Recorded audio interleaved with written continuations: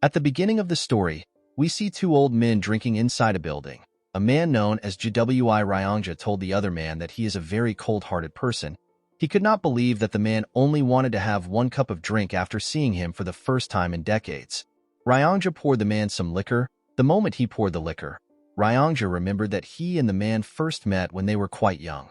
40 years ago, a younger version of the man stepped into Ryongja's house and asked him to use the Great Regression Technique to send him back to the past. The younger Ryongja was surprised to hear this. The Great Regression Technique is one of the great achievements of the GWI family. It is a technique that has been researched for centuries, and it has been passed down in the family. It was a technique that was incredibly difficult to use. Ryongja also tried to complete the technique, however, he had to give up.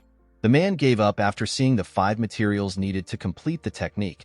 He knew that he could never get these materials. When the man came to Ryongja's house, he saw it as an opportunity to try to gather the materials. He told the mysterious man that he will help him if he can provide the materials that is required for the technique. The first material needed is the Thunder Bell. It is a sacred artifact of the Heavenly Wind cult. The next is the Divine Incense Brazier. This is a sacred artifact of the Divine Dragon family. The next is the core essence of the 10,000 Years Carp. The fourth item is the secret demonic soul of the demonic cult. The fifth material needed is 5 million Niang. Ryongja did not ask for this material because he could easily get it.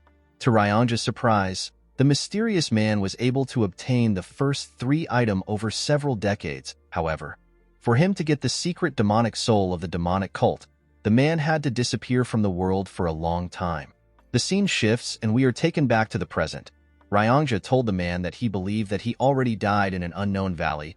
He asked the man to tell him how he was able to gather all the materials. The man, who appears to have lost his left hand, drank his liquor and told Ryongja that he cursed the Great Regression Technique because it needed such rare materials. He revealed to him that he has actually thought of killing him while he was gathering the materials. Ryongja was not shaken by what the man said. He simply stared at him. He realized that he was really young when he met the man. Now the man has already become old and he had gray hair on his head. Ryongja noticed that the air around the man had changed completely. He wondered if the man had to change in order to gather the materials needed for the technique. Ryongja took a sip of his liquor and asked the man to tell him why he is trying so hard to go back to the past. With a menacing look on the man's face, he revealed to Ryongja that he wants to return to the past for revenge. The man was shocked to hear this. He asked the mysterious man if it is impossible for him to take revenge with his current skills. He asked him if he really needs to go back to the past to achieve his goal. The man explained to Ryongja that his current skills are not enough. Ryongja asked the man to tell him the name of the person that he hates so much. With a deadly look in his eyes, the man told Ryongja that he wants to kill Wamugi. Ryongja was shocked to hear this. Wamugi is the martial artist responsible for the death of the leaders of the 3 strongest groups in the Murim. He killed the leader of the Murim Alliance, the Unorthodox Alliance leader, and the Heavenly Demon. He is known as the strongest martial artist across all history. He is the strongest person in their era. Ryongja told the man that he will not be able to defeat Wamugi even if he returns to the past. The man told Ryongja that he must kill him no matter what. The man revealed to Ryongja that the Heavenly Demon who Wamugi killed was his father. Ryongja was shocked to hear this. The man explained to Ryongja that he does not seek revenge because his father was killed, or because his sly bastard of a brother was killed. He did not see it as a big deal for people who have given their lives to demons to be killed. Ryongja asked the man to share his reason. According to the man, on the day of the attack, Wamugi killed servants, cooks, and even young children who did not know martial arts. He even killed all the cats and dogs that were reared. Ryongja was shocked to hear this. He told the man that Wamugi would never do such a thing. He told him that he does not believe him. The man explained to Ryongja that he does not care if he does not believe him. He revealed to him that he cannot kill Wamugi in this age, so he must go back to the past to take his revenge. The man told Ryongja that he will ask Wamugi to tell him why a strong person like him needs to kill children. He told him that he will ask this question before he kills him. Ryongja felt bad for the man when he heard this. He told the man to do him a favor if he successfully returns to the past. He begged the man to find him in the past. The man asked Ryongja to tell him his reason for the favor. With a serious look on his face, Ryongja begged the man to stop him from getting married. The room became silent when Ryongja said this. The man immediately burst into laughter. Ryongja did not understand why the man was laughing. He assured him that he is quite serious. He begged the man to tell him to live alone for the rest of his life. With a smile on his face, the man promised Ryongja that he will fulfill his wish. After hearing the man say this, Ryongja asked the man to follow him to the room where he will perform the technique. When the man stood up, he could barely hold himself. Ryongja quickly ran to assist him. He asked the man if he is all right. The man told Ryongja that he is fine. He revealed to him that he lost one arm and one eye while trying to obtain the secret demonic soul. The man believed that this was a cheap price to pay for such an artifact. The scene shifts and we see Ryongja place 4 items in front of him. He opened the box containing the demonic soul and placed it next to the other materials. Immediately he did this, he began to chant something. The moment he started chanting, the demonic soul began to release a large amount of dark energy. As Ryongja chanted, each of the items began to release some energy. The energy fused together and a bright light shined. The moment the light shined, a large spatial crack appeared in the room. Ryongja was shocked to see this. He could not believe that he actually managed to perform the technique successfully. He turned to the man and told him that he did it. When Ryongja turned around, he saw the man sitting on the ground. The man appeared to be struggling. He was breathing heavily and doing his best to stay conscious. Ryongja was surprised to see this. He turned around and took a look at the portal. He turns back to the man and apologized to him. As he walked towards the portal, he promised the man that he will find him in the past and warn him about the impending disaster. He explained to the man that it has always been the GWI family's greatest wish to return to the past. Before Ryongja could step into the portal, his body stopped moving. He immediately realized that his acupoint has been sealed. The man appeared behind him. With a horrifying tone in his voice, the man asked him to tell him why he would try to do such a thing. Ryongja was terrified to hear the man's voice. He began to tremble. The man moved close to him and grabbed his neck. He asked Ryongja to tell him why he would try to betray him. He grabbed his neck and began to choke him. With tears in his eyes, Ryongja explained to the man that he lost his rationality for a short instant. He begged the man to forgive him. He told him that he should have never tried to do such a stupid thing because the man was the one who suffered to get the materials. The man glared at Ryongja when he heard this. He let go of the old man. He told him that he is also a selfish person. He revealed to Ryongja that he was only able to gather the materials by not caring about others. The man grit his teeth and told Ryongja that he would have killed him if he was someone else. While Ryongja was trying to catch his breath, the man places his hand on his shoulder and thanked him for waiting his entire life for him. Ryongja was shocked to hear this. He was surprised to see that the man was smiling at him. With tears flowing out of his eyes, Ryongja began to apologize to the man. While he was apologizing, he suddenly stopped moving. The man was shocked to see this. When he looked around, he noticed that everything had stopped moving. The man could not comprehend what was happening. While the man was looking at Ryongja, someone told him that he has passed the test. The man was surprised to hear this. When he turned around, he saw a very old man who was glowing. The man appeared to be a deity. The man asked the deity for his identity. The deity explained to him that he is the one who can send him back to the past. The man was shocked to hear this. The old man asked our protagonist if he truly believes that a mere creature and some items will make it possible for him to travel to the past. The man used his powers to raise the materials and told our protagonist that the items are not the true materials. He explained to him that the true materials are the efforts he offered when he gathered the items. The deity told the man that he has passed the test by living his life with a single goal and by sacrificing everything he had to achieve his goal. The deity explained to the man that his last test was to forgive Ryongja. He told him that the test was the toughest test out of everything. He was surprised to see that the man easily passed the test. The man asked the deity to send him back to the past since he has passed the test. The old man asked our protagonist to tell him what he will do in the past. With a serious look on his face, the man revealed to the deity that he will kill whoever deserves to die and save those who are not supposed to die. The deity asked him if that is all he wants to do. The man told the deity that he will try to live a meaningful life. He told him that the reason he is so desperate to go back to the past is because he regrets the way he lived his life, and he has so much hatred for Wamugi. The deity asked the man to tell him what he regrets. The man screamed that he regretted everything. He explained to him that since his birth, none of his actions has ever been of his own free will. They have always been driven by something. He told him that he was pushed around by so many things, and before he could live for himself, he had already reached the end of his life. The deity smiled when he heard this. He told the man that he is looking forward to see how he will live his new life. The moment he said this, his body began to fade away. After the deity left, time started moving again. Ryongja continued begging the man. The man was surprised to hear Ryongja's voice. Ryongja begged the man to not forget his promise of stopping him from getting married. The man smiled when he heard this. He walked towards the portal. Before entering the portal, the man asked Ryongja to live well. The old man did not care about what the man said. He begged him to stop him from getting married. The scene shifts and we see the man open his eyes. The man found himself on a stage. He was surrounded by hundreds of martial artists who were cheering. In front of the man was a statue of a demon. The man looked around and saw the faces of the martial artists cheering around him. The man smiled when he saw their faces. He realized that he had actually returned. While looking around, the man felt a certain energy. When the man looked up, he saw a man sitting on a huge chair at the top of a building. The man was surrounded by other people who were sitting around him. This man is the heavenly demon and our protagonist's father. The heavenly demon noticed that his son was staring at him. Our boy smiled as he looked his father in the eyes. While he was looking at his father, a huge man who was also on the stage hit his sword on the ground and referred to our boy as young master. He told our boy that he needs to start the fight. The moment our boy heard this, he realized that he returned to the day of the new demon skirmish. The heavenly demon declared that he would not limit the selection of the next cult leader to only his bloodline.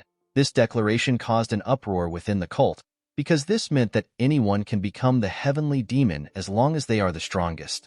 In order to show that he is serious about his announcement, the heavenly demon launched a fighting competition among the next generational leaders of the cult. The competition is known as the New Demon Skirmish. The victor of the New Demon Skirmish will be given the chance to challenge one of the heavenly demon's two sons. Whoever wins the fight will be given one wish for the heavenly demon to grant. The big idiot currently in front of our boy chose to challenge him in order to get the wish. The man asked our boy to simply give up. While staring at the idiot, our boy remembered how angry he was that the man chose him in the past. He was offended because the man thought that he was weaker than his older brother. However, the truth was that the man chose him for a different reason. The man had bribed the cook in our boy's kitchen. He made the cook mix energy-dispersing poison into his rice. He did this to stop our young master from temporarily using his energy. Our boy lost the match because of this dirty trick. He tried to explain everything to his father, but the heavenly demon did not respond to him. Instead, he looked at his son with eyes that seemed to be blaming him for falling for such a petty trick. Our boy made up for his defeat by doing a few things that pushed him to his limit. Due to the mistakes and failures he experienced, he slowly lost his place in the succession war. Our boy realized that his predicament started from this particular defeat. Due to the fact that the young master did not say anything, the huge man asked him if he is distracted despite being in a fight. Our boy did not know how to respond to this. He asked the idiot for his name. The huge man was annoyed to hear this. He told the young master that his name is Gu Pyungo. He asked our boy if he is ignoring him. The moment he said his name, the man remembered him. He remembered that Gu Pyungo is one of the 7 disciples of the 8 demon supremes. His master's name is Gu Qianpa, and he is known as Blood Heaven Sword Demon. Pyungo is the 5th disciple of Qianpa. Pyungo told the young master that he must be confident in his abilities for him to mess with him. The man did not reply to the idiot. He turned to see his father. While looking at the heavenly demon, our boy noticed something. While looking at his father's eyes, he could tell that his father already knew that he was poisoned with the energy-dispersing poison. The heavenly demon was simply observing how our boy would take care of this problematic situation. Due to the fact that the man still had what he learned in his past life, he was certain that he could defeat Pyungo in a single move without any inner energy. However, the man did not want to show his true skills. He believed that he needed to hide his skills for now. Our boy raised his hand up and said that he has an announcement to make. He told the martial artist that he is willing to fight Pyungo without any inner energy. The martial artists and Pyungo were shocked to see this. The martial artists began to scream and cheer for our boy. They referred to him as the Unrivaled Swordsman. Pyungo was shocked to see this. The big idiot panicked and raised his hand up. He told everyone that he will also not make use of any inner energy. The martial artists stopped cheering when they heard this. They did not understand why Pyungo was not fighting with his inner energy. They believed that the duel will be boring if 2 people fight without inner energy. Pyungo was annoyed to see how everyone dismissed his announcement. He picked up his sword and told our boy that even though he is not using any inner energy, his sword has no eyes. He told him that his sword can cut anything it touches. The man was not listening to the idiot. He was more focused on the fact that his younger body felt foreign to him. He wondered if he will be able to move his body the way he wants. Pyongo took a stance and asked our boy to unsheath his sword. The man threw his sword to the ground and told the idiot that he does not need it against him. The martial artists began to laugh when they heard this. They told Pyongo that our boy is looking down on him. The idiot was embarrassed to hear this. He told our boy that he will not kill him because he is the son of the cult leader. He assured him that he will take one of his hands. The moment he said this, he rushed to attack the man. When Pyongo launched his first attack, the man easily dodged it. The man was surprised to see that his body was even faster than he thought. Pyongo moved to the side and tried to cut our boy's head off. Our boy jumped before the sword could touch him. The moment he landed on the ground, he placed his hand on his chest to see how fast his heart was beating. He was happy to see his heart beating with so much strength. Pyongo was annoyed to see that the man was ignoring him. He rushed to attack him. This time our boy closed the gap between himself and the idiot. He used his elbow to hit the man in his chest. Pyongo screamed out in pain. Before he could fall to the ground, the man used his hand to hit him in the head. The attack was quite heavy. It made Pyongo cough out some blood. Before Pyongo could fall to the ground, our boy grabbed his cloth and pulled him. He took a stance and attacked the idiot with several punches. Pyongo could not do anything but take the punches. Pyongo fell on his knees as blood gushed out of his mouth and nose. The moment he fell to his knees, the man grabbed his right hand. He raised his leg up and asked Pyongo if this was the hand he used to give the cook the poison. Pyongo was shocked to see that our boy knew about the poison. Unfortunately for the poor bastard, our boy used his knee to snap his hand. Pyongo screamed out in pain as tears fell from his eyes. The martial artists were quite shocked to see what the young master did. While shaking in pain, Pyongo fell to the ground. While staring at the idiot, our boy swore to himself that he will no longer let people like Pyongo influence how he lives his life. While he was looking at Pyongo, someone raised his hand. The martial artist became silent when they saw the person that raised his hand. The heavenly demon raised his hand and told his son that he will grant him a wish. He asked our boy to tell him what he desires. In this situation, people would usually request for an artisan sword or a secret martial arts manual. Our boy decided to follow his instinct. He told his father that he wants to go on a hunt with him. The heavenly demon did not expect such a request. Pyongo and the other martial artists were also shocked to hear the request. The heavenly demon asked his son if he is certain about his wish. With a smile on his face, the man told his father that he heard that he loved hunting when he was younger. He explained to his father that he wants to learn how to hunt from him. The heavenly demon simply glared at his son. He could not tell what he was thinking. He stood up from his chair and told him that they will depart tomorrow at dawn. The moment he said this, he turned around and walked away. As the heavenly demon walked forward, the 8 Supremes stood up and bowed their heads. After the heavenly demon left, some men stepped on the stage to assist Pyongo. Pyongo told our boy that he made a lousy request. With a smile on his face, our boy asked the idiot to tell him his name again. Pyongo was annoyed to hear this. He begged someone to kill the man. While watching Pyongo leave, the man told himself that he no longer has any interest in the reckless lives that everyone lived. The scene shifts and we see the man at his residence. He looked at the mirror to confirm if he was truly young again.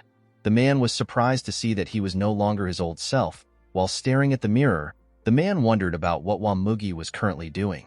The man knew that he could easily resolve his issues by finding Wamugi and killing him before he becomes strong. However, the problem was that the martial artist was difficult to find. In the past, Wamugi suddenly appeared the Jianghu as if he fell out of the skies. After he destroyed the Murim Alliance, the Unorthodox Alliance, and the demonic cult, he hid himself from the world, so there isn't a lot of information about him. The man understood that it would be a dangerous act of provocation if he tries to find Wamugi by telling the whole world his name. The man realized that his top priority is to become stronger than Wamugi. While he was thinking, someone tells him that he fought excellently on the stage. Our boy was shocked to hear this voice. When he turned around, he saw a chubby girl. He called the girl Leon. With a smile on her face, the girl greeted her young master. This girl is known as Bodyguard Leon. With a sad look in his eyes, the man remembered that Leon was actually with him during this time. In the past, the man did not know that his bodyguard had learnt a martial art that made her body increase in size. The girl learnt this martial arts for our boy's sake. The martial arts is known as the body petrification technique. It gives its user the ability to temporarily make their body as tough as a rock. It is a secret technique only known to certain people in the cult. The biggest flaw of this technique is that it makes the user's body really big. In the past, Leon threw her body in front of the man in order to block a sword aura which Mugi sent at him. It was thanks to her sacrifice that the man was able to survive the attack on the cult. Upon seeing how her master was looking at her, Leon asked him if something is wrong. When the man heard the girl's voice, he was shocked to see how nice it was. The man never paid attention to her voice in the past. Our boy could not believe that he thought of such a nice girl who was ready to throw her life away for him as a simple guard. He realized that he took her for granted. Our boy walked up to the girl and smiled at her. He noticed that she was bigger than he remembered. Leon did not understand what was happening. She did not know why her master was acting weird. When Leon was younger, people thought that she would become the most beautiful woman in the world once she gets older. The girl who used to be so beautiful suddenly became fat one day. Leon promised her master that she will protect him. In the past, our boy, whose name is Muguk, never noticed that Leon had cried a lot after becoming fat. He never knew that her eyes were swollen because of her tears. Muguk wondered about how the girl felt. She could have become the most beautiful woman in the world, and yet she gave it up in order to protect him. After she became fat, our boy acted cold to the girl. While smiling at Leon, Muguk promised himself that he will find a way to help her get rid of the side effects of the body petrification technique. Leon did not understand why her master was smiling. She asked him if everything is all right. Our boy told the girl that he is feeling great. Leon told her master that he is acting a bit strange. Muguk smiled when he heard this. He realized that Leon was able to notice the difference in his behavior because she always protects him every day. Our boy turned around and asked Leon to follow him. He told her that he wants to show her something that is much stranger. The girl asked her master about where they are going. Our boy revealed to her that they are going to flip the kitchen. Leon did not understand what Muguk was talking about. The scene shifts and we see our boy and Leon in the kitchen. The cooks all came out to greet their young master. With a serious look on his face, Muguk asked the cooks to tell him why they poisoned him. The head chef did not understand what the man was talking about. Our boy turned to one of the chefs and asked him to tell him why he put energy-dispersing poison into his meal. The chef was surprised to hear this. He quickly denied this allegation. Muguk asked the boy if he gambled away the 3,000 niang he received as his salary. In his past life, our boy found out that the chef incurred a great debt because he was addicted to gambling. He spent all his parents' money and he even borrowed money from his friends. After losing the money, the boy was willing to do anything, even if it involved poisoning the son of the heavenly demon. The chef went on his knees and begged for his life. He asked Muguk to spare him. He told him that he was blinded by money. Our boy asked the chef if Pyungo personally gave him the money. The chef told him that he did, the moment the boy answered. Muguk drew his sword and used it to behead him. The chefs and Leon were shocked to see this. With a cold gaze in his eyes, our boy told the chef that he should be ashamed that he poisoned someone. The head chef went on his knees and begged his young master. He told our boy that he will take full responsibility for the situation. Muguk asked the chef to tell him why he wants to take responsibility for the situation. He told him that it is the other chef that is at fault. The head chef explained to Muguk that everything that happens in the kitchen is his responsibility. Our boy asked the chef, who he referred to as Chef Lim, if every unjust thing that happens in the cult is his father's responsibility. The man was shocked to hear this question. He told our boy that the heavenly demon is not responsible for such things. Upon hearing his answer, Muguk asked Chef Lim to tell him why he wants to take responsibility for something that does not involve him.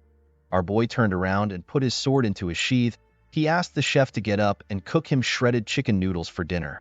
He told the chef that it has been a while since he last had the meal. Chef Lim was surprised to hear this. After they stepped out of the kitchen, Leon reminded her master that he had shredded chicken noodles a few days ago.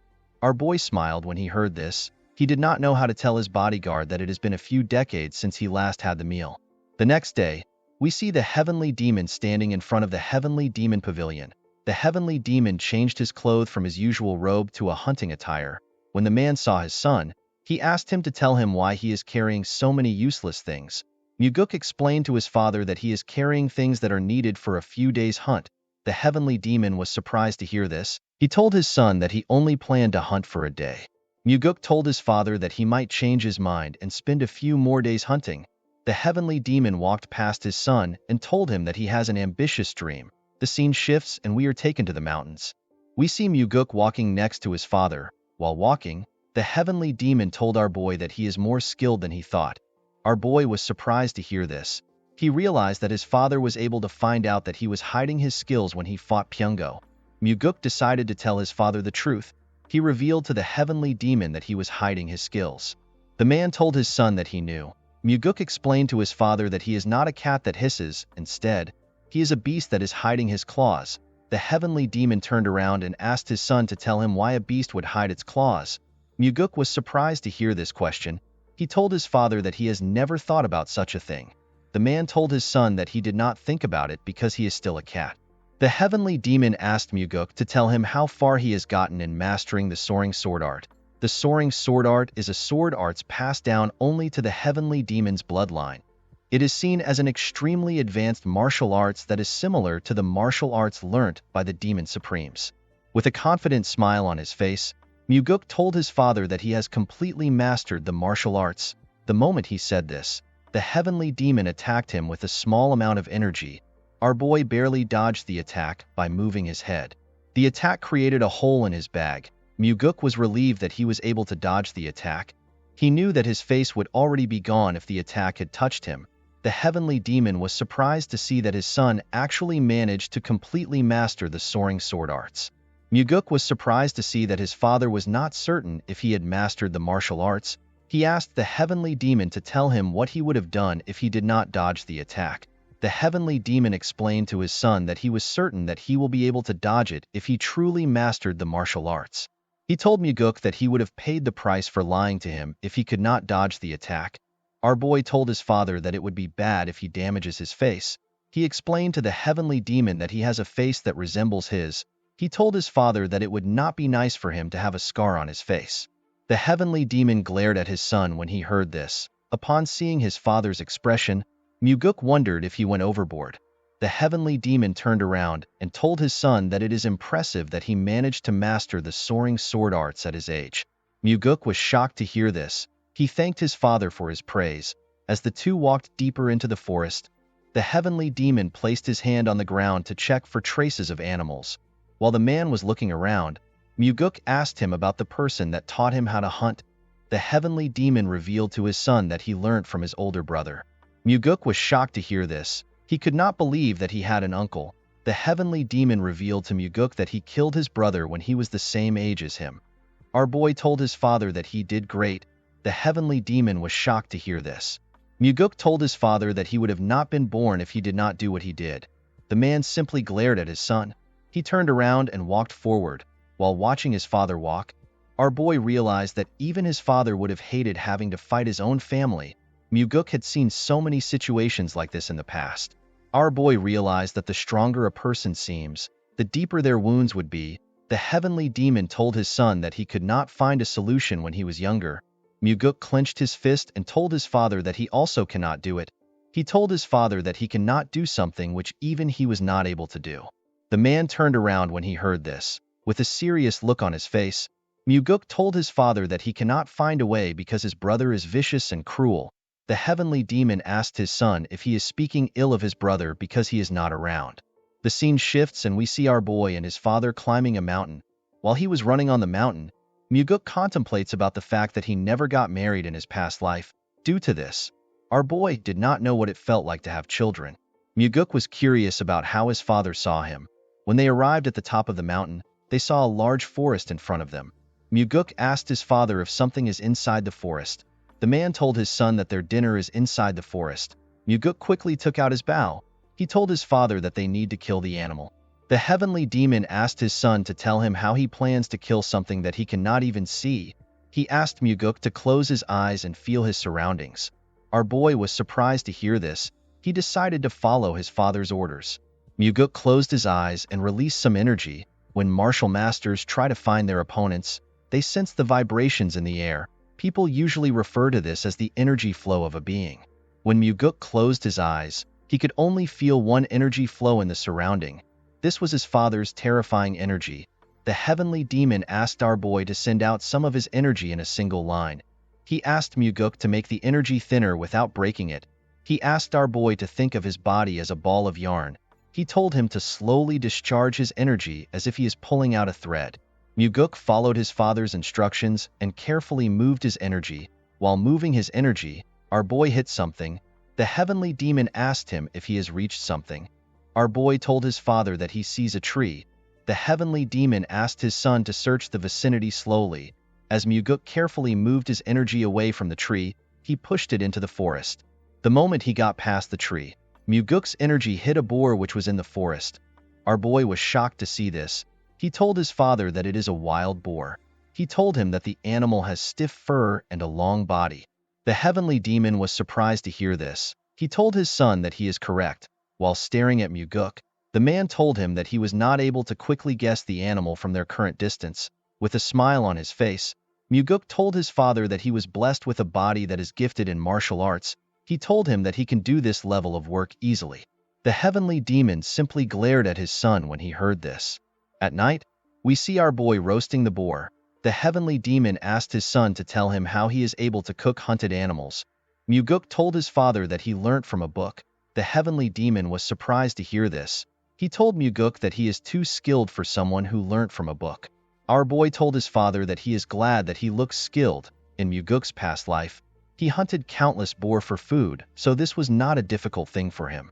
Our boy told his father that he prepared the tiger skin he is sitting on in order to win his favor.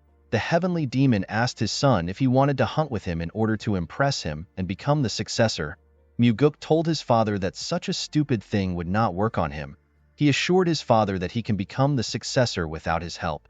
The man was surprised to hear this. He told his son that he is quite confident. He asked Muguk to tell him why he wanted to hunt with him. Our boy revealed to his father that he has two reasons for hunting with him.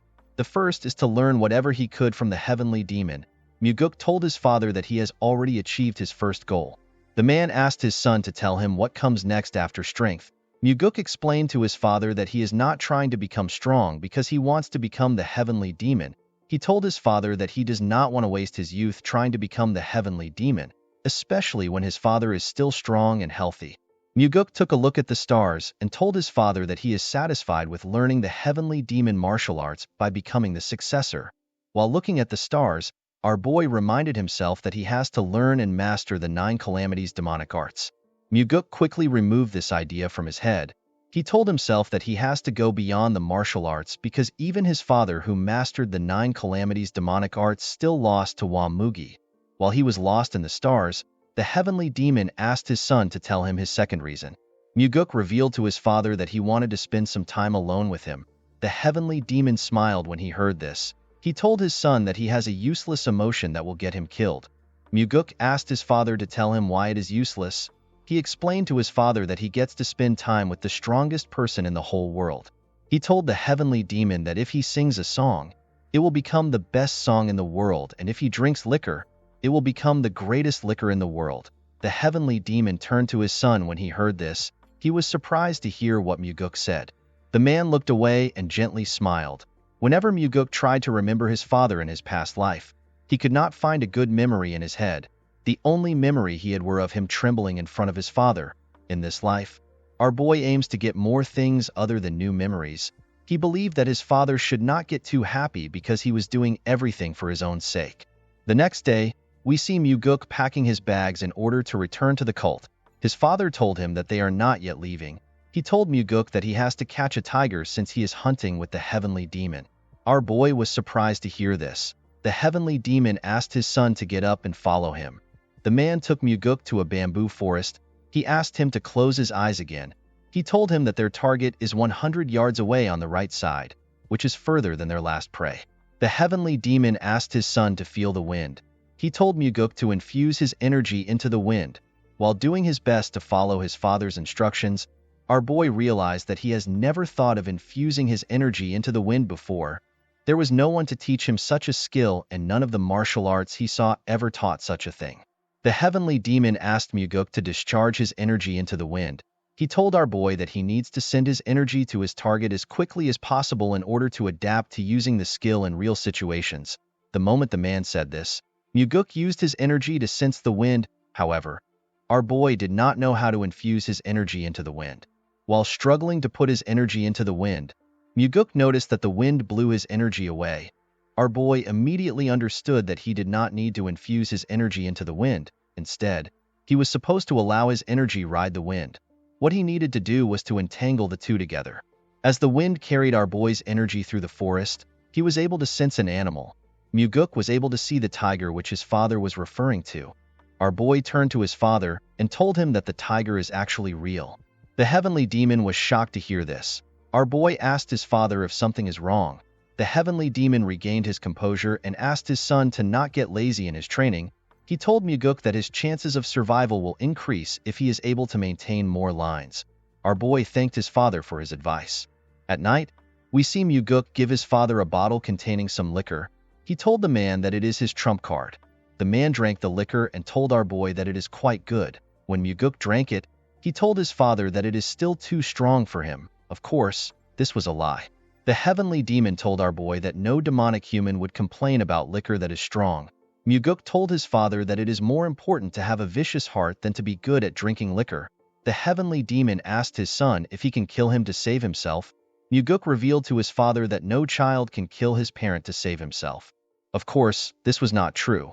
Our boy knew that he could kill anyone as long as he had enough reasons to. Muguk realized that this was his first time having a proper conversation with his father, and yet he still treasured his life more than his father's own. The heavenly demon told his son that he does not have a vicious heart if he is hesitant about killing him. Our boy told his father that he will learn how to drink strong liquor first. With his eyes filled with curiosity, the heavenly demon watched his son as he drank his liquor. In the next scene, we see Muguk circulating his inner energy while he was in his training room. After practicing for a while, our boy let out a huge sigh and stopped circulating his energy. The moment he stopped practicing, Muguk realized that he could freely entangle his energy with the wind, and he could now maintain 4 energy lines. Muguk never expected his father to teach him how to discharge his energy into the wind. This technique is like gaining an extra life because its user will be able to easily find an enemy that is trying to attack him. Our boy knew that he will be capable of releasing 10 energy lines at the same time if he continues to train. He was certain that he will be able to neutralize any stealth technique used by his enemies. While thinking, Muguk realized that even his father, who is much more skilled than him, still lost to Wamugi because the Heavenly Demon Pavilion was infiltrated. The Heavenly Demon Pavilion is a place that is thoroughly guarded by 3 barrier formations, 6 trap formations, and a group of carefully selected elites. There is also the 8 Demon Supremes, which are in 8 different directions, and their subordinates, which are protecting the Heavenly Demon. In the north, there is the Demonic Swordsman of the Northern Heaven Sword family, which is led by the 1/Sword Supreme. In the south, there is the Demonic Bladesmen of the Southern Heaven Blade family. They are led by the Blood Heaven Sword Demon. In the east, there is the Iron Fist of the Eastern Fist faction. They are led by the Undefeated Fist Demon. In the west, there is the Demonic Sorcerers of the Western Illusion formation. They are led by the Soul-Stealing Demon. In the northeast, there is the Faceless Swordsman that wants to become the Evil Smiling Demon. In the southeast, there is the Drunken Swordsman. They are always drunk with the Demonic Drunkard. The Poison Fang stays in the southwest. They research all sorts of poison with the Poison King. And finally, in the northwest, there are crazy monks that are crazy about the demonic Buddha's belief of deluding the world. In the past, Muguk believed that the enemy broke into the cult from outside. However, this was not the case. Our boy later found out that the outer defense was never broken. Muguk realized that one of the 8 Demon Supremes must have allowed Wamugi into the Heavenly Demon Pavilion. Our boy believes that there could be more than one traitor. The traitor was never found in the past, but this did not matter to Muguk. He plans to treat each one of the Supremes as traitors. After the Heavenly Demon was killed, none of the 8 Supremes sought revenge. Instead, they decided to close the cult. In his past life, our boy found out about how the 8 Demon Supremes lived their lives. He even knew what their last moments were like. Muguk assured himself that he will make use of each one of the Supremes. As Muguk walked towards the entrance of the room, he hears someone call Leon fatty. The person asked Leon if the young master is still in the training ground. Our boy was surprised to hear what the person said. Outside the training ground, we see a bald man with a huge sword and 2 other men behind him. The bald man told Leon that he can no longer wait. He asked her to drag Muguk out of the training ground. The girl was surprised to hear this. She could not believe that the man had no regards for her master. Before she could say anything, our boy stepped out of the house and asked the girl to tell him what she is doing. Leon was surprised to see her master. Muguk walked up to the girl and reminded her that he asked her to do her own thing while he is training. Our boy asked her if she was waiting outside for him the whole time he was training. The bald man moved close to Muguk. He asked him to tell him why he suddenly decided to train for days. Our boy immediately recognized the man. He realized that this man is Yang Pua. He is a disciple of the Blood Heaven Sword Demon. He noticed that the man was speaking to him without fear. Muguk could not blame Yang Pua because he was only being disrespectful because of the Heavenly Demon. After the Heavenly Demon announced that anyone in the cult could become his successor, the Heavenly Demon's sons were no longer seen as special. In fact, the announcement fueled the ambitious desires of many within the cult to defeat the sons of the Heavenly Demon so they can gain notoriety. Muguk asked the man to tell him what he wants. Yangpa revealed to our boy that Pyungo can no longer practice martial arts because of him. Our boy asked the man if he wants him to look after Pyungo. Yangpa told Muguk that he is not joking. Our boy smiled when he heard this. He told Yangpu that their relationship is not the type where they can have serious conversations. The man told our boy that he needs to take responsibility for crippling Pyungo. He asked Muguk to apologize to the idiot officially. Our boy immediately understood why Yangpu wanted the apology, due to the fact that the Blood Heaven Sword Demon's best disciple was not selected. His other disciples are trying to impress him by doing whatever it takes. Yangpa wanted Muguk to give out an official apology so that he can take credit for not letting the Blood Heaven Sword Demon look bad. Our boy smiled and told Yangpu that his master will not still choose him as his best disciple because of an apology. Yangpa became nervous and told Muguk that he is spouting nonsense. He told our boy that he only came for Pyungo's sake. With a horrifying look on his face, Muguk told the idiot that he wants an apology from him. Yangpa asked our boy to tell him what he has to apologize for. Our boy asked the man to apologize to Leon for speaking rudely to her. Leon was surprised to hear this. Yangpa was also surprised to hear this. Leon turned to her master and told him that she is fine. Muguk told the girl that he is not fine with it. Leon was surprised to hear this. Muguk walked forward and asked Yangpa to get on his knees and apologize to Leon for speaking rudely. Yangpa laughed and pointed at Leon. He asked Muguk if he wants him to kneel to the fatty. Our boy could not believe that the idiot continued to spout nonsense. Yangpa laughed and told Muguk that he would rather die than kneel to Leon. Our boy smiled when he heard this. He had been waiting to hear these words. He drew his sword and told Yangpu that he will grant his wish. Yangpa and his boys were shocked to see this. Leon was also surprised to see this. Yangpa told our boy that he has gone crazy. With a serious look on his face, Muguk told the man that he can either kneel down and apologize or fight him. Our boy reminded Yangpu that his master would not like it if he retreats. The man became worried when he heard this. He asked Muguk to tell him why he is going so far. Muguk explained to the man that he does not really care if Yangpa came to look for him. He told the man that he will never allow him to insult his subordinates. Leon was shocked to hear this. Yangpa was annoyed to hear this. He asked Muguk if he is really going to kill him because of a fat pig. Our boy smiled when he heard this. He told the man that Leon means a lot to him. Upon hearing this, Yangpa drew his sword. His friends asked him to not fight the young master. Leon wanted to interfere when she saw the man draw his sword. Muguk used his hand to tell her to stop. Yangpo took a stance and told our boy that he will only take one arm because he is the son of the Heavenly Demon. Yangpo's friends and Leon became worried when they saw the man take a stance. Yangpa easily closed the gap between Muguk and himself. He tried to cut off our boy's hand. Unfortunately for him, Muguk dodged the attack by going low. While he was below him, Muguk stabbed Yangpo's head through his mouth. His friends and Leon were shocked to see this, as blood dripped out of his mouth. Our boy told the man that his mouth is the cause of his death. He told Yangpu that he used his mouth to insult his subordinate and refused to use his mouth to apologize to her. The moment he said this, Muguk took out his sword from the man's mouth. He watched Yangpu as he fell to the ground. Yangpo's friends ran to help him. One of them asked our boy if he can handle the consequences for his actions. Muguk told the man that his mouth resembles Yangpo's own. The man was horrified to hear this. With a terrifying look on his face, Muguk asked the two men to pass on his message exactly the way he says it. He told them that he will find them at dusk if they do not do as he says. After telling them his message, our boy allowed the two men to carry Yangpo's dead body away. As the men walked forward, Leon walked up to her master. She asked him to tell her why he killed the man. She asked him to tell her why he would do such a thing for someone like her. Muguk smiled when he heard this. He could not believe that Leon was actually worried about him even though she was already hurt emotionally. Our boy assured the girl that he did not do it for her. He told her that he simply killed someone that deserved to die. Leon reminded her master that the Blood Heaven Sword Demon will not let his actions slide. Muguk understood why Leon was scared. The 8 Demon Supremes are people who have great influence in the cult. They also possess superior martial arts prowess and subordinates that not even the Heavenly Demon can ignore. Our boy had already crippled one disciple and killed another disciple of the Blood Heaven Sword Demon. Muguk assured his guard that the Blood Heaven Sword Demon will not take action. He told her that the man has nothing to gain from getting involved. He told her that the Blood Heaven Sword Demon will simply get criticized for teaching his disciples the wrong way. Leon told her master that the man's pride might be hurt. Muguk assured the girl that the Blood Heaven Sword Demon does not have any pride. Our boy placed his hand on Leon's shoulder and asked her not to worry about him. The girl was surprised to hear this.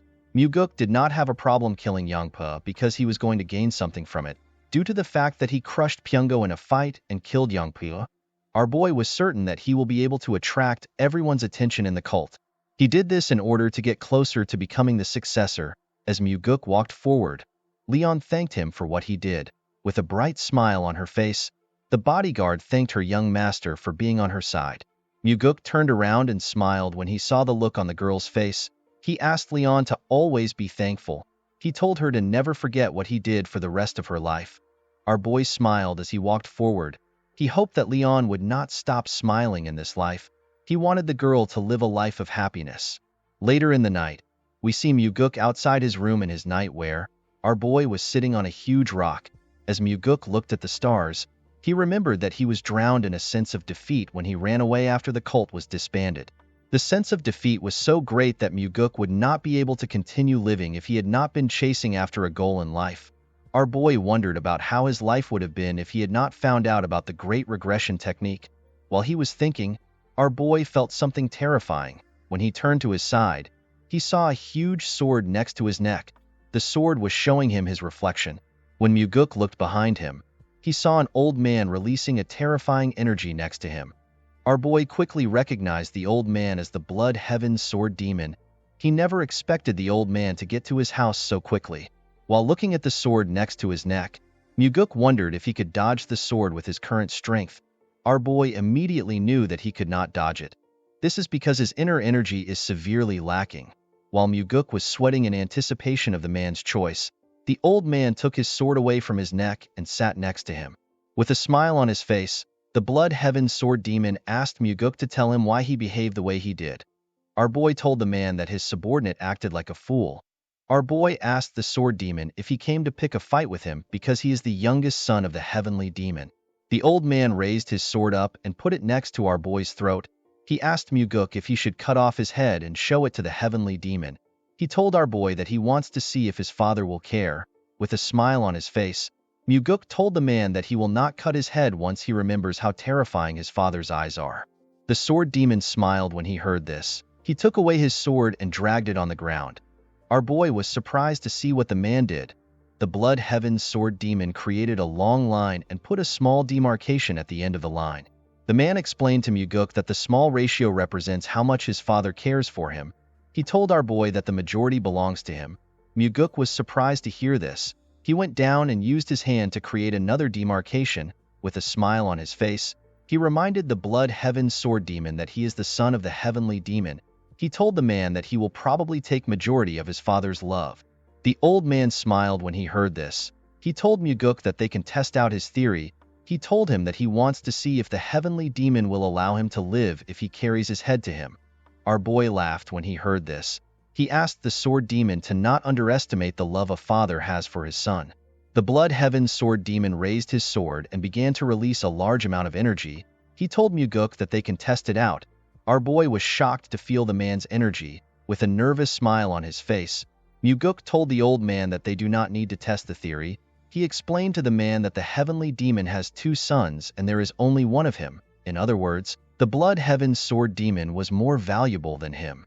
The old man removed his energy when he heard this. With a smile on his face, he told Muguk that he is not as foolish as his disciple. Our boy assured the man that his disciple would be alive if he was a little bit like him. With a serious look on his face, the Blood Heaven Sword Demon revealed to Muguk that he has lived his whole life with misfortune. He told our boy that he hopes they do not meet often. Muguk assured the man that he will remember his words. The moment he heard this, the Blood Heaven Sword Demon jumped out of the residence. Our boy was relieved when he saw the old man leaving. After the Sword Demon left, Muguk noticed that he was feeling some pain in his body. When our boy raised his clothes up, he saw some marks on his body. Muguk immediately realized that the old man used his sword hilt to hurt him when he sat next to him. He was annoyed to see that the crazy old man would hurt him. Our boy knew that the Blood Heaven Sword Demon came to see him for a different reason. Although the old man looks like someone who acts as he pleases, he is actually very calculative and he plans things meticulously. The fact that the old man told our boy that he will carry his head to his father twice means that he was really thinking of doing it. Muguk knew that the Sword Demon came to see him because he left a deep impression when he fought with his disciple. He knew that the old man must have thought of his wish to hunt with his father to be unique. Muguk realized that the Sword Demon felt the need to test him, especially since he killed his disciples. He understood that the man came to see if he was worthy of being the successor. Our boy wondered if his first opponent is going to be the Blood Heaven Sword Demon. In the next scene, we see Muguk circulating his energy in his training room. While trying to improve his energy lines, our boy sensed something above him. He quickly went up to the roof. To his surprise, his father was waiting for him on top of the roof. The heavenly demon asked his son if he really killed a disciple of the Blood Heaven Sword Demon. Muguk told his father that the disciple deserved death. The heavenly demon told his son that he does not care if the disciple deserved to die. He explained to our boy that the Blood Heaven Sword Demon came to him with the issue. He told Muguk that the old man wants him to receive punishment. Our boy was surprised to hear this. He could not believe that the Blood Heaven Sword Demon would meet his father because of his disciple. He was more surprised to hear that the old man wanted him to be punished. The heavenly demon understood why his son was surprised. He told him that the Blood Heaven Sword Demon is not the kind of person who would make such a request over a single disciple's death. Muguk immediately understood that the Blood Heaven Sword Demon is trying to test the relationship his father has with him. The old man wanted to see if the heavenly demon will punish his son and the kind of punishment he will give our boy. He did this to see if the heavenly demon considers our boy as one of the successor candidate. While staring at his son, the heavenly demon told him that he intends to punish him. Muguk was surprised to hear this. He told his father that he has no justification to punish him. The heavenly demon assured his son that a reason can be created. Muguk was surprised to hear this. He did not understand what his father was thinking. The heavenly demon reminded his son that he asked him about which demon supreme he trusts the most while they were hunting. When Muguk asked this question, his father did not give him an answer. Presently, the heavenly demon revealed to his son that he does not trust anyone in the cult. Muguk was shocked to hear this. The man reminded our boy that he told him that they need to set hierarchy and discipline within the cult. The heavenly demon asked his son to tell him how he wants to do this. He told him that he is not interested in hearing stupid answers. He asked Muguk to share his true thoughts. Muguk realized that his father was truly asking for his opinion. Our boy told his father that their cult has lost the path of the demon. The heavenly demon was surprised to hear this. He asked his son to tell him what the path of a demon means to him. Muguk explained to his father that the path of a demon should be the belief that their cult has to defeat absolute evil. The heavenly demon was very surprised to hear his son's answer. Our boy told his father that the Orthodox faction is not the direct opposite of their cult. The heavenly demon asked his son to tell him what their direct opposite is. Muguk told his father that the opposite of their cult is absolute evil, a form of evil that is so cowardly and terrifying to the point that no human can bear. Evil that even demons will despise and turn away from it. Our boy explained to his father that the justice and chivalry that the Orthodox faction advocates for is only good enough to deal with lesser evils. He told him that their justice is not capable of facing absolute evil. Unfortunately, the Orthodox faction heavily believes in forgiving others. As long as they value people, they can never be a match for evil that has forsaken its humanity. Muguk revealed to his father that they are the only faction within the Murim that can get rid of evil that is atrocious and horrifying. With a serious look on his face, our boy told his father that they will walk the path of the demon if evil which the Orthodox faction cannot handle kneels before them. The heavenly demon was shocked to hear his son's profound thoughts. Muguk told his father that the cult will not go far if they cannot accomplish the true path of a demon. He told him that they need to punish themselves so that they can improve.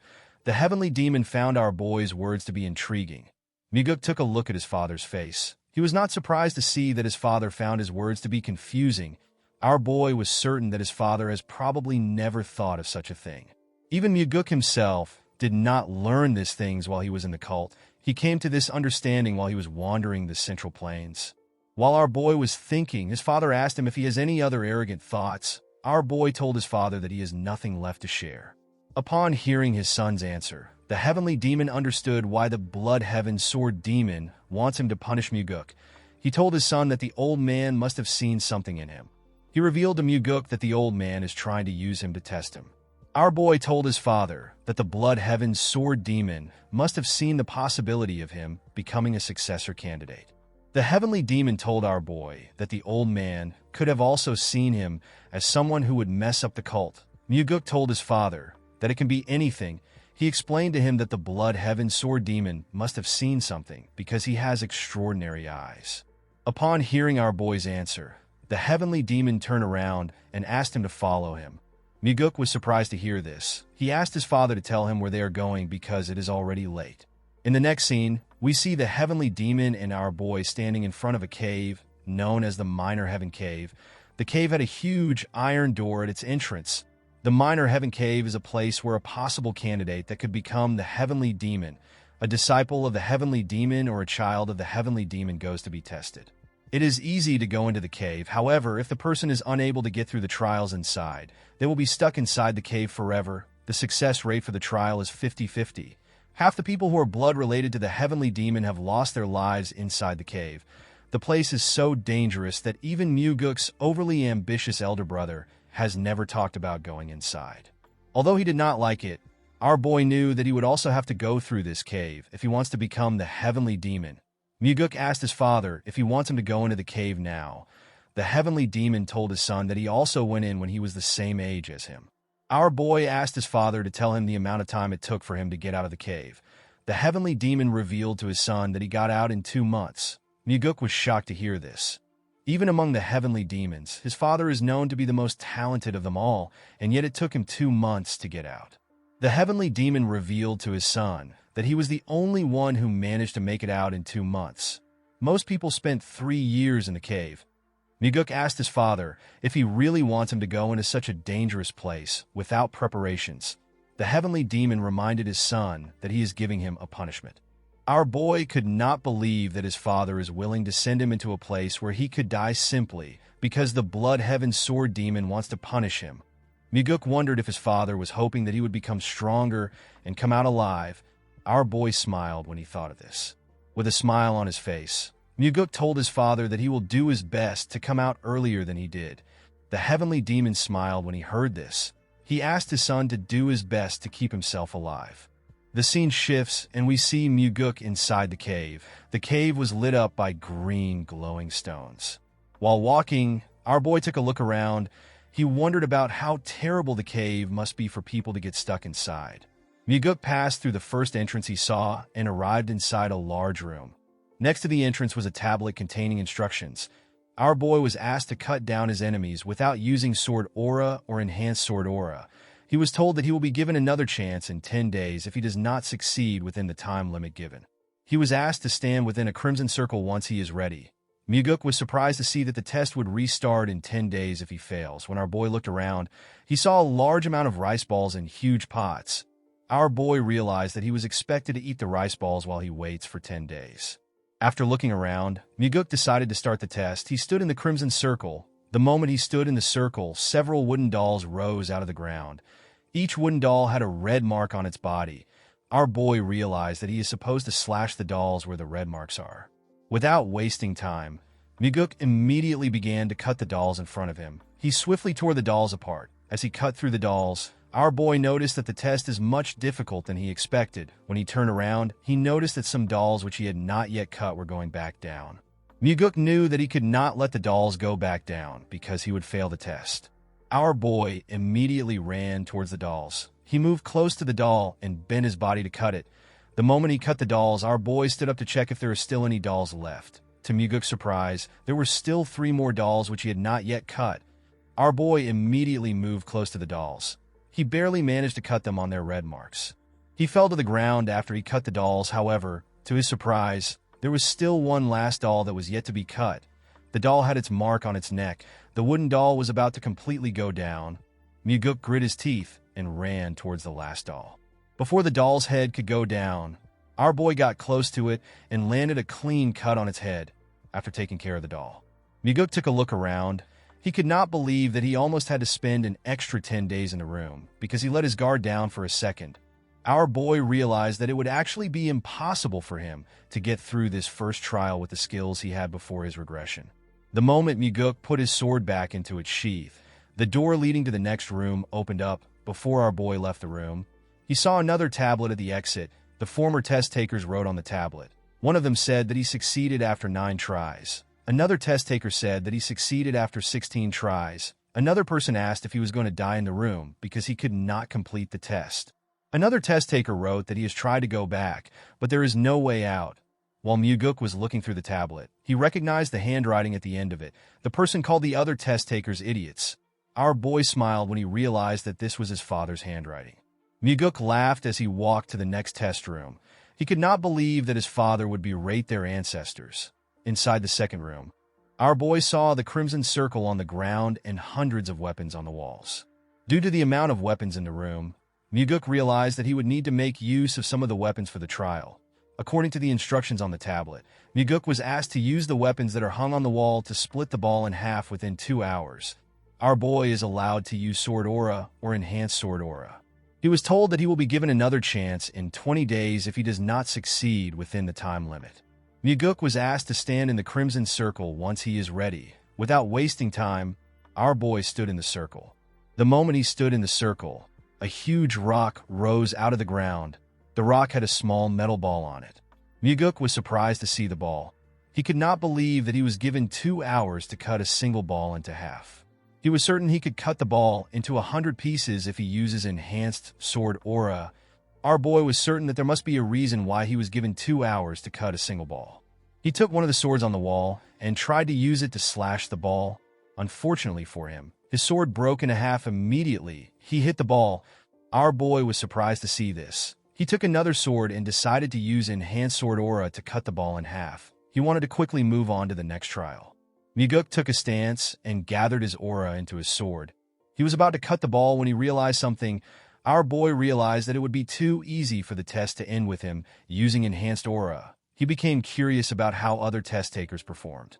One of them said he tried to cut the ball 89 times without aura, but he failed, so he ended up using Enhanced Aura. One test taker said that he cut the ball without Enhanced Aura. The other test takers after this person said that the person is lying. They said that it is impossible to cut the ball without Enhanced Aura. While looking through the tablet, Muguk searched for his father's comment. When our boy found his father's comment, he was surprised to see what he wrote. The heavenly demon wrote that if there is heat, the person will lose. Our boy could not comprehend his father's words. He was quite surprised to see that his father did not just insult their ancestors like his usual self and go to the next trial. After reading his father's comments, Muguk went to check the instructions again. Our boy noticed that the instructions said that he may use Sword Aura or Enhanced Sword Aura. Muguk realized that he was not told to use Aura. He was simply given the option to use it. He immediately understood that he could not use Sword Aura if he truly wants to pass the trial. He realized that his father was warning future test takers to not use Enhanced Sword Aura because heat is generated when Enhanced Sword Aura is used. Our boy grabbed another sword and tried to break the ball again. Unfortunately, the sword broke again. He grabbed a huge hammer and hit it on the metal ball. This attempt also failed. While breathing heavily, Muguk grit his teeth out of anger. He could not believe that he was not able to leave a scratch on the ball. Our boy could not comprehend how he was supposed to split the ball in half if he did not use Enhanced Sword Aura. He was more annoyed to see that his time is almost up. While staring at the ball like a mad person, Muguk wondered if he should just use Enhanced Sword Aura to pass the test. Our boy let out a sigh and calmed himself. He remembered that his father actually managed to split the ball in half without Enhanced Aura. The moment he remembered this, Muguk realized something. He closed his eyes and he let out his energy. He formed an energy line and used it to touch the ball. Immediately he did this. Our boy noticed something. He could detect a faint line that he could not see with his eyes. Muguk moved closer to the ball and took a stance. He closed his eyes to sense the line. Our boy noticed that the faint line forms a perfect circle around the ball. He aimed his sword at the faint line and swung his sword. Muguk perfectly split the ball in half. Our boy was extremely happy to see what he had accomplished while he was cheering. He saw something inside the ball. Muguk was shocked to see a demonic essence pill inside the ball. A demonic essence pill is a pill that gives any demonic human a tremendous amount of energy if they consume it. Muguk realized that the pill would have exploded if he used enhanced sword aura because of the heat it produces. The pill is a reward given to the person who managed to cut the ball with their sword. Our boy thanked his father when he remembered that he warned him to not use aura. Immediately, he thanked his father. Muguk ate the pill. He sat on the floor and began to circulate his inner energy. A bright light shined from our boy's body as he circulated his energy. His energy slowly began to disperse after a while. Muguk opened his eyes and stood up.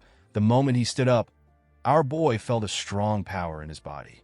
Muguk was happy to see that he was able to acquire the thing he lacked the most, which was energy. After checking his energy, our boy moved on to the next room. According to the instructions in the room, Muguk was asked to differentiate between life and death. He was told that he will be given another chance in 5 days if he fails. He was asked to stand in the Crimson Circle if he is ready. Our boy did not understand what it means for him to differentiate between life and death. He wondered about what the trial will be like. The moment he stepped into the circle, a slab containing several plants appeared in front of him. Upon seeing the plants on the slab, Muguk realized that the trial requires him to differentiate between herbs and poisonous plants. Our boy smiled when he understood the trial. He remembered how he struggled when he searched for the ingredients which Ryanja asked him to get. Muguk could easily differentiate between herbs and poisonous plants. He even knew the effects of each plant. This trial was quite easy for him. He stretched out his hand and took a plant. Muguk took the plant because it was the only one that was not poisonous. The moment he took the plant, the slab went down. Immediately, the slab went down. Another one came up. Our boy was surprised to see this. He realized that the second slab was put into test if a person got the first one by guessing. Those who don't know anything about herbs will be forced to taste each one to get the correct answer. Muguk easily picked out the herb among them. After he did this, the slab went back down. To our boy's surprise, another slab did not come up. He wondered if the test had come to an end. Muguk turned to the tablet to see what other test takers said. One of them said that he is going to become a poisonous human due to the amount of plants he has eaten. Another test taker called the person who created the test an idiot. He did not understand why someone would create such a test. A test taker said that he succeeded on his 96th try. Another test taker said that he lost all his hair from eating poisonous plants. Muguk smiled when he saw the comments each person left. Our boy's father said that no one should rely on luck. Upon seeing his father's comment, Muguk realized that his father knew all the plants from the beginning. After seeing the comments, our boy went to the next room. This room is the last trial. According to the instructions, Muguk is expected to survive the illusory life and death trap formation. He was told that he will die if he actually dies in the trap formation. He was asked to stand in the circle when he is ready. Upon seeing how serious the trial was, our boy decided to check the comments of past test takers. One test taker said that he will kill the creator of the illusory life and death trap formation once he becomes the heavenly demon. Another person said that he will never step into the trap formation again in his life. Our boy's father asked the future test takers to not rest. Muguk was surprised to see this. Upon seeing his father's advice, our boy stood in the circle. The moment he stepped in the circle, he noticed that the space around him was getting distorted. While he was looking around, Muguk found himself in a desert. Our boy was surprised to see this. He noticed that he could feel the wind on his skin, and he could also feel the sand on the ground. Everything felt real to him. Muguk could not believe that the trap formation was capable of creating such realistic things. While he was looking at the sand, our boy noticed that he was surrounded. Several zombie warriors surrounded him. Although they were illusions, Muguk could feel their presence and their intent to kill him. Our boy was happy to see his situation. He believed that he has been given an amazing opportunity. Our boy drew his sword and took a stance. The moment he drew his sword, the zombies rushed to attack him. A soldier managed to get close to him and tried to pierce his head. Muguk bent his head to dodge the attack. While he was below the zombie, he stabbed it in the head. The moment he stabbed the zombie, 3 more zombies tried to attack him. Our boy jumped and dodged the attack. Immediately, he landed on the ground. Muguk realized that he could fight freely since he is not dealing with humans. Our boy used his aura to tear apart the zombies close to him. Thanks to the demonic essence pill, our boy was now able to freely use his energy. After he killed the zombies, a larger amount of zombies rushed to attack him. Muguk let out a sigh as the zombies attacked him from every angle before their swords could touch him. Muguk swung his sword with his energy and cut each one of them in different parts. Each of the zombies fell to the ground. When our boy looked around, he noticed that there was no more zombie soldier in the area. He wondered if he was already done. Muguk felt bad that the fight ended so quickly. While he was looking around, our boy smiled. He saw more zombie soldiers in front of him. These soldiers were wearing armors and were far more powerful than the ones from earlier. The zombies rushed to attack Muguk. Among the zombies were archers. The archers shot their arrows at our boy. Muguk managed to dodge the attack. While he was breathing heavily, our boy began to smile. He was excited to fight the zombies. While he was breathing heavily, a zombie tried to attack him from behind. Muguk dodged the attack by going low.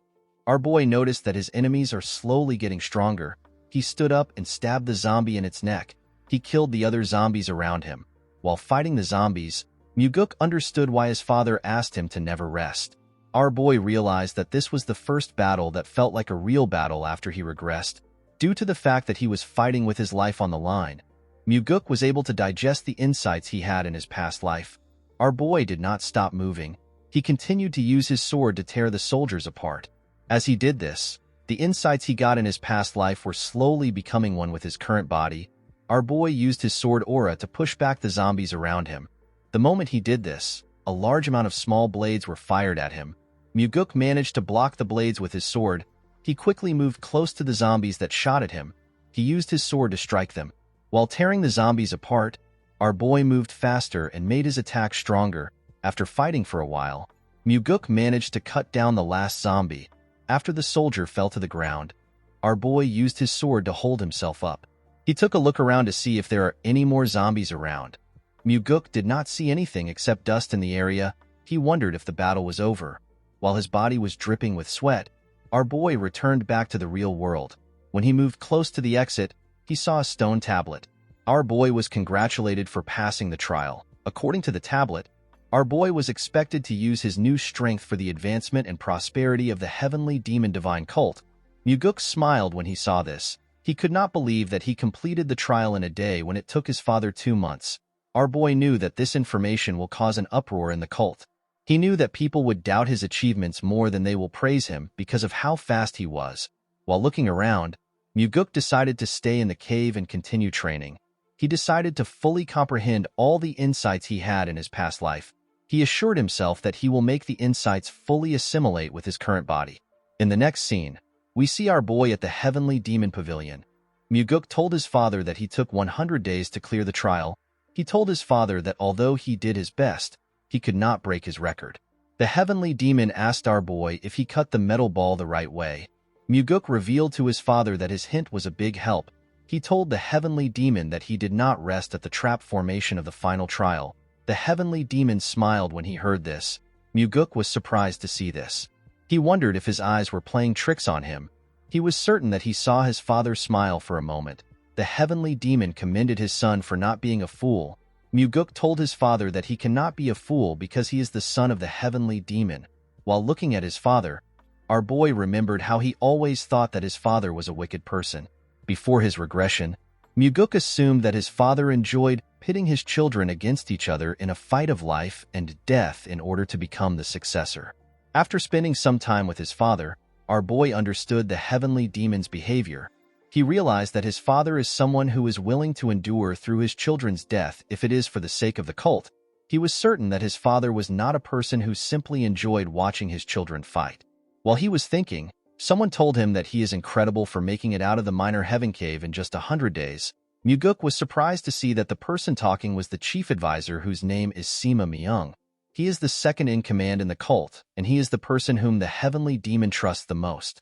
Muguk put his hand together and greeted the advisor. The man told our boy that he is glad to see him. He told him that he actually has a cult-related issue to discuss with him. Our boy was surprised to hear this. He could not believe that the advisor wanted to discuss something relating to the cult. He immediately realized that his father must have asked Myung to discuss the issue with him. Myung revealed to Muguk that they have received an anonymous letter recently. According to the letter, there are corrupt practices taking place in the demonic army. Our boy was surprised to hear this. The demonic army is one of the combat groups of the cult, and the leader of the army is the blood-related sibling of the Blood Heaven Sword Demon. The advisor revealed to our boy that they also received the same letter last year. He told him that they conducted a separate investigation. However, the investigation ended in failure. This is because the special investigation officer that was dispatched was killed. Muguk was surprised to hear this. He asked the man if the person was killed by the demonic army. Myung told him that he is correct. He explained to our boy that the person who killed the officer also committed suicide. Muguk was shocked to hear this. Myung told our boy that he wants him to become the special investigation officer in order to take care of the issue personally. Our boy immediately realized that the situation was dangerous. He knew that anyone who was found to be complicit in corruption would already be executed. Due to this, anyone who dares to engage in corrupt practices will do whatever they can to hide their crimes. Muguk knew that the organization would not go easy on him, even if he is the son of the heavenly demon. Our boy turned to Myung and told him that he could die while investigating. The advisor told our boy that he is correct. He told him that he will have to put his life on the line to carry out the mission. Muguk immediately realized that this was one of his father's tests. The heavenly demon reminded his son that he said that he will control and hold the cult members by their leashes. Our boy explained to his father that he planned to do this when he becomes the heavenly demon. His father asked him if he is too scared to take on the mission. Upon hearing what his father said, Muguk accepted the mission. Although he did not know what his father was planning, Muguk assured himself that he will give him a good performance. Our boy explained to his father that this could be his last moment with him. He asked the heavenly demon to have a drink with him. The moment he said this, the heavenly demon stood up and walked away. The place became awkward for both Muguk and the advisor. Our boy told Myung that although his father acts tough, he actually cares for him and his brother. Myung did not understand what our boy was saying. He told him that his father did not seem like someone who cares. Muguk did not know what to say to the man. He felt embarrassed. In the next scene, we see a man at Muguk's house. The man in a yellow garment told our boy that he is a special investigation officer. He introduced himself as Seo Daryong. He told Muguk that he is from the Nirvana Pavilion. Our boy was surprised to see the man. He did not understand why the man came to see him. He revealed to Daryong that he asked the advisor to send the prettiest woman from the Nirvana Pavilion to him. Daryong told our boy that he must look like the prettiest woman to Myung. Muguk was annoyed to hear this. He picked up his sword and walked past the man. He told Daryong that they need to get to work. Daryong was surprised to hear this. He asked our boy if they are leaving immediately. Muguk told him that they are. While walking, our boy asked the man to tell him the kind of person which the commander of the demonic army is. Daryong revealed to Muguk that the leader of the demonic army is Gu Cheonyang. He told him that Cheonyang is the younger brother of Gu Qianpa, who is also known as the Blood Heaven Sword Demon. Cheonyang has been the commander of the demonic army for 8 years. After taking on several dangerous missions, the demonic army has risen to the level where everyone acknowledges them as an elite group. Muguk realized that the demonic army must be good at their jobs. While walking, our boy suddenly stopped moving. Daryong asked him if something is wrong. Muguk asked the man if he does not intend on investigating the corruption in the demonic army. Daryong told him that he plans to carry out the investigation. Our boy told the man that he feels no form of enthusiasm from him in the way he walks and talks. Daryong explained to Muguk that he behaves like this because nothing will change even after they uncover the corrupt practices of the demonic army. Muguk was surprised to hear this. He wondered if the man was trying to tell him that the cult will not change unless the executives are changed. Our boy turned around and asked the man if he is not scared. Daryong assured our boy that he is not scared at all. Muguk revealed to the man that the last special investigation officer was killed while investigating. Daryong revealed to our boy that the previous special investigation officer was his direct superior. Muguk was shocked to hear this. He quickly turned around. The man told him that the superior was the person who taught him. Our boy was surprised to hear this. He was more surprised to see that the man did not have any form of sadness in his eyes when he spoke to him. In the next scene, we are taken to the demonic dragon court. We see 2 huge men guarding the entrance of the court. The men asked Muguk and Daryong to tell them where they came from. Daryong introduced himself as a special investigator officer from the Nirvana Pavilion. He asked the men to step aside. He told them that he has some business with the commander of the demonic army. Our boy was surprised to see how gutsy Daryong was. One of the men told Daryong that he does not look special even though he is a special investigator. A bald man told Daryong that he cannot go in unless he has permission from a higher-up. Daryong opened his book and brought out a document. He told them that it is an order document. The bald man asked Daryong to wait outside. He told him that he will report the situation to his superior. Daryong told the man that he does not need to waste his time. He explained to him that they came to meet his superior personally. The other man reminded Daryong that he cannot enter the court without permission from a higher-up. Daryong was annoyed to hear this. He asked the man if he is going to stop a special investigator that has an order document. The bald man told the investigator that he is spouting nonsense. He explained to him that he has to follow their rules regardless if he is a special investigator. Daryong was surprised to hear what the man said. The other man told Daryong that the only thing he is going for him is his title as a special investigation officer. He told Daryong that he is powerless without his title. The moment the man said this, Muguk asked the two of them if they know who he is. The men told him that they are aware of his identity. Muguk could not believe that the two men would act rudely to him despite knowing his identity. He walked up to them and attacked their balls at a frightening speed. The men held their balls and fell to the ground. Daryong was surprised to see what happened. Our boy asked him to stop standing. He told Daryong to show him the way. The man was startled when he heard our boy's voice. He quickly moved forward. Inside the building, Muguk and Daryong were stopped by the members of the demonic army. Daryong was annoyed to see this. He took out the document and asked the men if they are blind. He told them that they are standing in the way of an official investigation. He asked them to step aside if they do not want to rot in prison. None of the men were shaken by Daryong's threat. While the men were standing, a man asked his subordinate to tell him where the idiots who are causing a ruckus came from. Daryong introduced himself to the man and asked him to identify himself. The huge bald man introduced himself as Go Dang. He told Daryong that he is the demonic army's first corps captain. He called Daryong a douche and asked him if the introduction is good enough for him. Daryong used frequency transmission to tell our boy that Dang is the second in command in the demonic army. He revealed to Muguk that Dang is notorious for committing atrocious deeds even among the demonic army. Dang walked up to Daryong and asked him to say something. Daryong was annoyed to hear this.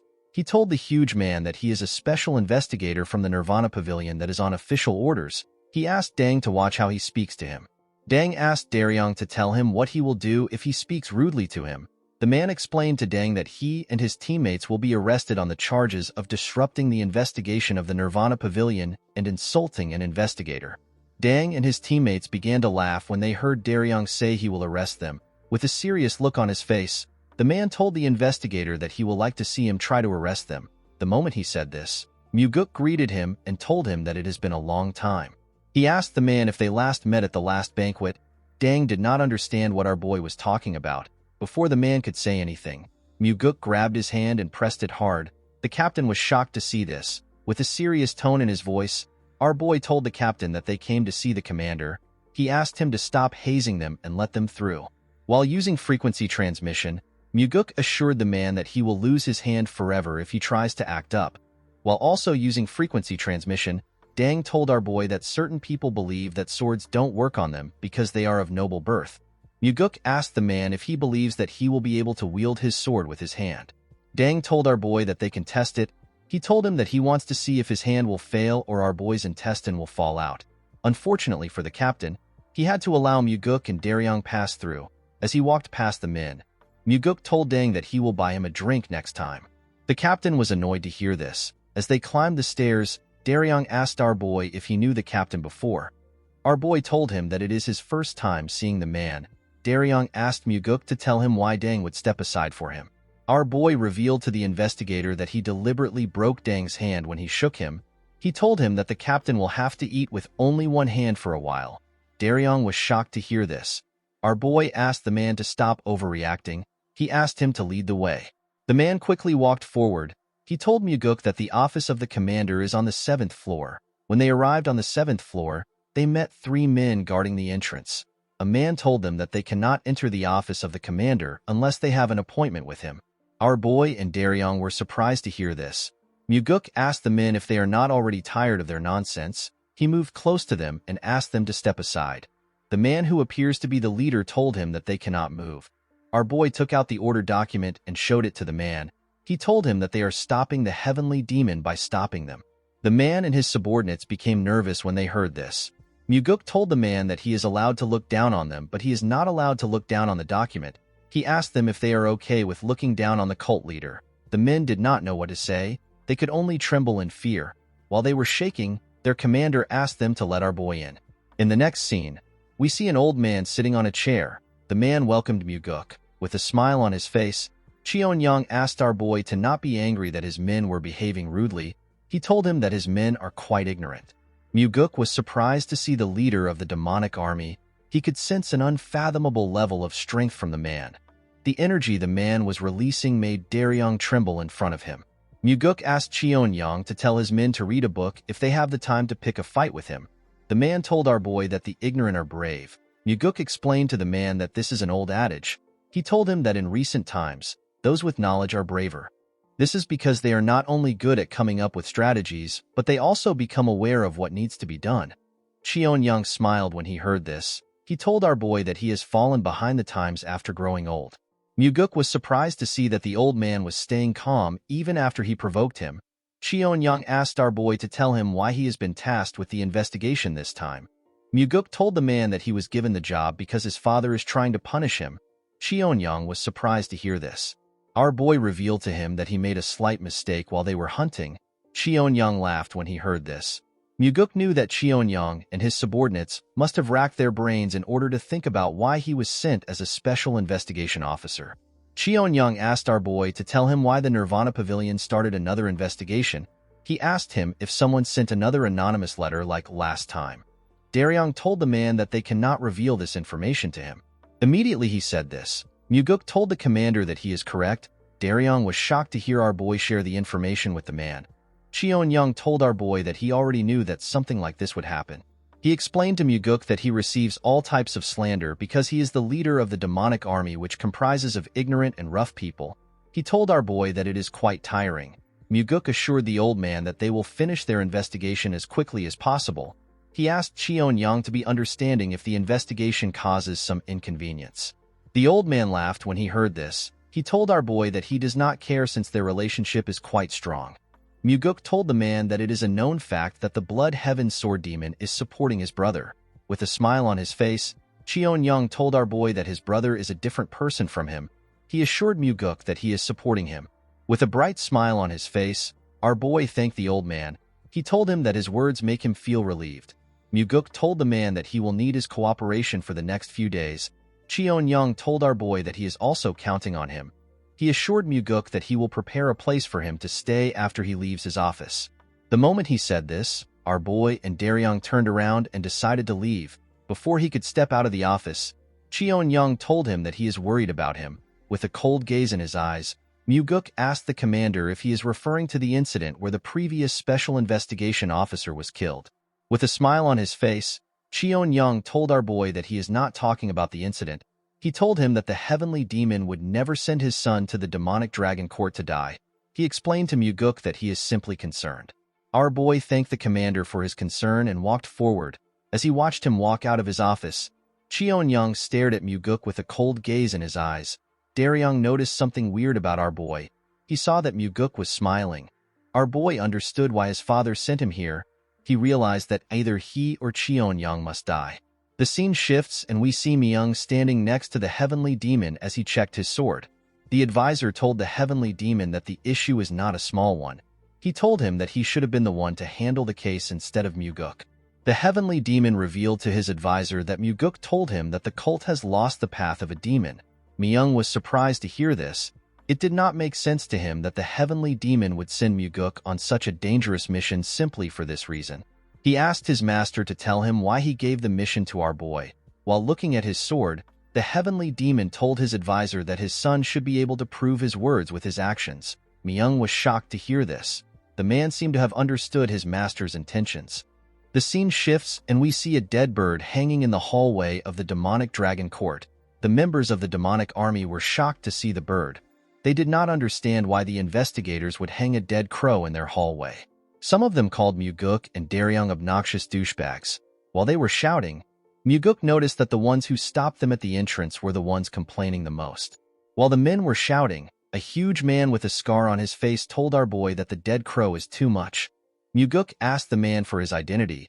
The huge man introduced himself as the third corp captain of the demonic army. With a look of anger on his face, the man told our boy that his name is Jang Ho. While using frequency transmission, Daryong revealed to Muguk that Jang Ho is known to have the strongest martial arts prowess among the corp captains. He is also known to have a bad temper. Our boy asked the captain if he has any complaints. Jang Ho was annoyed to hear this.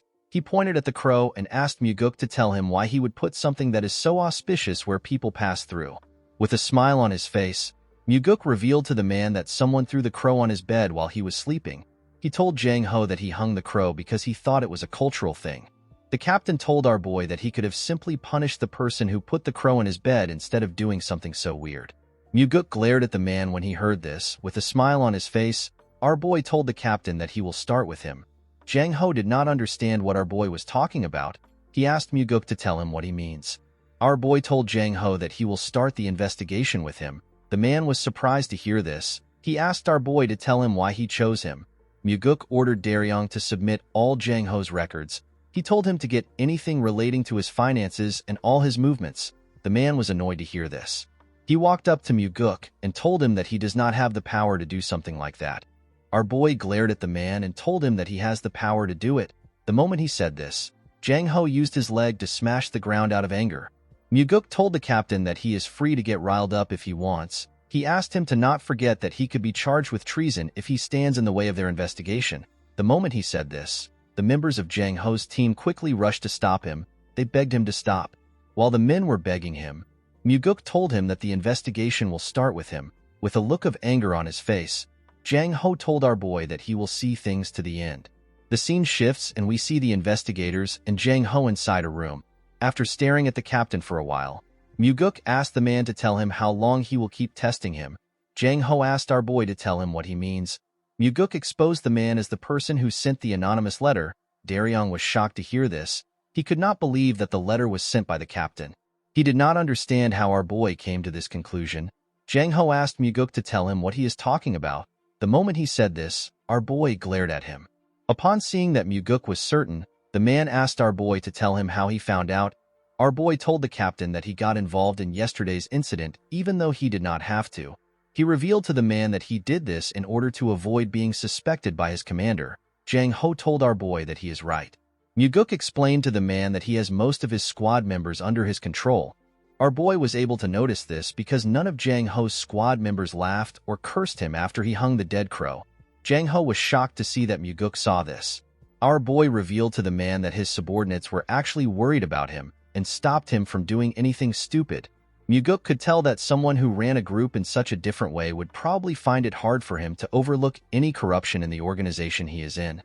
Jang Ho was speechless when he heard Muguk's deduction. Although our boy noticed all these things, there was another reason why he made his guess. The moment Daryong introduced Jang Ho to him using frequency transmission, Muguk remembered something from his past life. He remembered the incident where the strongest corps captain of the demonic army died. Our boy was able to deduce that Jang Ho got killed by someone because he sent the anonymous letter to resolve the issues of the demonic army. Jang Ho revealed to Muguk that he did not know if the letter would work, so he could not write the exact details involved. The captain never expected that the second young master would be sent to perform an investigation. Our boy asked the man to tell him what he thinks now that he is here. The captain apologized to Muguk and told him that he thought that they were done for. Our boy turned to Daryong and smiled when he heard this. He asked the man if it is popular for young people to be so honest. Daryong did not understand what Muguk was talking about. He told him that he and Jang Ho are actually older than him. Immediately he said this, our boy remembered that he was now young again. Muguk turned to Jang Ho and asked him to tell him what is happening in the demonic army. The captain revealed to our boy that his commander is using the demonic army for his own personal gains. He told Muguk that Cheonyang has been taking money for assassination requests, and he has been making his subordinate do the jobs. Our boy and Daryong were shocked to hear this.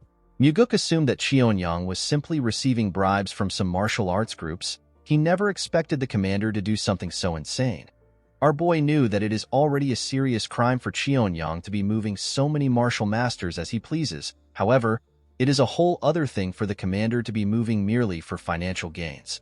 Daryong asked Jang Ho to tell him how it is possible for Cheon-young to do such a thing. Our boy told the man that the commander is able to do this by adjusting the number of members in the demonic army. He told Daryong that the First Corps are probably the ones doing it. Jang Ho was shocked to see that Muguk was able to know this. He asked our boy to tell him how he found out. Muguk revealed to the captain that he was able to tell from their reaction. According to our boy, the members of the First Corps were the first to stop them. They were also the ones that cursed them the most after seeing the dead crow. Muguk asked Jang Ho to tell him how he was able to find out that it was the First Corps. The man became sad when he heard this question. He revealed to our boy that the martial artist who committed suicide after killing the previous special investigator was his friend. The martial artist was also the first person to send the anonymous letter. Muguk asked Jang Ho to tell him how close he was with the man. With a shaky tone in his voice, the captain revealed to our boy that he and his friend joined the cult at the same time. He told him that his friend was basically like family to him. Muguk asked the man to tell him the person who he thinks killed his friend. Jang Ho explained to our boy that his commander probably gave the order and Captain Go Dang personally killed his friend by himself. Our boy realized that if Jang Ho's words were true, then he is looking at an immense corruption case that involves the commander of the demonic army and the whole First Corps.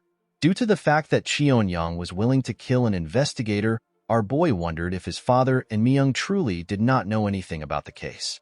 Muguk knew that the heavenly demon and the advisor already knew what was happening to a certain extent. Our boy knew that his father sent him here for this reason. Muguk could not believe that his father was trying to see if he could resolve the incident even though he has to go up against the demonic army's commander. Our boy told the captain that he made a good friend. Jang Ho told our boy that he was supposed to do something when his friend died if he was also a good friend. With a sad look in his eyes, Muguk thanked Jang Ho for being courageous. The captain was surprised to hear this. He began to cry. While watching Jang Ho cry, Muguk began to feel some hope for their lost demonic path. While looking at the man, our boy reminded himself that the heavenly demon cult that he wants to create is a place where people like Jang Ho are placed in important positions. Although Jang Ho died in his previous life, Muguk assured himself that he would not let this happen again. This is because the main reason why he regressed is to save people who should not die. In the next scene, we see Muguk and Daryong walking out of the demonic dragon court. The investigator told our boy that he is quite different from the rumors. Muguk was surprised to hear this. He asked Daryong to tell him the kind of rumors he has heard about him. The investigator became nervous when he heard this. He did not know how to tell our boy about the rumors. He revealed to Muguk that the rumors say that he is not suited to become the heavenly demon. The moment he said this, he apologized to our boy. Muguk smiled when he heard this. He told the man that the rumor is actually a compliment. Daryong was shocked to hear this. He asked our boy to tell him what he means. Muguk explained to the investigator that he does not see it as a praise for him to be suited to become the heavenly demon. He told the man that their cult does not need to be ruled by any form of fear or terror. As the gentle breeze blew past him, Muguk told the man that it is about time that their cult changes. Daryong was shocked to hear this. He never expected our boy to say such a thing. As he walked forward, Muguk assured himself that he will change the cult. Our boy knew that he had to change the cult in order to stop the extermination of his family and the cult itself. The next day, we see a chubby man who was wearing the same clothes as Daryong. The man was also an investigator. The investigator rushed to meet Muguk. He told our boy that something bad has happened. He asked Muguk to follow him immediately. The man took Muguk to the hallway of the demonic dragon court. When he arrived in the hallway, our boy was shocked to see what happened. Muguk saw members of the Nirvana Pavilion bleeding on the floor. Daryong and another man were bleeding from their heads. The other man appeared to be unconscious. Two men from the Nirvana Pavilion held their swords tightly. They were ready to defend themselves. In front of the investigators were the members of the demonic army. The men held their swords tightly. Our boy ordered the men to stop moving. He walked up to Daryong and asked him if he is badly hurt. Daryong assured our boy that he is fine. He told him that his colleague has been severely hurt. When Muguk touched the man, he noticed that his ribs have been broken. Our boy ordered the other men to take the unconscious man to the infirmary. One of the men holding a sword quickly put the unconscious man on his back and carried him away. Immediately the men left. Muguk turned to the members of the demonic army. He asked Dang if he was the one who wounded the men. With an arrogant look on his face, the captain told our boy that he is right. Muguk asked the captain to give him his reason for harming an investigator of the Nirvana Pavilion. Dang revealed to our boy that the investigator bumped into his shoulder in the corridor and walked away without apologizing. He told Muguk that he taught the man a lesson for his actions. Muguk could easily see through Dang's words. He told the man that he is certain that he bumped into the investigator on purpose. He told Dang that he would have never let the man go even if he apologized. Instead of denying this allegation, Dang laughed and told our boy that he is correct.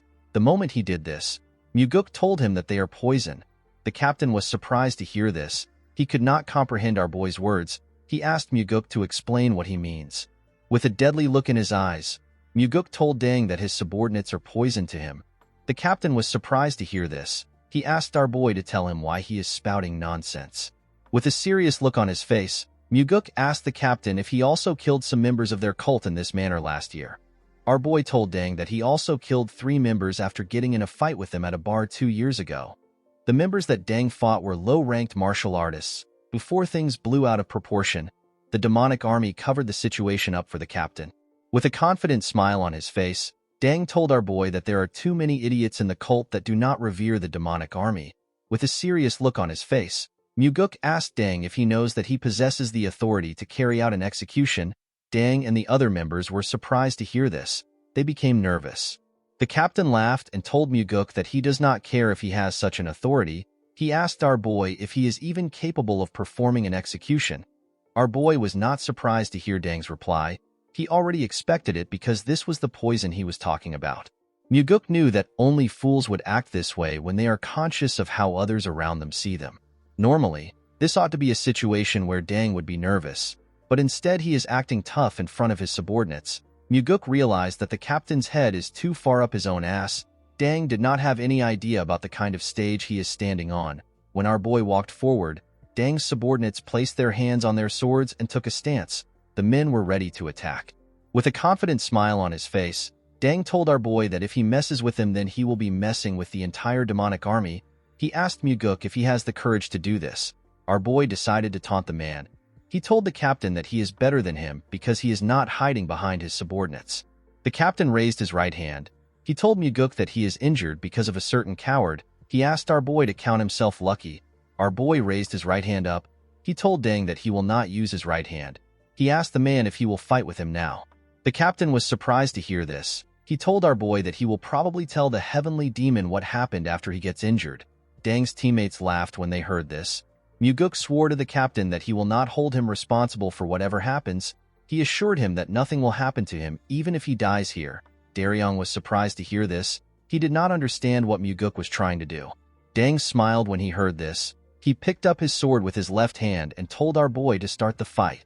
The moment he said this, Daryong used frequency transmission to reveal to Muguk that the captain is ambidextrous. He told him that Dang can use a sword with his left hand as proficiently as he can with his right hand. Our boy realized that this was the reason why the captain was confident. Muguk placed his sword in his left hand and took a stance. Daryong and the members of the demonic army were surprised to see our boy's smooth stance. The moment he took his stance, Dang swung his sword at him. Our boy managed to easily dodge the attack. The captain's sword hit the floor and destroyed the bricks. Dang quickly turned to his side and tried to stab Muguk, who was close to the wall. Our boy easily dodged the man's attacks and landed on the floor. The moment he landed on the floor, Muguk changed his stance and used his sword to cut off Dang's left hand. The arrogant man screamed out in pain. While he was screaming, Muguk hit his sword hilt on his face. The attack destroyed the man's face. As blood gushed out of his nose, the captain fell to the ground. The members of Dang's group were annoyed to see this. They unsheathed their swords and rushed to protect their captain. Daryong was shocked to see this. He called out to our boy. Muguk turned around and simply swung his sword once. His attack killed the 3 men in front of him. He stabbed them in different parts. The men could not even react. They all fell to the ground. Daryong and the other members of the demonic army were shocked to see this. Muguk told the rest of the members that the crime of the men who just died was treason. The other men became nervous when they heard this.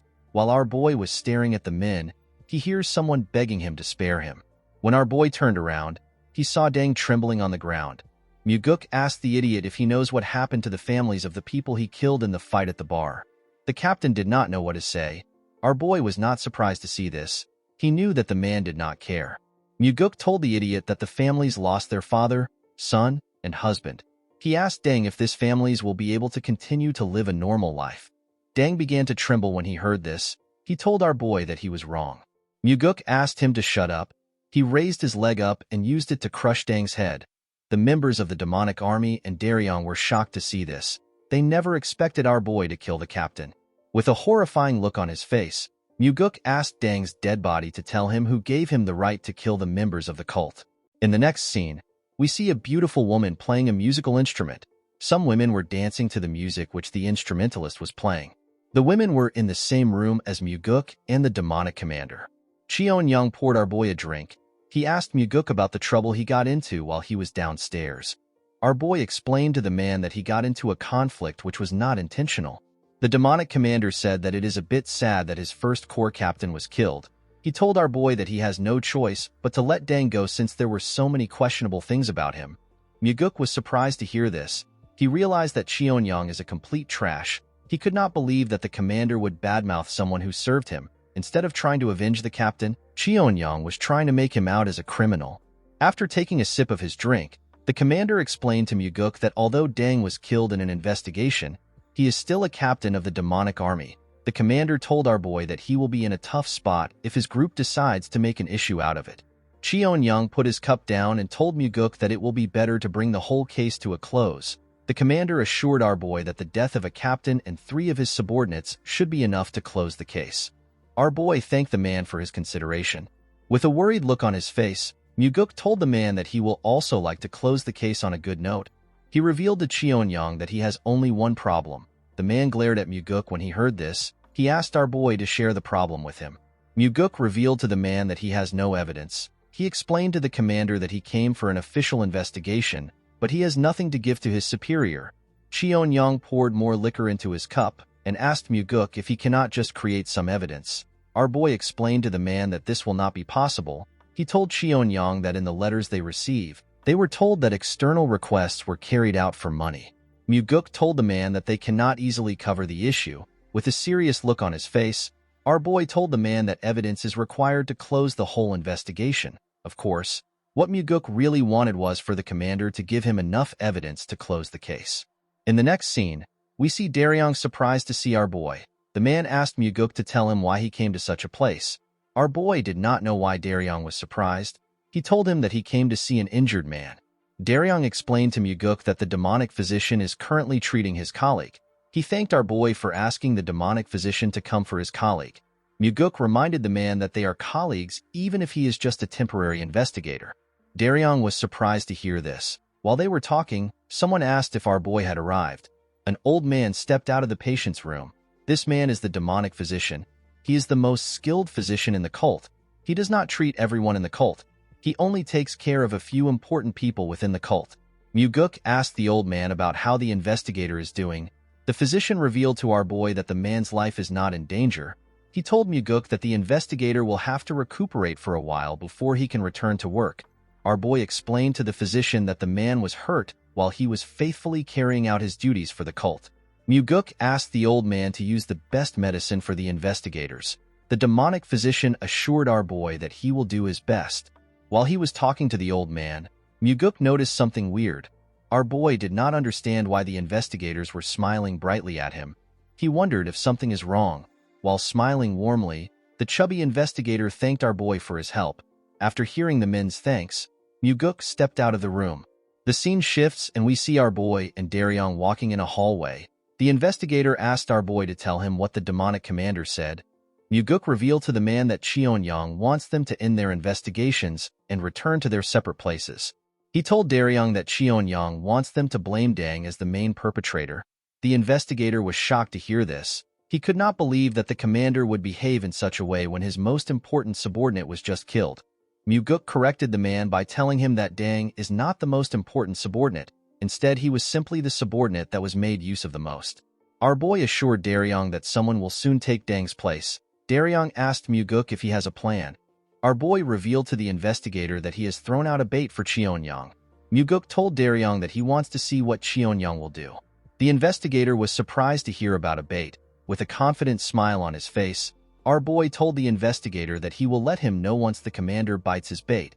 Daryong asked Muguk to tell him what he wants him to do. With a smile on his face, Muguk asked the investigator to drink with him. The man was surprised to hear this. With a bright smile on his face, Daryong told our boy that drinks are on him. Our boy was happy to see that the man accepted his offer. The next day, we see a large amount of books on Muguk's table. Daryong explained to our boy that the demonic army gave them the books. He revealed to Muguk that the assassination request logs and banknote papers that are worth thousands of niangs were found in Dang's house. Muguk smiled when he heard this. He was happy to see that the commander bit his bait. Our boy asked Daryong to find the smartest person in the first corps. He told him to search for the person that is strangely smart and knowledgeable. Muguk told the investigator that the person is the one who made everything they are seeing. Our boy stood up from his chair. He explained to Daryong that he is going to meet the demonic commander in order to buy him some time to search for the smart man. The scene shifts and we see Muguk at the commander's office. Our boy revealed to the man that they have received the evidence found in the first captain's house. Cheon-young laughed when he heard this. He told Muguk that all that is left to do is for them to celebrate with drinks. The commander assured our boy that he has already booked the place they drank in last time. Before the man could continue, Muguk told him that they have a problem. Cheon-young frowned his face when he heard this. He asked our boy to tell him which problem they have left. Our boy explained to the man that the demonic army was the one who found the evidence. He told Cheon-young that they are supposed to find the evidence by themselves. The commander asked Muguk if the origin of the evidence is truly important. Our boy told the man that the chief advisor is not a fool. Muguk explained to Cheon-young that Myung will be suspicious of the investigation and its result if he finds out that the evidence was provided by the demonic army. The commander realized that our boy was right. He asked Muguk to tell him what they can do. Our boy explained to the man that they will have to act like they are investigating for a little while. He told Cheon-young that they will do a large-scale investigation for just one day. Muguk asked the commander to cooperate with him. Cheon-young became suspicious when he heard this. He stared at our boy with an odd expression on his face. Upon seeing the look on the commander's face, Muguk told him that he actually doesn't want to carry out the investigation. He assured Cheon-young that the investigation is simply a formality. He told the man that he simply needs to get some common official documents. The commander decided to not question our boy. He told him that he will ask his subordinates to cooperate with him. Muguk smiled when he heard this. Our boy never needed any top-secret documents from the demonic army. Muguk was searching for the first few documents used to hire the members of the demonic army. He was also searching for the wills that were left behind by those who went on dangerous missions. Muguk was searching for these things in order to see the handwriting and figure out who wrote the records of the request logs. The scene shifts and we see a member of the First Corps tied to a chair. The man looked weak compared to the other members of the unit. His name is Yong-gu. With a shaky tone in his voice, Yong-gu asked Muguk to tell him why he captured him.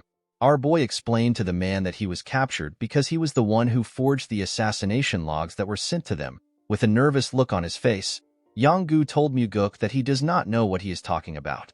Our boy explained to the man that he never expected him to know anything because he was just following orders. He asked Yong-gu to be honest and tell him who gave him the orders. With a nervous look on his face, the man told our boy that he has never done something like that and he has never received any orders. Muguk explained to the man that he understands that he is scared that the demonic commander might kill him. To Yong-gu's surprise, our boy told him that he can leave. Our boy told the man that he cannot keep him waiting since he does not intend to answer his question. Muguk explained to Yong-gu that he does not like torturing someone who was simply following orders. Yong-gu was surprised to hear this. Our boy revealed to the man that he and the investigators will leave the demonic dragon court safely.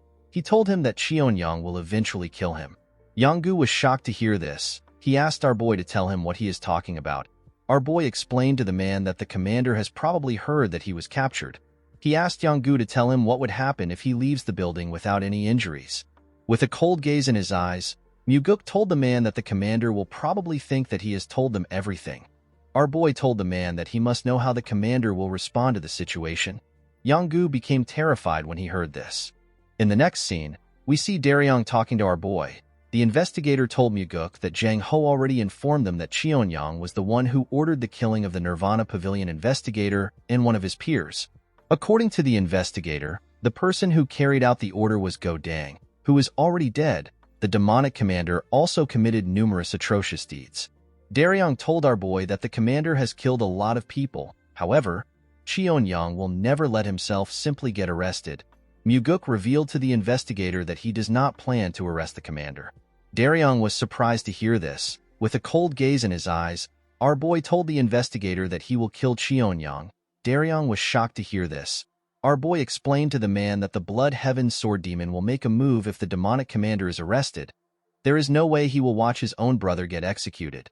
The situation will become far too complicated if the old man gets involved. Muguk explained to the investigator that there will be plenty of forged evidence to show that no one ordered Dang to commit any of the crimes. All the crimes will be pinned on Dang, and there will be a lot of slandering and scheming in regards to our boy. Most importantly, if the commander is allowed to leave, there will be people who will be killed to keep the silence about the crime. Muguk told the investigator that Jang Ho, who wrote the letter, will eventually be killed. All the members of the Third Corps will also be killed for trying to protect their leader. Our boy assured Daryong that he is also on the list. The man was terrified to hear this. With a serious look on his face, Muguk explained to Daryong that the situation will be different if the demonic commander dies in the process of being arrested. The only thing that would be left to do is to prove his crimes. Daryong became nervous when he heard this. He asked our boy if he will be okay. He told him that the Blood Heaven Sword Demon will definitely seek revenge. Muguk stood up and told the man that not everyone will seek revenge when their family dies, especially someone like the Blood Heaven Sword Demon. The old man is not the kind of person who would waste his life on revenge. Daryong saw our boy walking towards the door.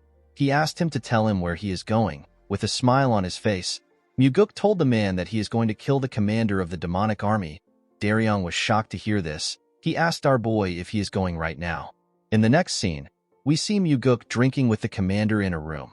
Our boy told the man that they were able to complete the investigation with his help. Cheonyang told our boy that he is happy that the investigation is over. He told Muguk that he is sad that he has to part ways with him now that the investigation is over. Muguk assured the commander that he will definitely repay his goodwill in the future when he becomes the successor. Cheonyang told our boy that he is the one who is indebted to him. He told Muguk that he will not forget the goodwill he showed him by finishing the investigation without any issues. Our boy smiled when he heard this. He was certain that Cheonyang will never forget about this incident. He knew that such a greedy man will never forget about the huge losses he got in the incident. Muguk raised a bottle and told the man that they should drink to the end of the investigation. Cheonyang smiled and raised his cup. While pouring some liquor for the man, Muguk asked the man to tell him why he did it. The commander asked our boy to tell him what he means. With a cold gaze in his eyes, Muguk reminded the commander that he should already have more than enough money to use until he dies of old age. Our boy asked the man to tell him why he is so greedy to the point that he would use the demonic army to take in requests for money. Cheonyang was shocked to hear this. He placed his cup down and told our boy that he does not know anything about that. He told Muguk that he will have to ask the dead First Corps captain his question. Our boy smiled when he heard this. He told the commander that a puppet cannot know anything. With a serious look on his face, Cheonyang asked our boy to tell him what he is talking about. With a smile on his face, Muguk told the man that he is curious about what he thinks. Our boy explained to the man that he does not expect much from him since there is nothing but pitch darkness within him. He told Cheonyang that his body must be filled with greed that will never cease to want more.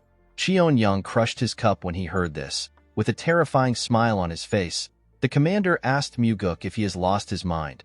Our boy took a sip of his liquor and told the commander that he is the one who is crazy for taking on so many assassination requests. The moment he said this, Cheonyang released his energy. He told Muguk that he has had enough of his nonsense. He used his energy to crush the table and the things around him. Our boy was not even surprised. He simply drank his drink and stared at the man. While Cheonyang was glaring at our boy, he noticed something weird. When the man looked down, he saw a sword sticking out of his chest. Muguk had used the fifth technique of the soaring sword art. The technique is known as the Heavenly Strike. After finishing his drink, our boy threw his cup down and broke it. He stood up and told Cheonyang that he is under arrest for the charge of misusing the demonic army for his own personal reasons and over 20 murders, or the instigation of those murders. The commander smiled when he heard this. He told Muguk that he never planned to arrest him. Muguk smiled when he heard this. He told the man that he is still going to get executed anyways. He asked Cheonyang to leave the world for the sake of those who will live on. The moment he said this, our boy grabbed his sword and pulled it out of the commander. The man spat out some blood and lost his strength. In the next scene, we see the investigators and members of the Third Corps in the room. Everyone was shocked to see what was in front of them. They were horrified to see the commander's dead body on a chair. Muguk told the people in front of him that the commander of the demonic army died in the process of resisting arrest for the grievous crimes he committed. The men did not know how to react to this statement. Our boy asked Daryong to arrest all the members of the First Corps and imprison them. He told the man that the case will be investigated officially. The investigator accepted Muguk's order. Our boy called out to Jang Ho. He told him that all those under him, excluding any First Corps members, are to help the Nirvana Pavilion investigators to arrest the First Corps. Muguk explained to the men that he has received the authority to take full charge of the matter. He told them that his orders are equal to the heavenly demon's orders. Muguk told the men that they are to execute his orders immediately. Jang Ho put his hand together and accepted our boy's orders. Daryong and Jang Ho were both nervous after they received our boy's orders. Muguk smiled when he saw the look on the men's faces. The scene shifts and we see Muguk walking into the Heavenly Demon Pavilion. Inside the pavilion, we see the Heavenly Demon, the Chief Advisor, and the Blood Heaven Sword Demon. As Muguk walked towards the men, he noticed that the Blood Heaven Sword Demon was staring at him. Our boy also glared at the man. Muguk greeted his father and Myung.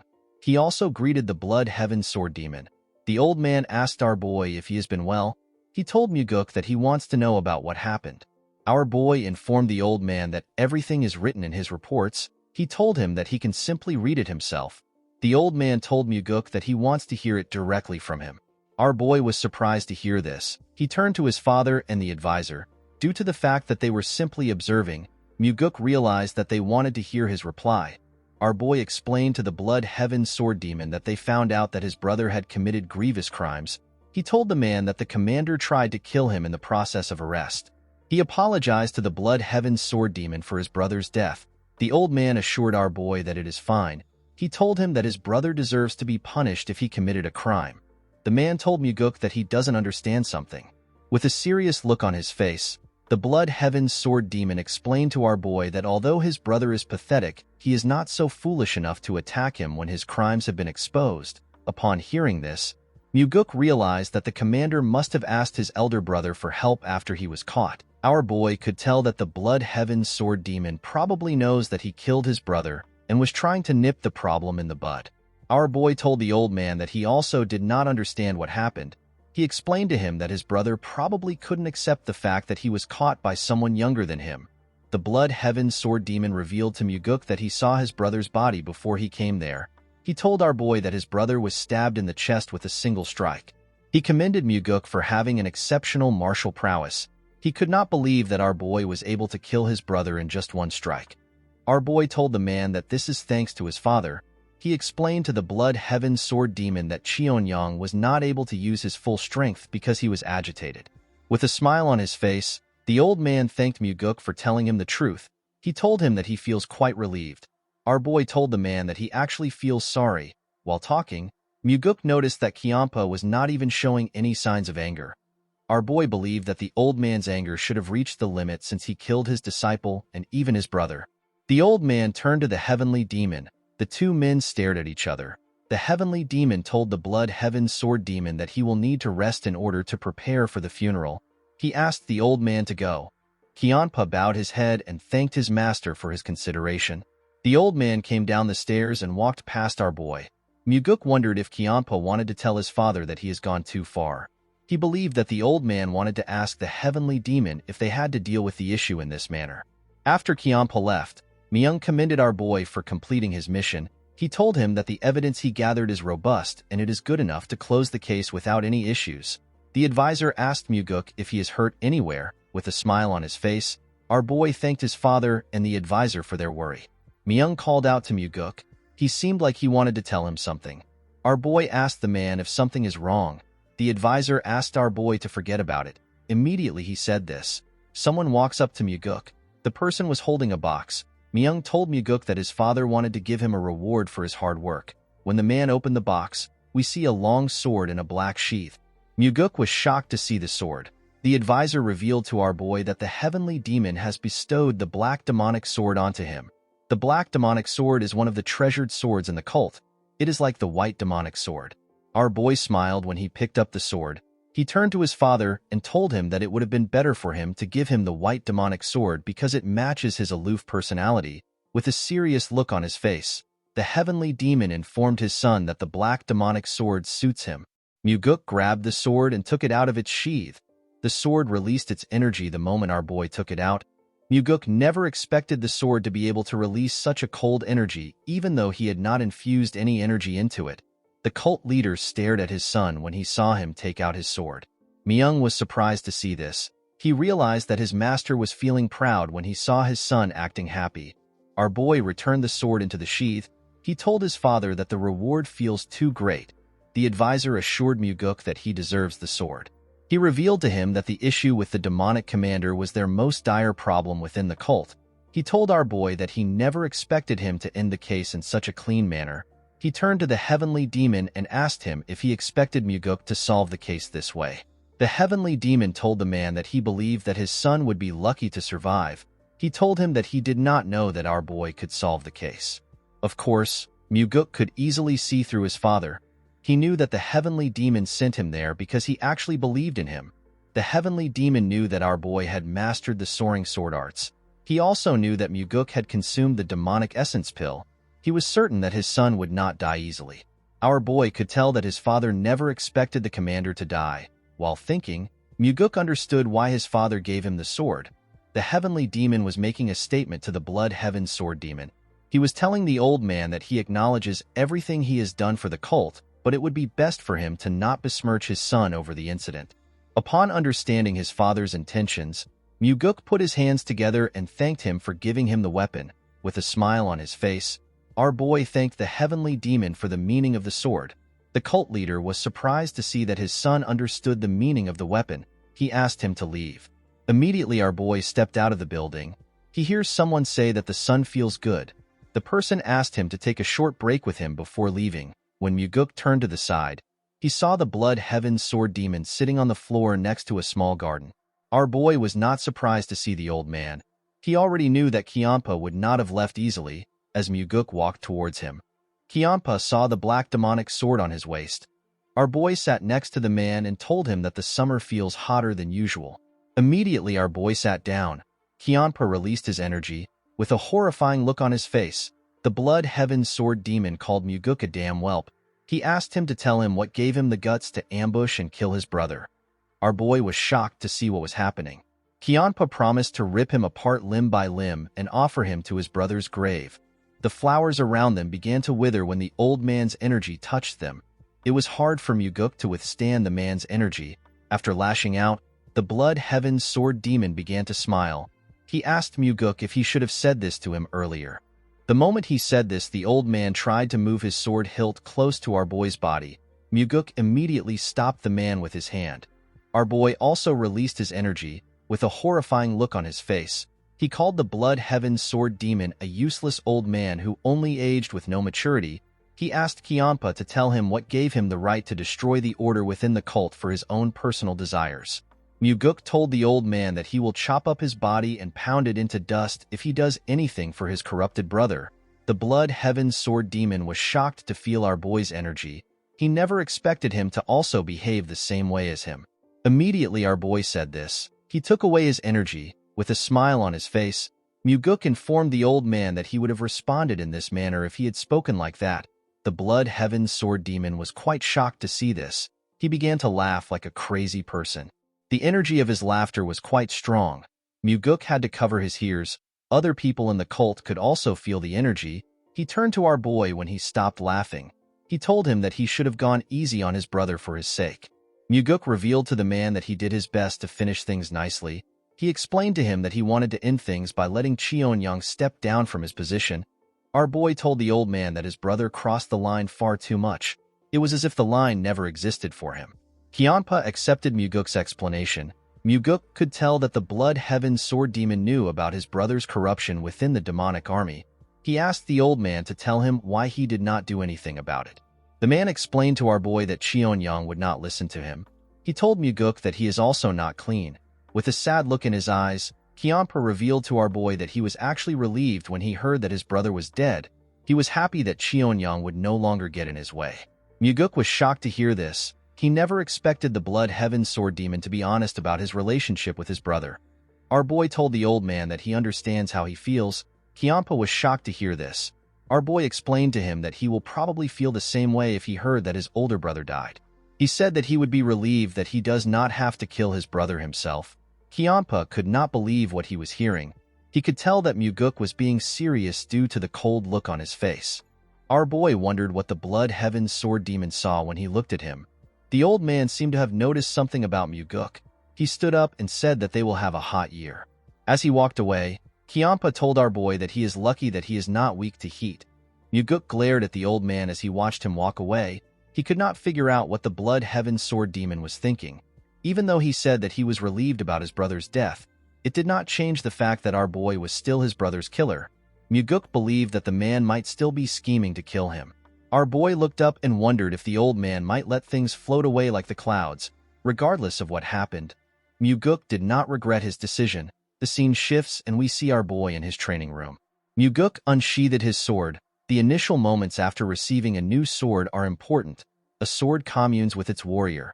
A supreme sword like the black demonic sword communes on a level that is far deeper than other swords. Although a sword won't reject its warrior, if the communion doesn't go well, the full martial prowess of the sword cannot be unleashed. Muguk smiled when he moved the sword close to himself. He greeted the sword and told it that he is now its master. The moment our boy said this, he took a stance. Muguk took a deep breath and decided to infuse his energy into the sword. Immediately he did this, the sword began to release his energy. Muguk was shocked to see this. He could tell that this was different from usual. Our boy liked the new feeling. He decided to train with the weapon. He showed his new weapon his sword technique.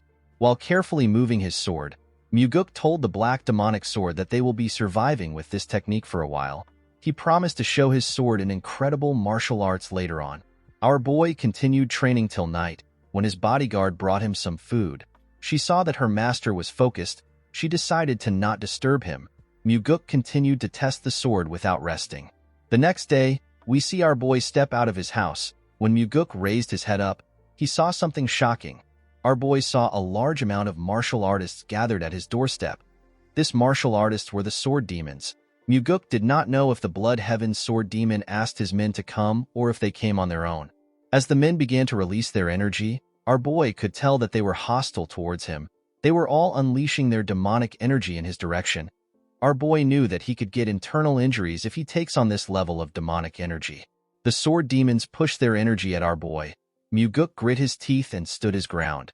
He realized that the sword demons were trying to intimidate him and make him into a coward that cannot leave his house. While struggling, our boy remembered something. He quickly activated a technique known as Meridian Strengthening Technique. Immediately he did this, his body began to glow. This technique is a secret technique used to strengthen the meridian by having multiple martial artists discharge their energy and strike every part of the target's body. The more martial artists there are, the more efficient the technique will be. Muguk believed that this is the best opportunity for him to use the technique to become stronger. Our boy grit his teeth as the sword demons pushed their energy into him. He wanted the men to give him more energy.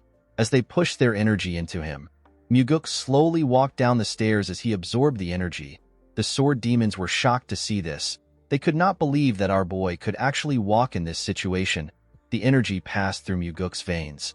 While he was walking, the Meridian Strengthening Technique passed through the second stage and was advancing to the third stage. Our boy did not falter. He closed his eyes and continued to absorb the energy of the sword demons. He craved for more energy. The sword demons became nervous when they saw Muguk moving. They could not comprehend what was happening. The men had already slowly began to lose their strengths. Muguk continued to take in their energy. His Meridian Strengthening Technique passed through the fourth stage and was now heading for the fifth stage, which is the last stage. While he was waiting for the technique to reach the final stage, our boy noticed that he could no longer sense any energy. When he opened his eyes, he saw that the sword demons were no longer releasing their energy. The men all seemed to be scared of our boy. The man that stood in front of Muguk was quite nervous. With a cold gaze in his eyes, our boy glared at the man. The poor guy became more nervous when he saw the look on his face. He and the other sword demons cleared a path for Muguk. Our boy walked past the martial artists. While walking forward, Muguk smiled. He was happy to see that the sword demons had acknowledged his strength. The scene shifts and we see our boy at the Heavenly Demon Pavilion. He was staring at his father's chair. While he was looking at the chair, someone asked him if he wants to sit down. Muguk was surprised to hear the person's voice. He was shocked to see that it was the Heavenly Demon. Muguk did not know when the man arrived into the pavilion. He told his father that he does not want to be trapped by the chair. The Heavenly Demon asked his son to stop trying to sound sophisticated again. He climbed the stairs and asked his son to come up. When Muguk climbed the stairs, his father asked him to sit down. The moment our boy sat down, the Heavenly Demon asked him to tell him how it feels. Muguk looked around the building from the top. He turned to the side and looked at a statue of a demon which was next to him. Our boy told his father that he thought he would feel excited. Instead, he actually doesn't feel anything. The Heavenly Demon revealed to his son that he also felt the same way. Muguk remembered that his father had to kill numerous people and even his own brother to climb up to the seat. He wondered about what his father felt if it was not excitement. While our boy was thinking, his father revealed to him that the sword demons went to look for him on their own.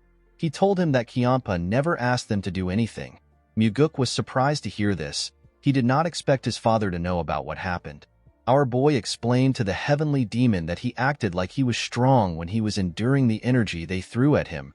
He refused to be suppressed by them. However, after Muguk left that place, he began to tremble. The Heavenly Demon asked his son if the sword demons were really that scary. Our boy clenched his fist and told his father that he was scared that his judgment was wrong. According to Muguk, if any one of the sword demons got agitated and tried to fight him, he might have died there. Even if he survives, he wouldn't have been able to become the successor after he killed the sword demons. Our boy revealed to his father that he is scared of the fact that there could be another moment when he is to make a decision where everything is on the line. Muguk told his father that he actually missed him when he had these thoughts. Our boy did not understand why he would miss his father. It did not make sense to him. The Heavenly Demon informed his son that demonic humans do not look back. Instead, they look forward and advance. Our boy was surprised to hear this. He could not believe that his father was trying to comfort him with words. Muguk smiled when he thought of this.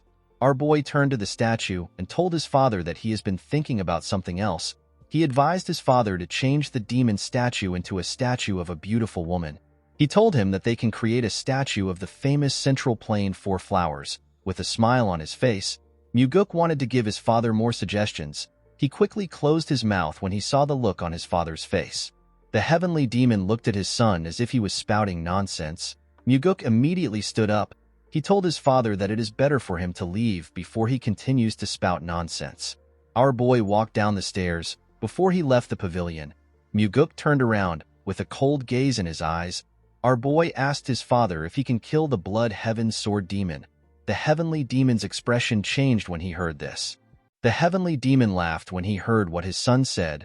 With a smile on his face, he revealed to his son that he stands no chance against the Blood Heaven Sword Demon. Muguk smiled when he heard this. He asked his father to tell him the reason why he created conflict between him and the old man if he did not want them to fight. Our boy told his father that he needs to take responsibility for his actions. The Heavenly Demon revealed to Muguk that he will appoint him as the Nirvana Pavilion leader. Our boy was shocked to hear this. He could not believe that his father wanted him to become the leader of the Inspection Bureau. With a smile on his face, the Heavenly Demon asked Muguk if something is wrong. He reminded him that he was the one who said that he wants discipline and order in the cult. Our boy did not understand what was happening. He wondered if his father wanted to use him to resolve the matters that he had postponed. He could not believe that his father was sending him to a place where he could die.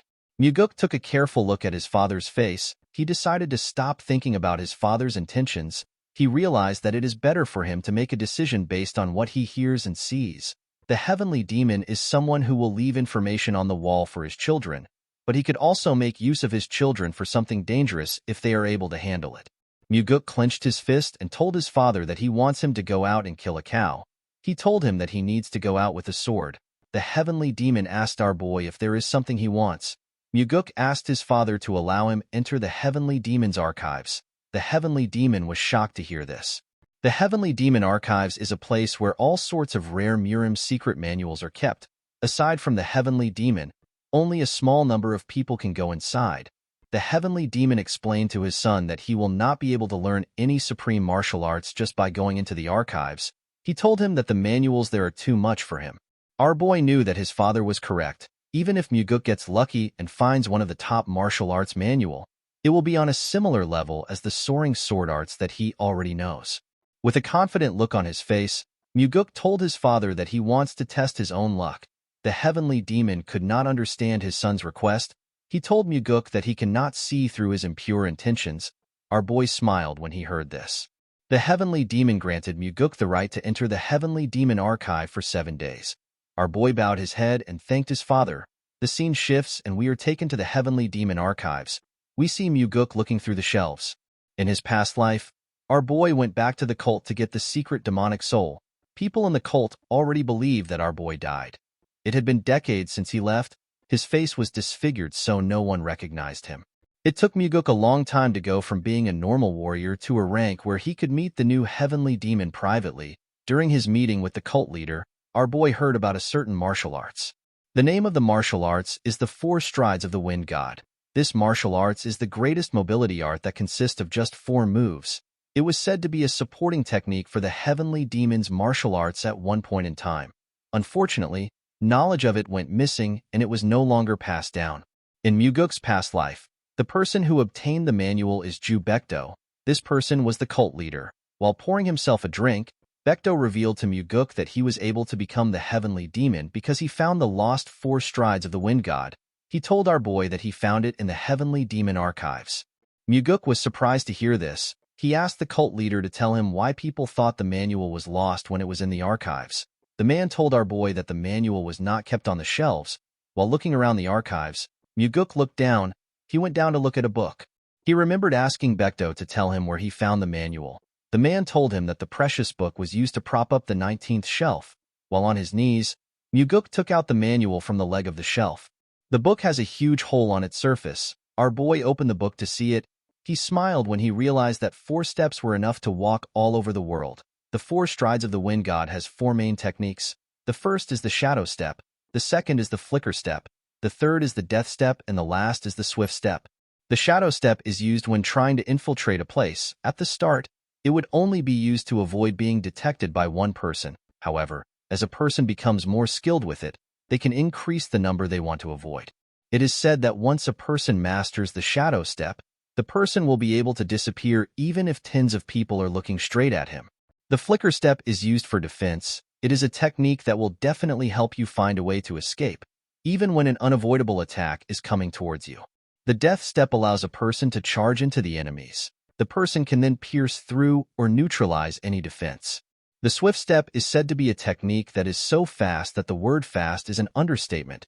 Muguk sat in a lotus position and began to practice this techniques. 7 days later, we are taken to the heavenly demon pavilion. Muguk bowed his head and told his father that he has returned. The heavenly demon asked his son to tell him what he learned in the heavenly demon archives. With a smile on his face, our boy revealed to his father that he learned a mobility art. The heavenly demon asked his son to tell him which mobility art he learned. Our boy told his father that he learnt the 4 strides of the wind god. The heavenly demon was shocked to hear this. He asked his son to not play with him. He asked him if he learned the shadow step, which is said to be lost. Muguk explained to his father that he does not have the guts to lie to him over something like this. The heavenly demon asked our boy to show him what he learned. Muguk asked his father to tell him what he will give him if he shows him his technique. The heavenly demon told his son that he will spare his life. Our boy smiled when he heard this. He closed his eyes and released some of his energy. The moment he opened his eyes, he activated the shadow step technique and disappeared in front of his father. The heavenly demon was shocked to see this. He quickly got up from his throne. He could not believe that he was seeing different afterimages of his son in his pavilion. The heavenly demon asked Muguk to tell him where he learned the 4 strides of the wind god. Our boy told his father that he learned it in the heavenly demon archives. The moment he said this, his father appeared in front of him. With a scary look on his face, the heavenly demon asked Muguk to not lie to him. With a cold gaze in his eyes, the heavenly demon told his son that the 4 strides of the wind god did not exist within the heavenly demon archives. Muguk assured his father that he learned it there. The heavenly demon smiled when he heard this. He could not believe that his son wanted to continue lying. Our boy asked his father if he is certain that the book was not there just because he read a large amount of manuals in the archives. Muguk explained to him that the manual could have been in another shelf which does not belong to the mobility arts section. The heavenly demon became more suspicious of his son. He asked Muguk if he knew that the 4 strides of the wind god was in the archives. Our boy explained to his father that he was trying to learn another martial arts when he coincidentally found the manual. The heavenly demon did not seem to completely believe his son. However, he could not easily read our boy's face. He asked Muguk to tell him where the book was. Our boy revealed to his father that the book was used to support the bottom of a shelf. He told him that he found the book when he tried to make the shelf straight. Upon hearing this, the heavenly demon asked his son if the important part of the manual has been removed. Muguk was surprised to hear this. He asked his father to tell him how he knew. The heavenly demon turned around and revealed to his son that he would have done this if he was the one. Before walking back to his chair, the heavenly demon asked his son to tell him the steps. Our boy smiled when he heard this. He already knew that this would happen. Muguk's goal is not to defeat his father and become the heavenly demon. Instead, it was to kill Wamugi and to save everyone in the heavenly demon pavilion. Our boy actually planned on helping his father travel the world and enjoy his life before he steps down as the heavenly demon. Muguk did not have any issues with teaching his father the 4 strides of the wind god. With a smile on his face, our boy told the cult leader that he does not want to teach him the 4 strides of the wind god. The heavenly demon turned around and glared at his son. Muguk told his father that nothing is free in the world. The heavenly demon reminded his son that he taught him a technique at the hunting grounds for free. Muguk told his father that the technique was the payment for the liquor he drank at the hunting grounds. The heavenly demon smiled when he heard this. He asked his son to tell him how he was able to hold himself back for a long time. He told him that he is really brazen. With a smile on his face, Muguk explained to his father that he held himself back until he grew to this extent. The cult leader asked his son to tell him what he wants. With a confident look on his face, Muguk told his father that he wants the heavenly demon defense art. The heavenly demon defense art protects one's body, and it is an exclusive martial arts that only the heavenly demon can learn. This defense art is as good as getting an extra life. The heavenly demon told his son that it is impossible for him to learn the defense art. He reminded Muguk that the heavenly demon defense art can only be learned by the heavenly demon or the successor. Our boy told his father that he just needs to teach it to him secretly. The heavenly demon was surprised to hear this. Muguk reminded his father that the heavenly demon defense art is not something that can be seen on the outside. He assured him that no one will know if he teaches him secretly. Muguk bowed his head to his father and told him that he will take his leave. He asked the cult leader to get back to him after thinking about it. Immediately he turned around. The heavenly demon told him that he needs to first teach him the 4 strides of the wind god. Muguk quickly turned around. He was shocked to hear what his father said. He could not believe that his father was actually going to teach him the heavenly demon defense art. Our boy asked the heavenly demon if he can teach him now. The cult leader smiled when he heard this. He asked his son if he is not suspicious. He asked Muguk if he is not afraid that he will not teach him the heavenly demon defense art after learning the 4 strides of the wind god. With a smile on his face, our boy told his father that he is not worried. He explained to him that he is not a parent who would do something so embarrassing in front of his own son. The heavenly demon was surprised to hear this. He asked his son to tell him the steps. The moment he heard this, our boy began to recite the manual. The heavenly demon closed his eyes and released a small portion of his energy. He circulated his energy while following his son's instructions. When he was done, he opened his eyes. Muguk asked his father if he should say it one more time. The heavenly demon told his son that there is no need. Immediately he said this. He disappeared in front of Muguk and began to move around the pavilion. Our boy only saw his afterimages. Muguk could not comprehend what was happening. The technique his father was using was different from his. He realized that this was his father's interpretation of the manual. While he was thinking, the heavenly demon returned to his original position. With a smile on his face, he said that the martial arts is quite good. Muguk turned around. He realized that this is the biggest change he has made since he regressed. Our boy wondered if Wamugi will be able to defeat his father now that he has learned the 4 strides of the wind god. While raising his voice, the cult leader told his son that he will teach him the heavenly demon defense art now. He asked Muguk to memorize it because he is only going to say it once. With a smile on his face, our boy told his father that he will do his best. The scene shifts and we see a red bump on Muguk's head. Leon was annoyed to see this. She asked her master to tell her the arrogant bastard that hit him. Before she could say more, Muguk revealed to her that he was hit by his father. The bodyguard became silent when she heard this. Our boy remembered how the training was. He circulated a golden energy around his body. After meditating for a while, Muguk let out a huge sigh. He was relieved to have finally learned the heavenly demon defense art. With a smile on his face, Muguk told his father that he is more happy with the fact that they now have a secret that they share than the fact that he learned the heavenly demon defense art. The moment he heard this, the heavenly demon turned around and used his fingers to flick his son's head. He asked Muguk to not get cheeky with him. The scene shifts and we are taken back to the present. Our boy asked Leon to tell him why she is not on her way to the pavilion. The bodyguard told her master that she is there to protect him and not to attack. Muguk smiled when he heard this. He remembered that Leon never made such jokes in the past. He used his hair to cover the bump and walked forward before going inside. Our boy told his bodyguard that he can't do something right now. The girl did not understand what her master was talking about. Muguk turned around and assured Leon that he will definitely find a way to fix the side effects of her body petrification technique for her. Our boy asked her to wait a little longer for him. Leon was shocked to hear this. Muguk explained to Leon that he told the heavenly demon that their cult needs to change into a place where people no longer have to damage their bodies to protect others. Our boy did not want the cult to become a place where people like Leon do what they don't want to do. Muguk smiled at his bodyguard when he said this. Leon could not believe what she was hearing. Muguk moved close to her and ordered her to listen carefully. The girl bowed her head when she heard this. Our boy fired her as his guard warrior. Leon was shocked to hear this. She asked her master if he is serious. She could not believe that he was actually firing her. Muguk revealed to her that she has been chosen to become the captain of the Phantom Shadow Corps. The girl was surprised to hear this. She told her master that there is no group in the cult that has this name. With a smile on his face, Muguk revealed to her that he is the one that is going to create the group. He told her that it will be a group that directly reports to him. Leon asked her master to tell her why he is making her a captain of a group that has not been created yet. With a serious look on his face, our boy asked her if she will become the captain of the Phantom Shadow Corps for his sake. Leon could not believe what she was hearing. She put her hand together and bowed her head to Muguk. She told him that she will accept the position. In the next scene, we are taken to a town. We see Muguk in average clothes. Our boy was thinking about the fact that he told Leon that he will be creating a group that directly serves under him. Although he said this, Muguk knew that this was not a simple task. In order to run an organization, a large amount of capital is needed. To get the capital he needed, Muguk decided to make use of an incident that happened before he regressed. While our boy was standing with some mercenaries, a man calls out to them. The man introduced himself as Yang Dang.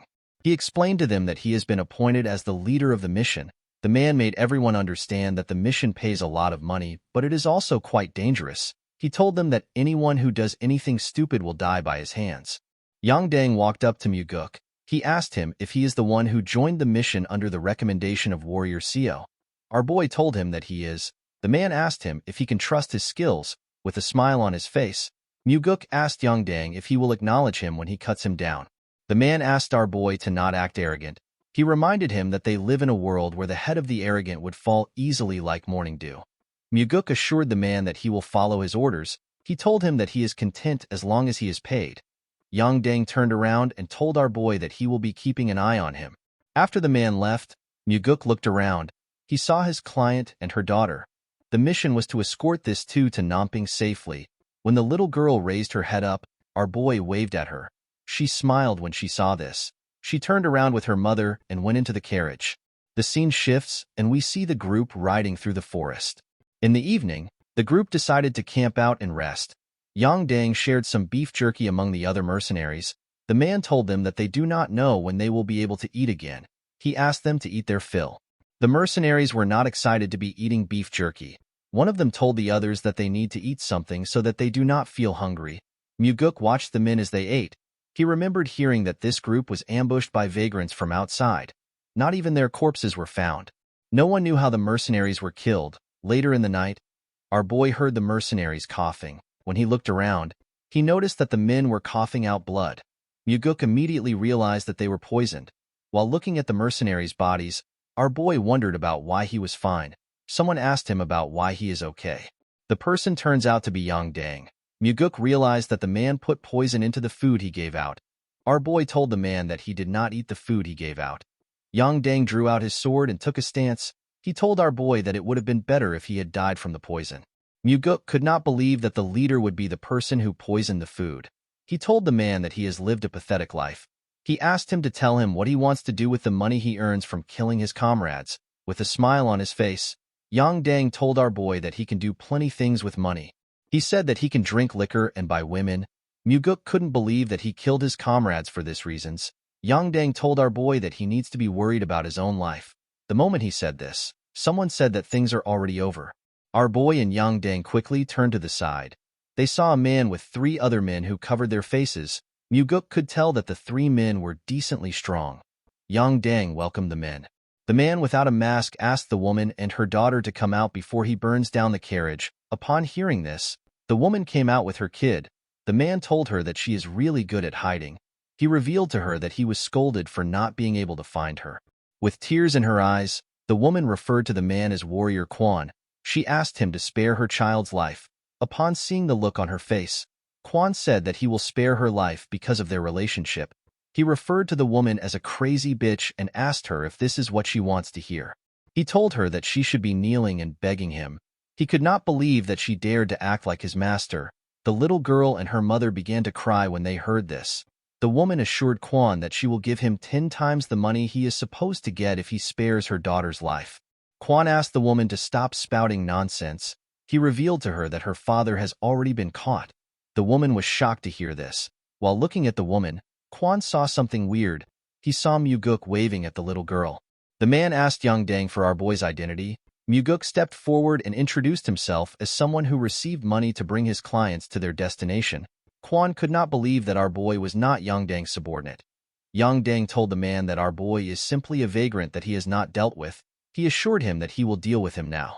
Quan asked him to do it immediately. The man stepped forward when he heard this. With a smile on his face, Muguk told Yang Dang that this men are street thugs that would betray their own master.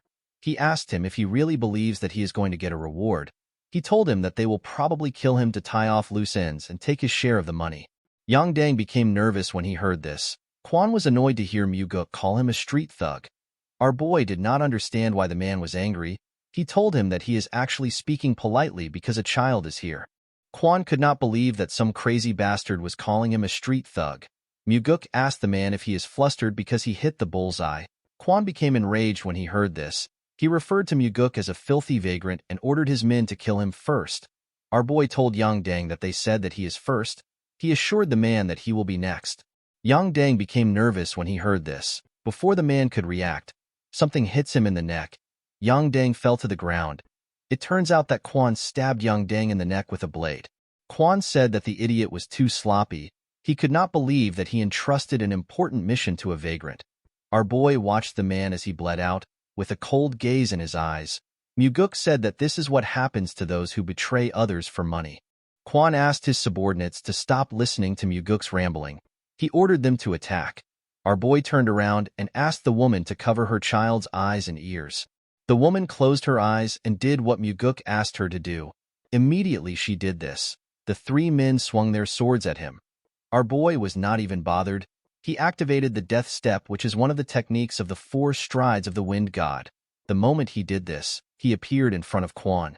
The man was shocked to see him. He did not know how he got so close to him. When the man looked behind our boy, he saw his subordinates' heads in the air. The heads fell in front of the woman. She quickly opened her eyes when she heard the sound. Quan became scared. He asked Muguk to tell him who he is. Our boy told the man that he has the same question for him. The woman revealed to him that Quan Won is one of the vassals that protects her household. She introduced herself as Jiam Seon. She revealed to Muguk that she is the daughter of the Golden Manor Master. Our boy smiled when he heard this. He already knew about the woman.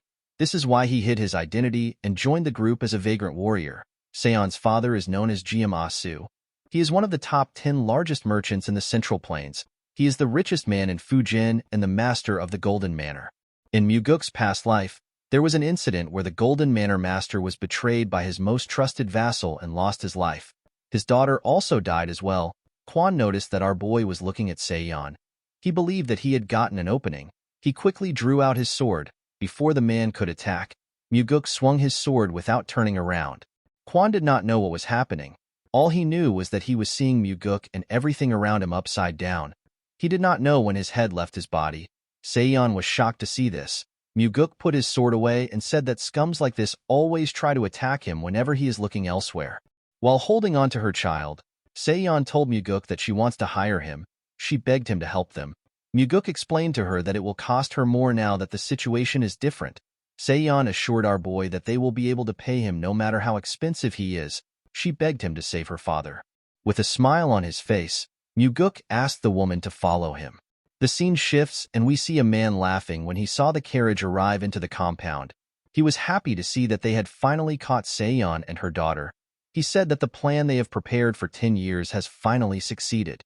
While the man was talking, he noticed that it was only Muguk and the family that came down from the carriage. He asked our boy to tell him where Kwon is. Muguk revealed to him that everyone is dead except for him. The man was surprised to hear this. He asked our boy to tell him who killed Kwon. Muguk told the man that Kwon was killed by a mysterious martial master who is young and handsome. The man was surprised to hear this. He asked Muguk to tell him why he is praising the enemy. Our boy did not respond to the man. After carefully looking at him, the man realized that Muguk was the one who killed Kwon. With a smile on his face, our boy told the man that he has a good eye for people. The man's subordinates quickly surrounded Muguk. They pointed their weapons at them. The man told our boy that he should have ran far away if he saved Seon and her child. He could not believe that Muguk came back into the tiger's den. Our boy asked the man to tell him where the tiger is. He told him that he only sees stupid dogs that bit the master that raised them. The man became nervous when he heard this. He found it weird that Muguk would come into the enemy's base after killing Kwon. A normal person would have ran away. More importantly, Muguk looked confident and relaxed even though he was surrounded. The man was certain that our boy was not an ordinary person. The man put his hand together and asked Muguk to follow him in to have a drink. He assured him that he will give him some good liquor even though they are meeting under these circumstances. Muguk asked the man to stop behaving polite. He told him that he will not go easy on him even if he acts kind. He asked him to curse and swear as he wishes. The man realized that he could not get through to our boy. He ordered his men to kill him. The men charged at Muguk when they heard this. Our boy drew out his sword and disappeared in front of the men. He tore a man apart when he reappeared. One of them said that Muguk is too fast. Immediately he said this. Muguk cut off his head. Our boy used his sword to tear through the men. It did not even look like a challenge for him. The man became terrified. He saw Muguk standing in the middle of his subordinates' bodies. He asked our boy to tell him who he is. Muguk swung his sword to clean off the blood on it. He told the man that he is simply a hired swordsman who smelled an opportunity to make a lot of money. With a nervous look on his face, the man asked Muguk if money is the only thing he wants. He asked him to tell him the amount that would make him go away. With a smile on his face, Muguk told the man that he looks rich. The man revealed to our boy that he has enough money to change a person's life. He asked him to tell him the amount he wants. Muguk asked the man to tell him why he betrayed his master when he is already so rich. He asked him to tell him why he did not use his money to change his life. He urged the man to tell him why he wants to steal his master's money. The man did not know how to respond to Muguk. While he was staring at our boy, someone asked Muguk to drop his sword. The man was surprised to hear this. He quickly turned around. He saw his subordinate holding a sword to their master's neck. Seon called out to her father. The man smiled when he saw this. He believed that his situation had changed. He asked Muguk to drop his sword if he does not want the Golden Manor Master to die. Our boy neatly raised his sword up. The man did not understand why he did this. Before he could react, a red line passed by his side and it also passed through his subordinate. The energy tore through everything in its path. The subordinate's sword broke. Before he could do anything, his body tore apart. His blood splashed all over the place. Muguk used the fourth form of the soaring sword art. This technique is known as the Flaming Heavens. The man began to scream when he saw what happened to his subordinate. With a look of disappointment in his eyes, Muguk asked the man to repeat what he said. Muguk moved closer to the man. He began to panic. He asked our boy to wait. Muguk told the man that he has no interest in waiting. He asked the man to come at him if he doesn't want to die.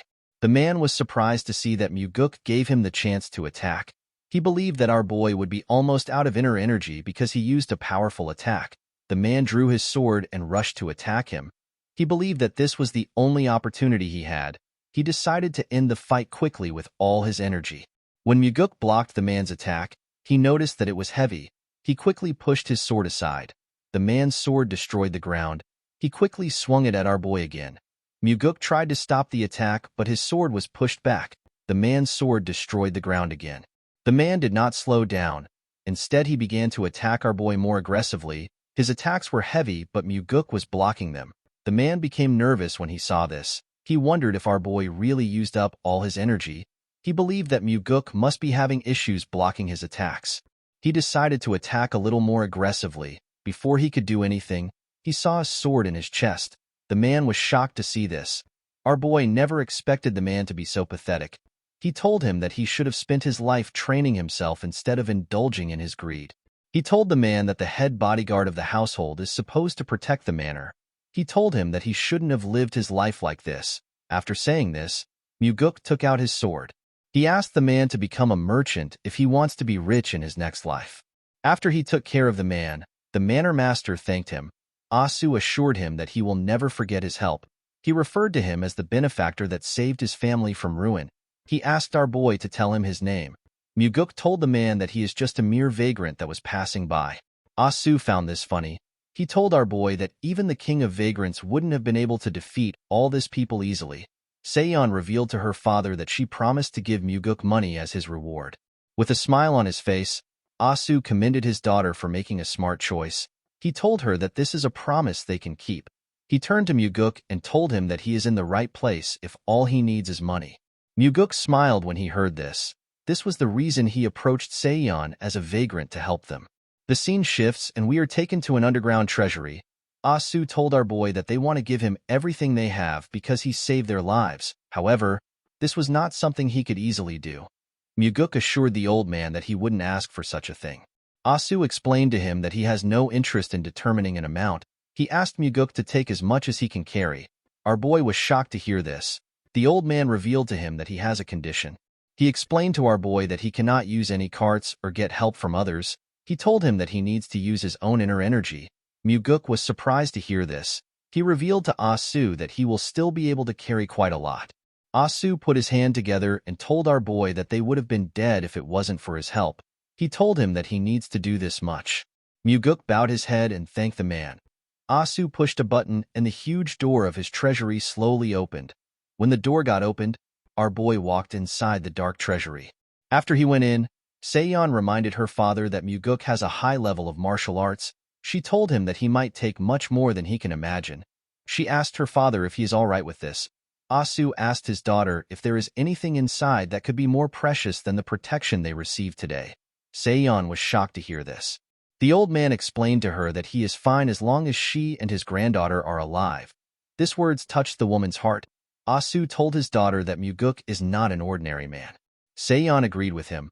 Although he was trying to hide it, Seon could tell that our boy was exceptionally skilled even though he looked so young. Asu told her that he is not referring to the skills they saw today. He explained to her that there is something about Muguk that he cannot express with words. The manor master has met countless people in his life. Even he had never met someone so young and confident who has such a unique air around him. Asu reminded his daughter that they can always earn more money, but they will never be able to build a connection to someone like Muguk ever again. He assured her that it is fine if our boy takes a lot. This is because the more Muguk takes, the deeper their connection will be. Seon was surprised to hear this. She never expected him to hold our boy in such high regards. The scene shifts and we are taken to the cult. We see Muguk in front of the heavenly demon pavilion. Our boy had already sold the gold and the treasures that he took from the golden manor in different places. Asu and his daughter were completely shocked to see the amount of things Muguk came out with. Muguk sold the treasures in different places because the treasures were too much for a single shop to buy. He went to different places every time he arrived in a city to sell the jewels. Our boy earned 38 million niangs. This money will become the cornerstone of the squad that will be directly under his command. When Muguk stepped into the building, he saw his father on his throne and Myung standing next to him. The heavenly demon receives reports from Myung in this place several times a day and makes important decisions. Depending on those decisions, some people live and some die. Muguk wondered if his father is really satisfied with this life. He wondered if his father also wants to give away the position of the heavenly demon. The heavenly demon told his son that he heard he went outside. With a smile on his face, our boy told his father that he went to earn money. The heavenly demon asked him to tell him what he needs money for. Muguk explained to his father that he cannot continue spending his money. He told him that he will need a lot of funding going forward. His father asked him about how he plans to spend his money. Muguk revealed to him that he wants to create his own private group. The heavenly demon and the chief advisor were shocked to hear this. The heavenly demon asked our boy to explain himself. Muguk reminded him that each of the demon supremes take in their own subordinates. He told him that he also needs his own group in order to deal with them. The heavenly demon told him that he cannot create a group.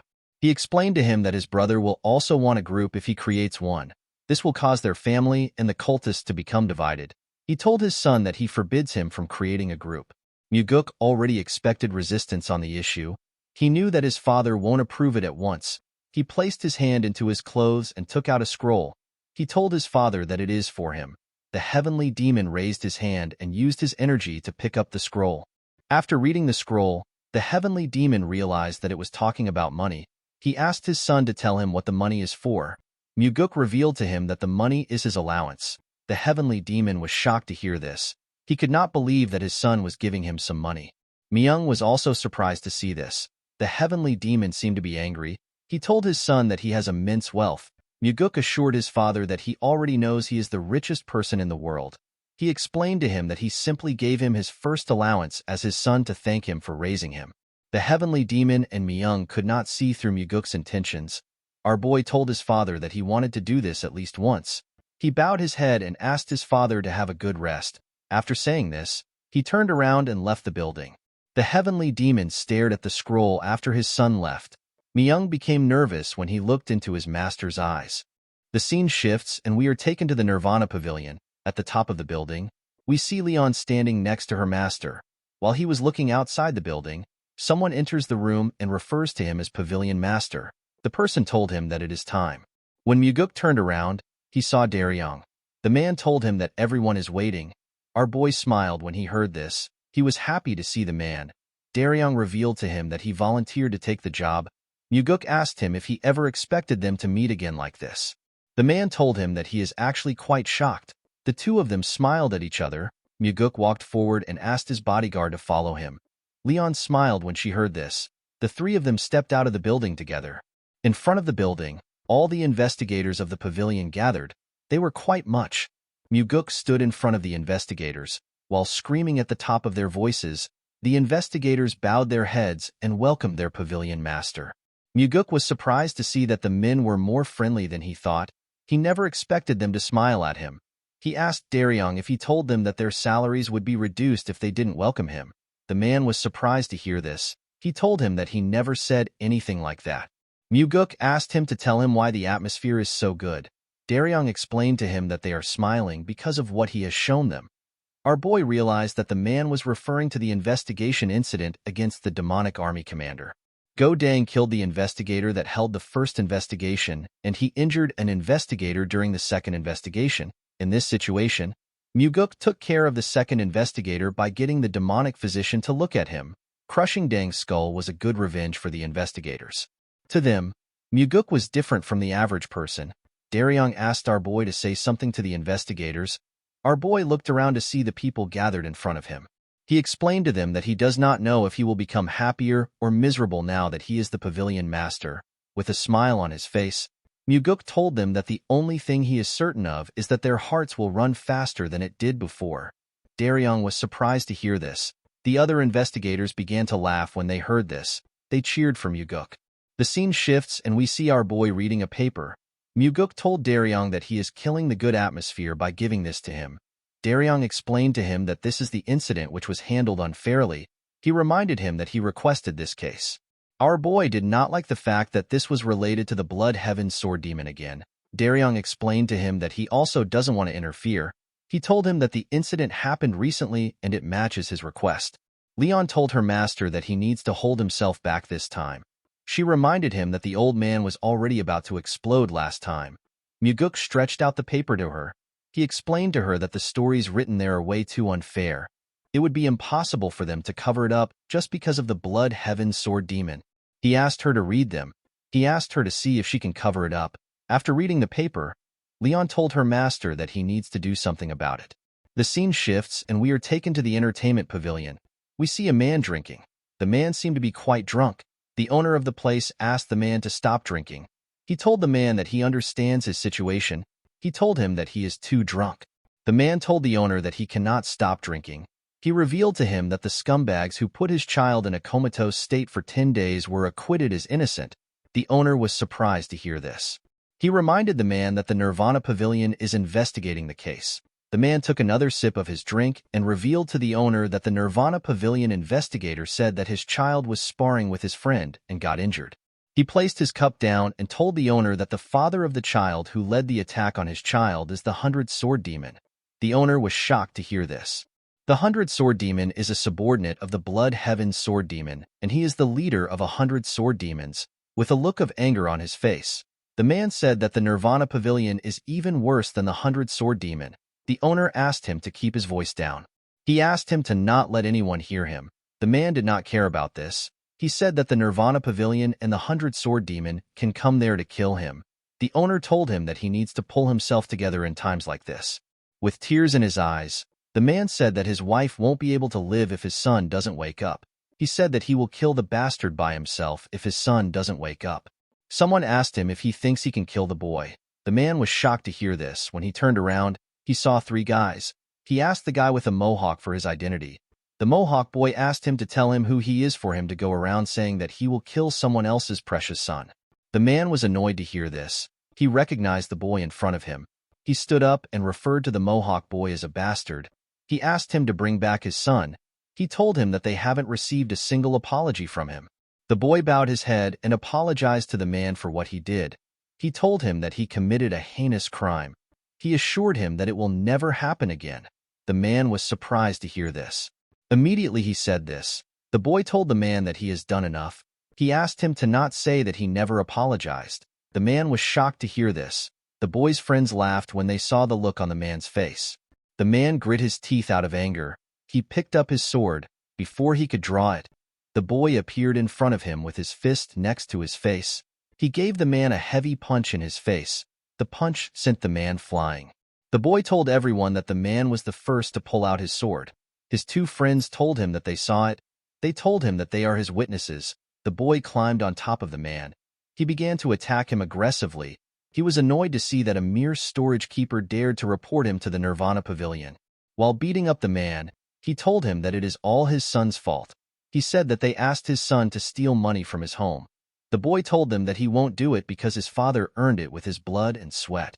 The bastard told the man that his son acted kind and made him out to be some trash.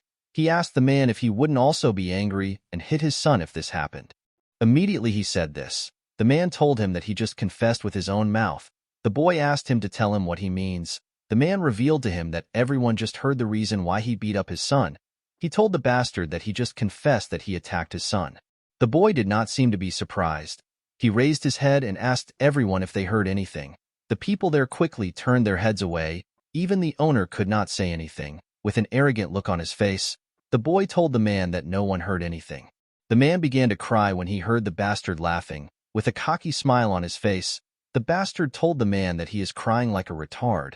He said that his son cried just like him. The bastard's friends laughed when they heard this.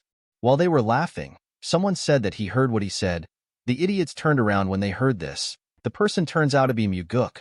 Our boy was with Leon and Daryong. The bastard raised his head and yelled at Muguk. He asked him to tell him who he is. He did not seem to recognize our boy.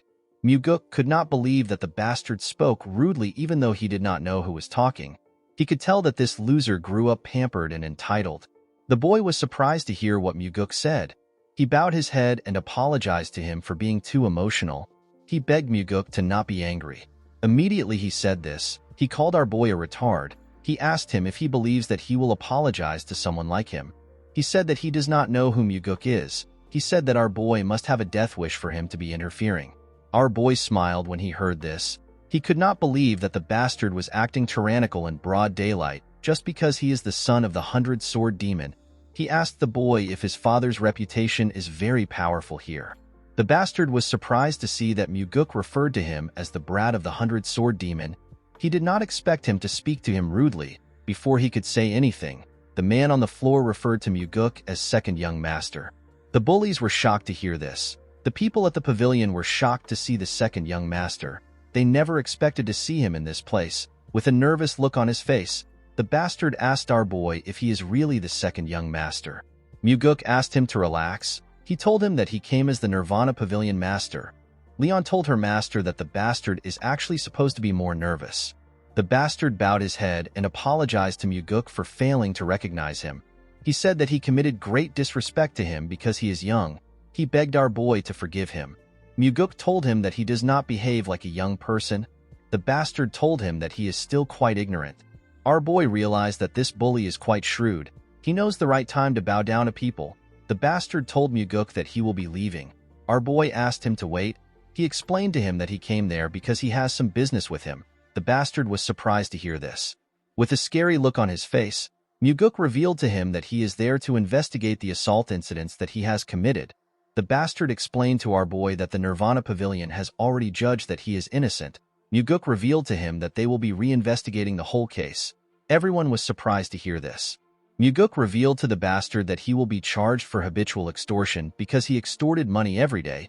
He told him that he will also be charged for instigation of stealing because he asked his victim to steal. The bastard will also be charged for murder because he beat the victim to the brink of death. The worst part is that he looked for the victim's father and assaulted him. Muguk told the boy that he has committed too many heinous crimes. He told him that he needs to be imprisoned for at least 20 years. The bastard was shocked to hear this. He told our boy that he did not assault the man. He said that they were sparring. Muguk asked him if he has forgotten. He reminded him that he confessed in front of the Nirvana Pavilion master some moments ago. He told him that he heard his confession. The bastard realized that he messed up. For some reason, this piece of shit still had some courage. He told Muguk that his father will not stand by and let anyone accuse him. Our boy smiled when he heard this. He asked the bastard to not worry about that. He revealed to him that his father will be so busy that he won't have to look after him. With a scary smile on his face, Muguk revealed to him that he plans to arrest the 100-sword demon for conspiring with the Nirvana Pavilion investigator. The bastard was annoyed to hear this. He asked Muguk if he believes that his father will let him do as he pleases. He told him that his father will seek revenge against him after he comes out of jail. He said that he might even kill our boy while he is in jail. The moment he heard this, Muguk gave him a heavy punch that pushed him up in the air. The pain which the boy felt was quite much. He began to cough when he hit his body on the floor. Our boy revealed to him that his sentence has increased to 30 years because he threatened the Nirvana Pavilion master. While he was coughing, tears poured out of his eyes. He begged Muguk to forgive him. Our boy glared at him. He asked him to give him one reason why he should forgive him. The boy did not know what to say. Muguk asked him if he has ever spared or helped anyone. He asked him to tell him something kind he has done before. He assured him that he will hear him out even if it is far-fetched and made up.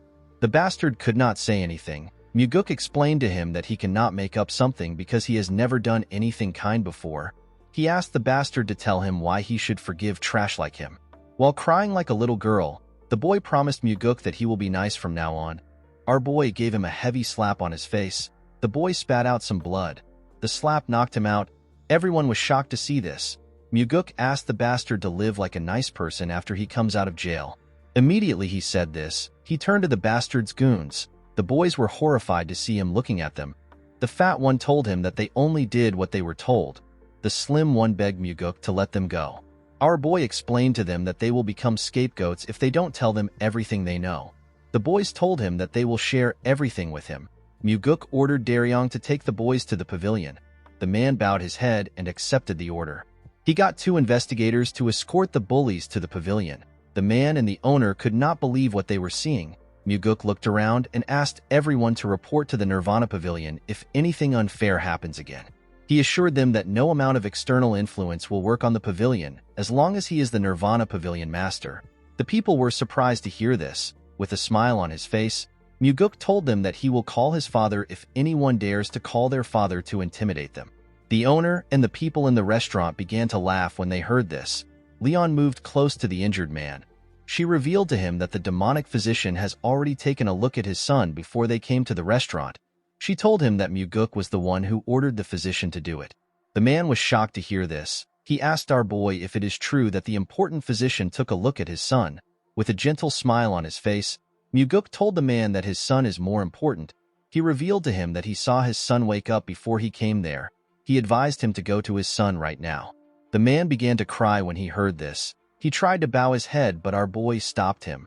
The man thanked him for what he did. He assured him that he will never forget the kindness he showed him.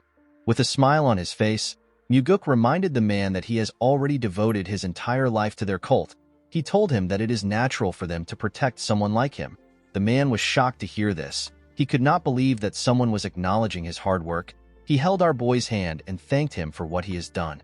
Daryong and Leon smiled when they saw how the man was thanking their master. Everyone was feeling emotional. Muguk told the man that it is the cult that is thankful to him. The scene shifts and we are taken to the Nirvana Pavilion. We see the investigators of the pavilion standing in front of our boy. Muguk believed that the first people to show opposition would be the Blood Heaven Sword Demon and the Sword Demons. He never expected it to have come from within the Nirvana Pavilion. At the front of the investigators was Gok Myung. Myung is the highest special investigator. He put his hand together and apologized to Muguk for not seeing him alone in the office. He told him that there were too many people. Our boy asked them about why they came to see him. Myung explained to him that he heard that he was going to reopen an investigation that was already ruled as innocent. Muguk told them that he plans to do it.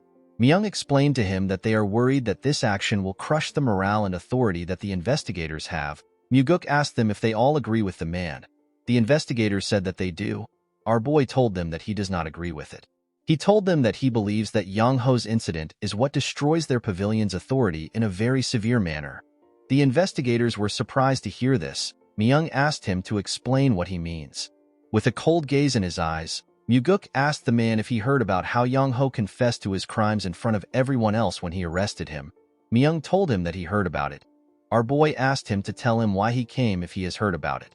The man told him that what they are talking about is the reopening of an investigation that has been closed. Muguk asked him if it is a matter of principles. Myung told him that it is. He revealed to him that a reinvestigation has never happened before. Our boy reminded the man that an innocent child was beaten half dead, and they got a confession from the culprit himself. He asked him if this does not warrant a reinvestigation. He asked him if he knows how he looks right now that he is trying to stick to principles. The man believed that the situation should not be changed. He explained to Muguk that it is important to hold up principles in an organization. Our boy let out a sigh. He told the investigators that he wants to hear what they think. He asked anyone who thinks the reinvestigation is correct to move to his left. The investigators looked around. None of them had the courage to step out. While they were looking at each other, one of them stepped out. The person turns out to be Daryong. The man said that he believed a reinvestigation is needed. Our boy asked him for the reason for his choice. Daryong explained to him that the investigation was not satisfactory. He said that they cannot deny the possibility that external influence could be involved. Muguk asked the others if there is anyone else who agrees with what Daryong thinks. A huge man and a chubby man told him that they also agree with Daryong. Myung was surprised to hear this. The huge investigator bowed his head and introduced himself as a Ko. He told Muguk that he wasn't able to thank him before. He thanked our boy for saving him. Muguk asked the investigator about his injuries. This was the investigator that our boy called the demonic physician to save. Iko assured him that he is feeling better. Our boy turned to the investigators and called out an investigator known as Zhang Hua. The man was surprised to see that the pavilion master called for him. Myung was also surprised to see this. Muguk reminded Hua that he is the investigator that was in charge of the case. He asked him to tell him what he thinks about the issue. Hua assured his pavilion master that he investigated the incident thoroughly. Our boy asked him if he received any bribes. The man was shocked to hear this. Myung asked Muguk to not say such a thing. Our boy released his energy. With a scary look on his face, he asked the old man to not speak without his permission. Myung became nervous when he heard this. Muguk turned to Hua and asked him if he received money from the 100-sword demon. The man placed his hand on his chest and assured the pavilion master that he did not accept any money. He swore on his life that he did not receive anything. He told Muguk that he can investigate him if he does not believe him. Our boy smiled when he heard this. He revealed to him that he already carried out an investigation on him. The investigators were shocked to hear this. Muguk told him that he knows he did not take any money. Myung asked him if he conducted an internal investigation on the investigators. He told our boy that this is not allowed unless it is a special investigation. Muguk assured the man that it was a special investigation. He revealed to him that he received direct orders from the heavenly demon. Myung was shocked to hear this. Our boy asked Hwa to tell him why he covered up the investigation if he did not take any money. With a nervous look on his face, the man said that he did not cover the investigation up. He wanted to say more, but Muguk interrupted him. He asked Hwa if he was threatened with the safety of his sister. The man was shocked to hear this. Muguk revealed to him that he found out that he is incorruptible based on the result of the investigation. Our boy found it rare to find someone so incorruptible. He didn't even believe the result of the investigation. He looked into Hwa by himself because he did not believe that there is someone who would hate money. Muguk told the man that he was surprised to find out that he was truly incorruptible as reported. He asked Hwa to tell him why someone like him would do a slidshot investigation and cover things up. He told him that he has a big weakness. This weakness is his younger sister, who is the only family member he has left. Hwa was shocked to hear this. Myung asked the man if he was really threatened by the 100-sword demon. Hwa could not say anything. Myung yelled at him and asked him to answer the question. Muguk knew why Myung took the lead and gathered everyone for this case. Hwa is a junior that Myung really cares for. The old man came out so that he could help make sure that his junior, who was the lead investigator, does not have any blemishes on his record. Our boy asked the man to not worry about his sister. The man was surprised to hear this. Muguk revealed to him that he has already sent warriors to his house to protect her. He assured him that his sister will be protected until the incident is over. Hwa was shocked to hear this. He asked our boy if he is serious. Muguk told him that he is. Hwa burst into tears when he heard this. He fell on his knees and told the pavilion master that he has committed a grave offense. Myung was shocked to see this. He asked his junior if he was really threatened. Muguk told the man that he shouldn't have covered the case up. With tears in his eyes, Hwa told him that he knows. He told him that he will gladly accept any punishment. The investigators were surprised to see what was happening. Our boy asked him to get up. He explained to him that he wouldn't have forgiven him if this happened after he became the pavilion master. He told Hwa that he will make an exception because the incident happened before he got there. The man was surprised to hear this. He asked Muguk if he will really forgive him. Our boy told him that he will. He revealed to him that he is forgiving him because of the life he lived as an incorruptible investigator. He told him that the incorruptible life he lived before no longer exists because of the incident. He asked him to start building his incorruptible life again. Hwa thanked our boy for the chance he gave him. Muguk asked the other investigators to listen to him. He explained to them that he thinks of their families as his own now that he has become the pavilion master. He assured them that he will crush anyone who dares to mess with his family. The investigators were surprised to hear this. Muguk told them that they will no longer allow themselves to be swayed by any external influence. He told them that he will not allow anyone to mess with them with their influence. He assured them that he will protect their families if they receive a threat and tell him about it. Our boy asked them to trust their cult leader if they do not trust him. He revealed to them that he is willing to beg his father if he has to beg. He asked them to report to him if anyone dares to try to exert influence on them from outside. He assured the investigators that he will make it possible for them to do their work with their heads held high. The investigators were shocked to hear this. Muguk told them that the Nirvana Pavilion will work as it is supposed to when they are sure that their families are safe. He said that everyone deserves to be punished if they commit a crime. Their status is irrelevant. He told them that he will even punish someone from the Heavenly Demon Pavilion if they commit a crime. With a serious look on his face, our boy said that he will even hold the cult leader responsible if he commits a crime. The investigators were shocked to hear this. Muguk revealed to them that he is not afraid of the Heavenly Demon or the 8 Demon Supremes. He said that he fears that the Nirvana Pavilion will become useless and they will not be able to protect those they are supposed to protect. The investigators looked at each other when they heard this. Muguk told them that those who were supposed to be punished walk away scot-free while smiling. They are saying that the pavilion is not able to do anything to them. The investigators knew that he was right. One of them announced that she wishes to follow the wishes of the pavilion master. The investigators turned around when they heard this. They saw their fellow investigator, who happens to be a beautiful woman. Daryong seemed to be smitten by the woman's beauty. He referred to her as Jo Hyang. The woman moved close to Muguk and stood behind him. The other investigators began to doubt themselves when they saw this. They looked at each other and nodded their heads. They all moved to Muguk's side. The only person that was left was Gok Myung. The old man was surprised to see that the investigators left him. Our boy explained to him that he will need his experience and assistance if he wants to turn his resolve into reality. He stretched out his hand to Myung and asked him to help him. The man was shocked to see this. He took a look at Myuguk's face. He noticed that he was smiling at him. Myung grabbed the pavilion master's hand and thanked him for the opportunity. His hands were trembling when he said this. Myuguk noticed this. He used his other hand to gently pat the man's hands. He called out to Daryong and asked him to go with enforcement warriors to arrest Yang Tae, who is also known as the 100-Sword Demon. Myung explained to our boy that Yang Tae won't let himself be arrested. He said that the man has 100 sword demons under him. With a serious look on his face, Myuguk asked Daryong to tell Yang Tae to do as he pleases. He said that he will charge him with mutiny if he does not come. Everyone was surprised to hear this. The scene shifts and we see Yang Tae sitting in front of Myuguk. The man referred to him as the second young master. Our boy asked him to call him the Nirvana Pavilion Master. The 100-Sword Demon corrected himself and called Myuguk Pavilion Master. He told him that there was mention of a mutiny charge in his summons. He asked Myuguk to tell him what this means. Our boy told him that this was the only way he could get to meet him. Yang Tae apologized for not immediately complying with the arrest.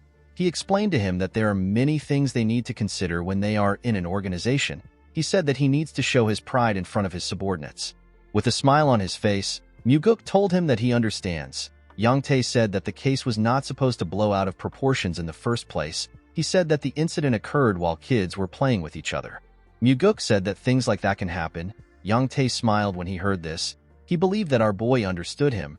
He explained to him that he will need external help eventually in order to continue running the Nirvana Pavilion. He told him that he will also need a lot of funds. Myuguk could tell that the bastard was beating around the bush. He knew that Yang Tae wanted to bribe him. Yang Tae told him that he will also need their help if he wants to become the official successor in the future. He told our boy that everyone is currently supporting his elder brother. With a smile on his face, Myuguk told him that he will really appreciate it if he helps him. Yang Tae put his hand together and told him that he is truly magnanimous. He promised to serve our boy well from now on. He told him that he will also host a great meal for him soon. He stood up after saying this. Myuguk asked him about where he is going. Yang Tae was surprised to hear this. He asked him if they are not done talking already. With a look of surprise on his face, Myuguk asked the 100-Sword Demon if he was planning to help him after he got out of prison. Yang Tae was shocked to hear this. He asked him to stop making such jokes. With a serious look on his face, Myuguk asked the man if he sounds like he is joking. He reminded him that he threatened to kill a family member of a Nirvana Pavilion investigator. Yang Tae reminded our boy that he already said that he did not make any threat like that. Myuguk told him that he does not care about what he said. He revealed to him that he has already received the testimony of the investigator that was threatened. He explained to Yang Tae that rules of their cult determine that the testimonies of all warriors of the Nirvana Pavilion have a higher weight when compared to others. This is a clause made to protect the authority of the Nirvana Pavilion investigators. Yang Tae became nervous when he heard this. With a cold gaze in his eyes, Myuguk told the man that he must have not known about this because he is just finding out about it himself. He told him that the clause was made because of people like him. He revealed to the 100-Sword Demon that there are many others who think they can talk their way out like him. He explained to him that he will reduce his sentence by 10 years if he confesses now. He told him that he will receive a 20-year sentence if he doesn't confess. He told him that this is as far as he can negotiate. Yang Tae asked our boy if he has lost his mind. Myuguk told him that he will gladly go crazy if he has to. He said that it is hard to deal with people like him with a sane mind. He told him that he will give him a few minutes to think. Yang Tae asked him about the reason he is doing this. Myuguk explained to him that his son almost beat his own friend to death. It wasn't just over a single fight. He bullied the victim every day for years. He told the 100-Sword Demon that he threatened to kill an investigator's family member to cover his son's crime up. Myuguk could not believe that this bastard still had the guts to ask him about why he was doing this. Yang Tae said that a storage guard is not the same as them. He said that they should be treated as superiors. He revealed to him that the Nirvana Pavilion has always closed its eyes for matters on this level. With a cold gaze in his eyes, Myuguk told the man that his words are upsetting and frightening. Yang Tae was surprised to hear this. Our boy told him that the Nirvana Pavilion will no longer act this way. Yang Tae told him that the Blood Heaven Sword Demon will not let him mess with him. Our boy assured the man that his boss will not do anything. He told him that the old man did not do anything when he cut down the demonic commander.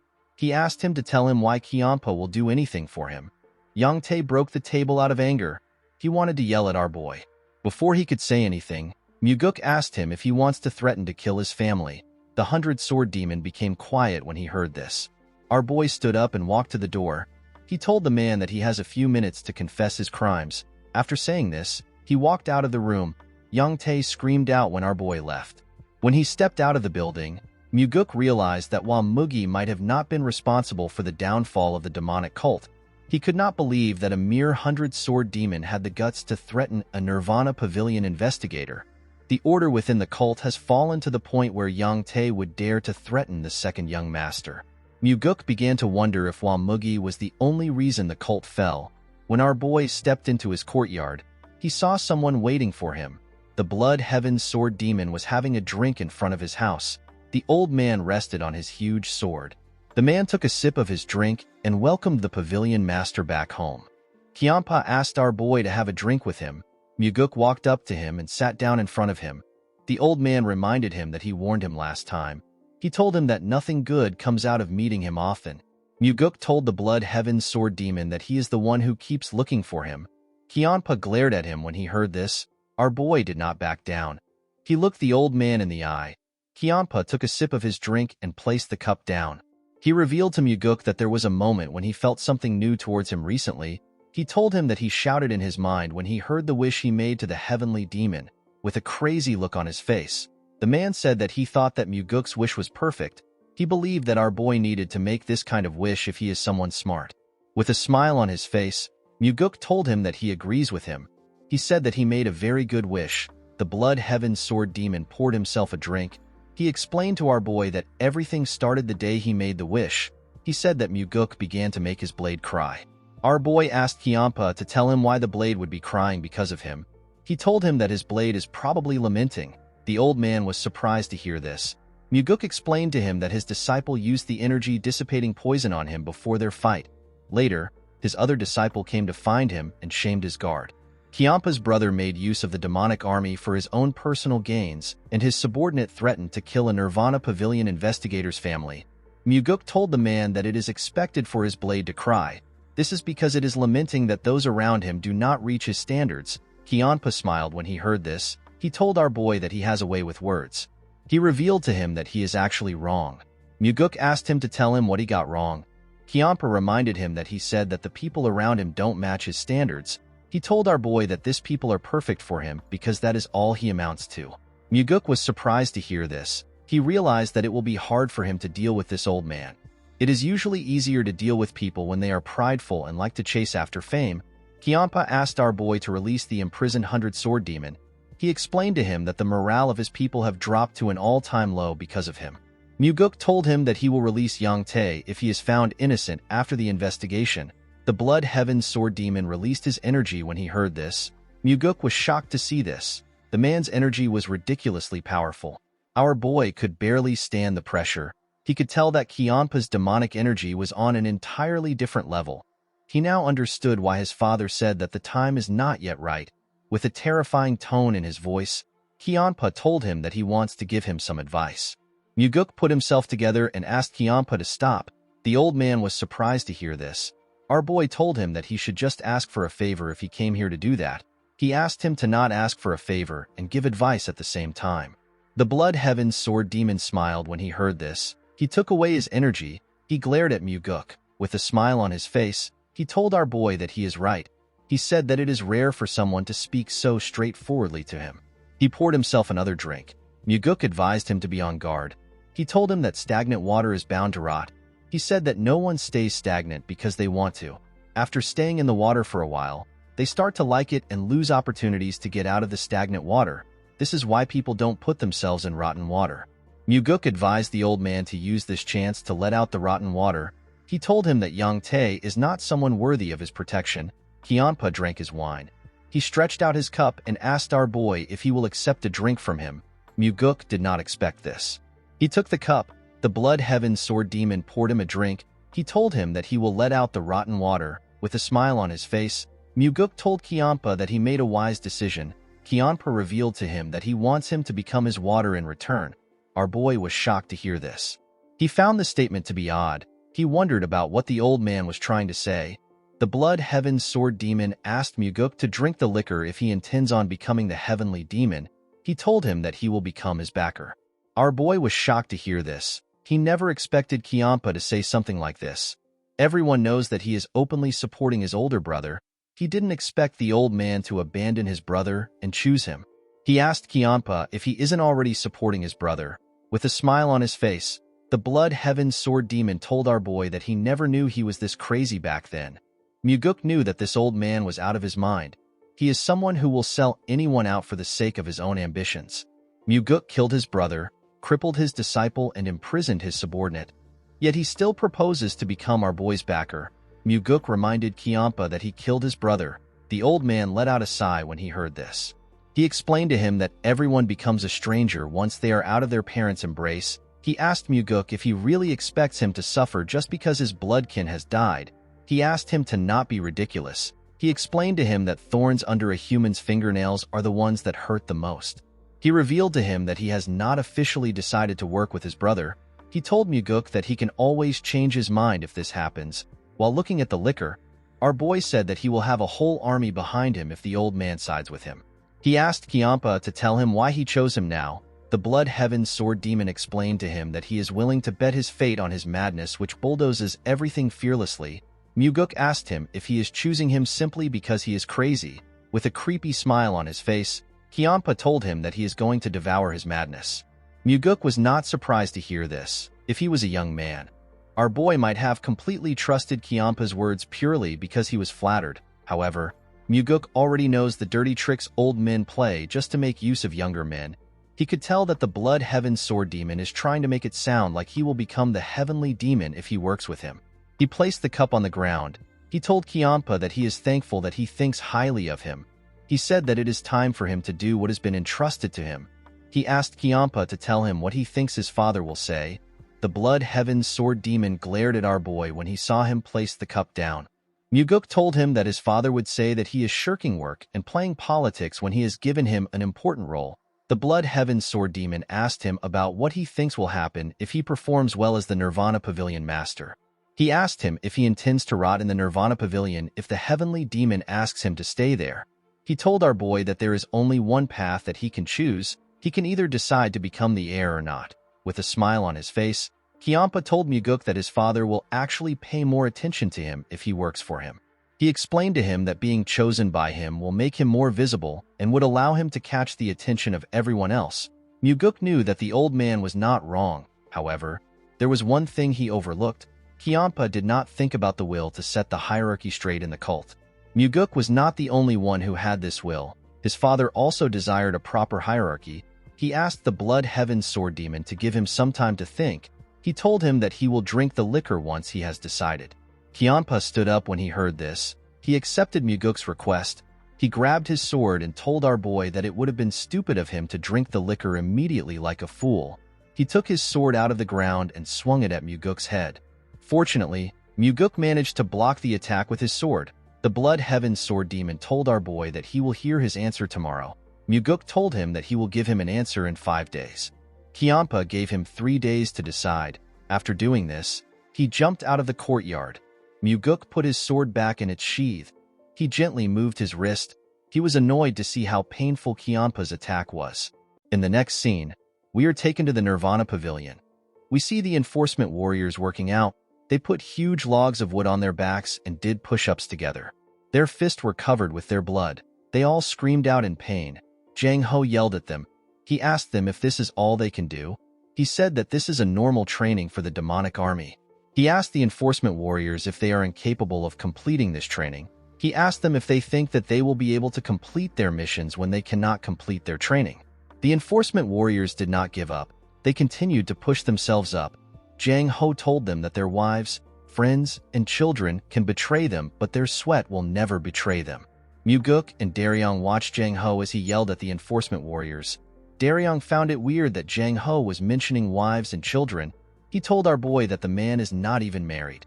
Muguk smiled when he heard this. He told the man that he is right. Daryong asked his boss to tell him how he did it. Our boy asked him to be specific about what he is talking about. Daryong asked him to tell him how he got the Southern Blade House to publish their apology statement publicly. Daryong never expected the Southern Blade House to acknowledge the wrongdoings of the 100 Sword Demon. They even apologized. He told his master that this has never happened before. With a smile on his face, Muguk asked the man to ask the Southern Blade House by himself if he is curious. Daryong asked our boy to not say things like that as a joke. He said that his legs will be broken if he goes to the Southern Blade House right now. Muguk told him that he is actually wrong. He assured him that he will be fine if he dances in front of their training ground right now. He said that it is only for the time being. Daryong did not understand what Muguk was talking about. Our boy remembered that the Blood Heaven Sword Demon told him that he is waiting for his reply. With a serious look on his face, he asked Daryong to send Yang Tae and his son to a prison where it is hard for them to be contacted. He said that the father and son must take full responsibility for what they have done. The man bowed his head and said that he understands. Muguk walked out of the building. He thinks about the fact that Yang Tae and his son would have done as they pleased for the rest of their lives if he had not interfered. Guak Su and his family who were the victims would have lived a miserable life. Muguk was certain that there are other victims like Guak Su who he doesn't know about. He knew that more victims will continue to appear in the cult. Our boy did not want people like Yang Tae to continue wreaking havoc in the cult. The scene shifts and we are taken to the demonic village.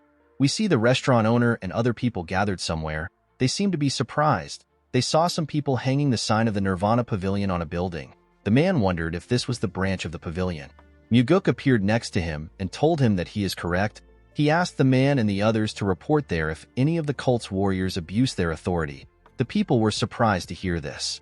Muguk asked them about what they do when the warriors abuse their authority. The restaurant owner seemed to be confused by the question. Our boy realized that this people simply took the abuse and stayed quiet. Even those who knew that it had to be reported to the Nirvana Pavilion did not do anything. Before they even get to the pavilion, they have to declare their reason for visiting at the main gate. They will also go through an identification test and a body search. They have to go through this same process multiple times before they even arrive at the Nirvana Pavilion. Muguk asked everyone to report to the Nirvana Pavilion on matters relating to the cult's warriors. The restaurant owner asked him if he is serious. Muguk assured him that he is being serious. He asked him to spread the word. He asked the people to tell the rest of the villagers that they can report to the branch if they experience any form of injustice from the warriors. He assured everyone that there won't be any retaliation. He revealed to them that those who retaliate against the people who made a report for a Nirvana Pavilion investigation to take place will be executed. The man could not believe that Muguk opened a branch for the sake of the people. He bowed his head and assured our boy that he will tell everyone about it. Our boy smiled when he heard this. In the next scene, we see Muguk walking home. He told himself that this is how it starts. He believed that they will be able to protect the villagers with the Nirvana Pavilion. Low-ranked warriors and those who suffer injustice because they are weak will have a place to keep them safe. Our boy believed that they will be able to teach everyone an important principle with the new branch. Muguk wanted to teach the people that everyone's life has the same worth.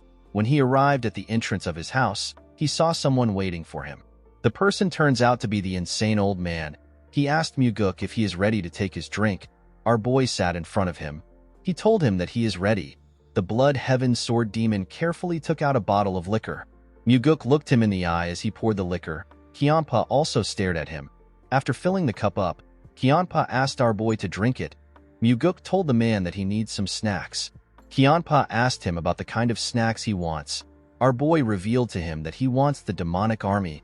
Kyanpa was shocked to hear this. With a serious look on his face, Muguk asked the Blood Heaven Sword Demon to put the demonic army in his mouth. Kyanpa glared at him. He told him that this is not how things work in the world. Our boy told him that it is normal to have some snacks while having a drink. The Blood Heaven Sword Demon placed his hand on his head out of anger. He told Muguk that he waited 3 days to hear his answer. With a horrifying look on his face, Kyanpa asked Muguk to tell him what gave him the guts to ask for such an absurd snack. He took out his huge sword from the ground. He asked our boy to forget his offer. He told him that he will cut off his head and take it to the Heavenly Demon Pavilion by himself. The moment he said this, he swung his sword at Muguk. Our boy managed to block the attack with his sword. However, he got pushed back. He noticed that his hand was shaking from a single strike. The insane old man told him that he is not bad. He said that he made a good use of his inner energy in blocking the attack. With a creepy smile on his face, the old bastard said that he now understands that it won't be easy to take Muguk's head. The moment he said this, he swung his sword with a large amount of strength. Our boy quickly drew his sword. He managed to block the old man's attack. The Blood Heaven Sword Demon seemed to be excited to kill our boy. When their swords pressed against each other, It released an energy wave that destroyed the surrounding. Muguk was sent flying when the wave was released. The Blood Heaven's Sword Demon stood his ground. Our boy quickly regained his stance. The Blood Heaven's Sword Demon noticed that his sword was shaking. He smiled when he saw this. He said that the fight is very interesting. He released his energy and took a stance. Muguk grit his teeth out of anger. He wanted to try using the 4 strides of the Wind God to fight the old man. He was curious to see if Kiampa would be able to stop the death step. Unfortunately, he could not yet use the technique well. Our boy knew that time is on his side. There was no reason for him to risk fighting a dangerous opponent when he still doesn't have enough inner energy yet. While yelling at the top of his voice, he begged Kiampa to give him the demonic army. The Blood Heaven's Sword Demon asked Muguk to tell him who he wants him to put as the demonic commander. He knew that our boy would not take the position since he is already the Nirvana Pavilion Master. Muguk revealed to him that he wants him to select Jang Ho, who is the 3rd Corps Captain. Kiampa reminded him that Jang Ho is on his side. He told him that he will get killed if he gets too greedy. Muguk told him that he is the one who wants to use madness to devour everything. He reminded him that he was the one who suggested that they work together. He said that the path which only lunatics walk on cannot be ordinary. Kiampa was shocked to hear Muguk call him a lunatic. Our boy asked him if he is wrong. He told him that he must be crazy in order for him to want to work together with him. This word seemed to connect to the old man. Muguk did not know the final destination of Kiampa's ambition. In his previous life, Kiampa died before he could show the world his goal. Surprisingly, Kiampa was the first among the 8 demon supremes to die. Muguk did not understand how someone as scrupulous and savage as him was the first to die. The Blood Heaven's Sword Demon glared at our boy. He was quite angry. He told Muguk that his greed has ruined the negotiation. He used his leg to destroy the cup out of anger. The moment he did this, he jumped out of Muguk's house. Our boy smiled as he watched the old man leave. He knew that Kiampa would not be able to reject his offer. This is because Kiampa knows better than anyone else that our boy still has 7 other demon supremes that he can work with. 2 days later, we see Jang Ho in front of Muguk. He asked our boy about what is happening. He revealed to him that the Blood Heaven's Sword Demon recommended him to become the demonic army commander. He asked Muguk if he is the one behind this recommendation. Muguk realized that his judgment was correct. Jang Ho was smart and observant enough for him to come there and ask about the recommendation. Our boy revealed to him that he is right. He told him that he asked Kiampa to do it. The captain thanked Muguk for thinking highly of him. He told him that he does not deserve the position. Our boy asked him to stop being humble. He asked him to lead the demonic army the same way he has been leading the 3rd Corps. He assured him that he will be able to become the best demonic commander in history if he is able to do this. Jang Ho was shocked to hear this. He did not think that Muguk saw him as such a competent person. With a shaky tone in his voice, he told our boy that he is overestimating him. Muguk told him that he might be right. He reminded him that there are still other candidates being recommended. He told him that they need to wait and see how things pan out. Jang Ho told him that it is fine. Although Muguk said that they should wait and see how things turn out, he actually planned on getting busy in order to make Jang Ho the demonic army commander. The scene shifts and we see a look of shock on Muguk's face. He was standing in front of his father. The heavenly demon had his hair down. He was wearing a robe covered with flower patterns. Muguk had never seen his father in such odd clothes. He did not know how to react. He asked him if this is a new garb. The heavenly demon said that these are actually his pajamas. Our boy did not know what to say. His father asked him to tell him why he came to visit him late at night. Muguk was surprised to hear this. He told his father that they are actually in the evening. He reminded him that it is supposed to be a top secret that he goes to bed this early. He told him that the Murim Alliance can target him if they find out about the time he goes to sleep. The heavenly demon asked his son to tell him why he came. Muguk revealed to him that he intends on using the Blood Heaven's Sword Demon as one of his swords. The heavenly demon reminded his son that he recently said that he wants to kill Kiampa. Our boy told his father that it will be a waste to kill Kiampa. Muguk knew that his father already knew that he was working with the Blood Heaven's Sword Demon. He must have realized it when Kiampa recommended Jang Ho. The heavenly demon told his son that the Blood Heaven's Sword Demon is not someone who he can tame easily to become his sword. Muguk explained to him that he does not plan on taming the old man. He said that he will use Kiampa until he breaks. He said that the old man is not yet valuable enough to keep as a part of his collection. His father asked him about what he will do if the sword cuts him. With a smile on his face, Muguk said that Kiampa can try it. He told his father that there is something different between the two of them. He told the heavenly demon that Kiampa will be done if he breaks once because he is already old. He told him that he actually becomes stronger the more he slashes. The heavenly demon told his son that words are cheap. He asked him to tell him why he is revealing all these things to him. Muguk told him that he has to report anything he does because he is receiving a salary from him. The heavenly demon knew that his son was lying. He asked him if he is not there to ask him to accept the Blood Heaven Sword Demon's recommendation. Muguk told his father that he actually doesn't want him to accept the recommendation. He begged him not to agree to it no matter what happens.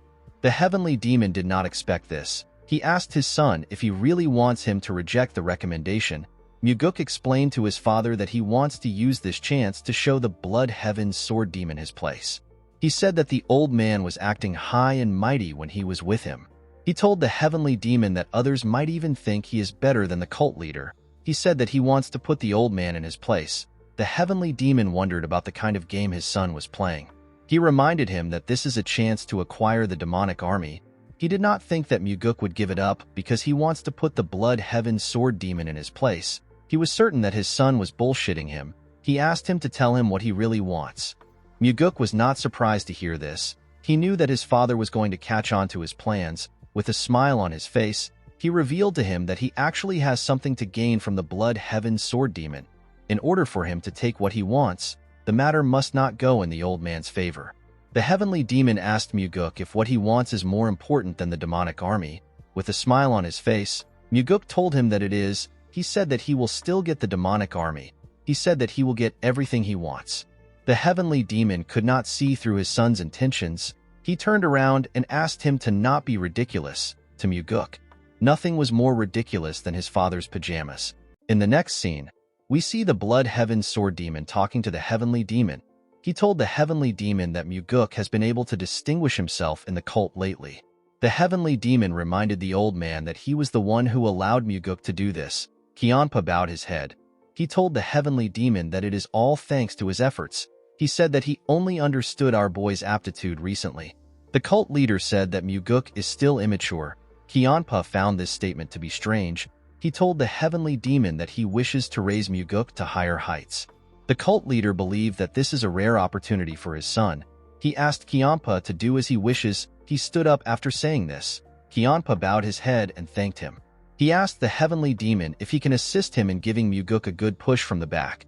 The heavenly demon asked him to explain what he means. Kiampa said that he wants the person he selects for the demonic army commander selection to become the commander. The cult leader remembered that our boy asked him to not accept Kiampa's recommendation no matter what happens.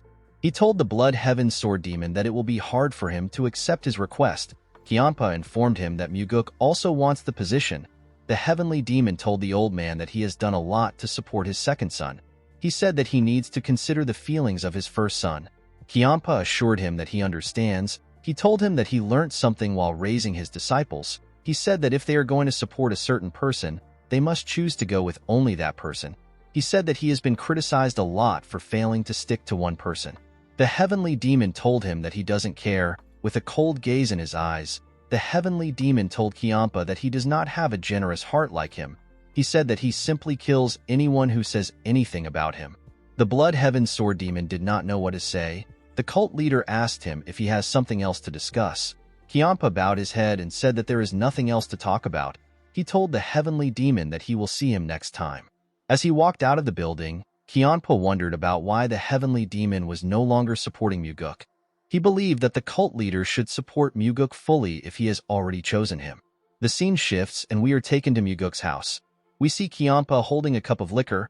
He told our boy that his father values his older brother more than him. Muguk asked him if he really believes this. He told the Blood Heaven Sword Demon that their team-up was not meant to happen. He explained to him that he should have been able to fill the things he lacks. The Blood Heaven Sword Demon was shocked to hear this. With a look of anger on his face, he asked Muguk if he is saying that he is not good enough. Our boy told him that he is simply disappointed. Kiampa placed his cup down. He told Muguk that it was impossible to make Jang Ho the demonic army commander from the beginning. Our boy asked Kiampa if he is giving up already. The old man poured himself another cup of liquor. He advised Muguk to not be hung up on something that won't work. Muguk told him that he was acting high and mighty even though he couldn't do one thing for him. Kianpa stopped moving the bottle when he heard this. With a look of anger on his face, he asked Muguk to repeat what he said. Our boy reminded him that he was the one who promised to support him and become his backer. The Blood Heaven Sword Demon told Muguk that he was the one who pestered him like a child to do something that can't happen. Our boy told the old man that he should have rejected his proposal if he knew that it was impossible to do. He told him that he shouldn't have recommended Jang Ho as the demonic army commander the next day. The Blood Heaven Sword Demon did not know what to say. Muguk took out his sword from his hip. He used the sheath to draw a line in front of Kianpa. He reminded him that he also drew a line in front of him in the past. The line was to show how much the heavenly demon cared about them. At that time, he said that the small portion of the line belongs to our boy while the large portion belongs to him. Muguk drew another line in the middle. He told Kianpa that he is the one who has the smaller portion now. Kianpa could not say anything. He could only stare at the line. Muguk smiled when he saw this. He knew that the old man could not think of anything to say. He told Kianpa that he would have gotten Jang Ho the position no matter what happens if he was him. The Blood Heaven Sword Demon asked Muguk to give it a try. Our boy was shocked to hear this. With a serious look on his face, Kianpa reminded Muguk that he mocked him for being incapable of achieving such a small feat. He told him that he should be able to easily do it. Our boy asked him about what he will do if his father agrees to his request. Kianpa asked him to go ahead and try it. He assured him that it will backfire. Muguk could tell that Kianpa was certain that his father will reject his request just because he got rejected. He asked the Blood Heaven Sword Demon if he is suggesting a bet. With a smile on his face, Kianpa told Muguk that it can be a bet. He told him that he will have to come to his side if he fails. He explained to our boy that he will also have to stop talking about wanting more from him. Our boy asked Kianpa about what he will do if he wins the bet. The old man glared at him. He told him that he will do what he wants. Muguk revealed to him that he wants an elixir. He said that the elixir has to be better than the demonic essence pill. Kianpa was shocked to hear this. He asked Muguk if he knows how hard it is to find an elixir better than the demonic essence pill. Our boy assured him that he is well aware of how hard it is to find such a pill. He reminded the old man that they are now in the same boat. He told him that he will also be stronger if he becomes stronger. Kianpa did not know what to say. He knew that Muguk was right. The reason our boy asked for an elixir was because Kianpa had a rare elixir that gives more inner energy than the demonic essence pill. He was certain that Kianpa had the heavenly divine pill. He told the Blood Heaven Sword Demon that he does not have any reason to work with him if he cannot make Jang Ho the demonic army commander or get him a powerful elixir. The old man knew that Muguk was right. He decided to accept the bet. He told him that he will give him the elixir if he can make Jang Ho the demonic army commander. Muguk took out his sword and raised it. He asked Kianpa to promise him. Kianpa hid his huge sword on our boy's sword in order to make the promise. After doing this, he jumped out of Muguk's house.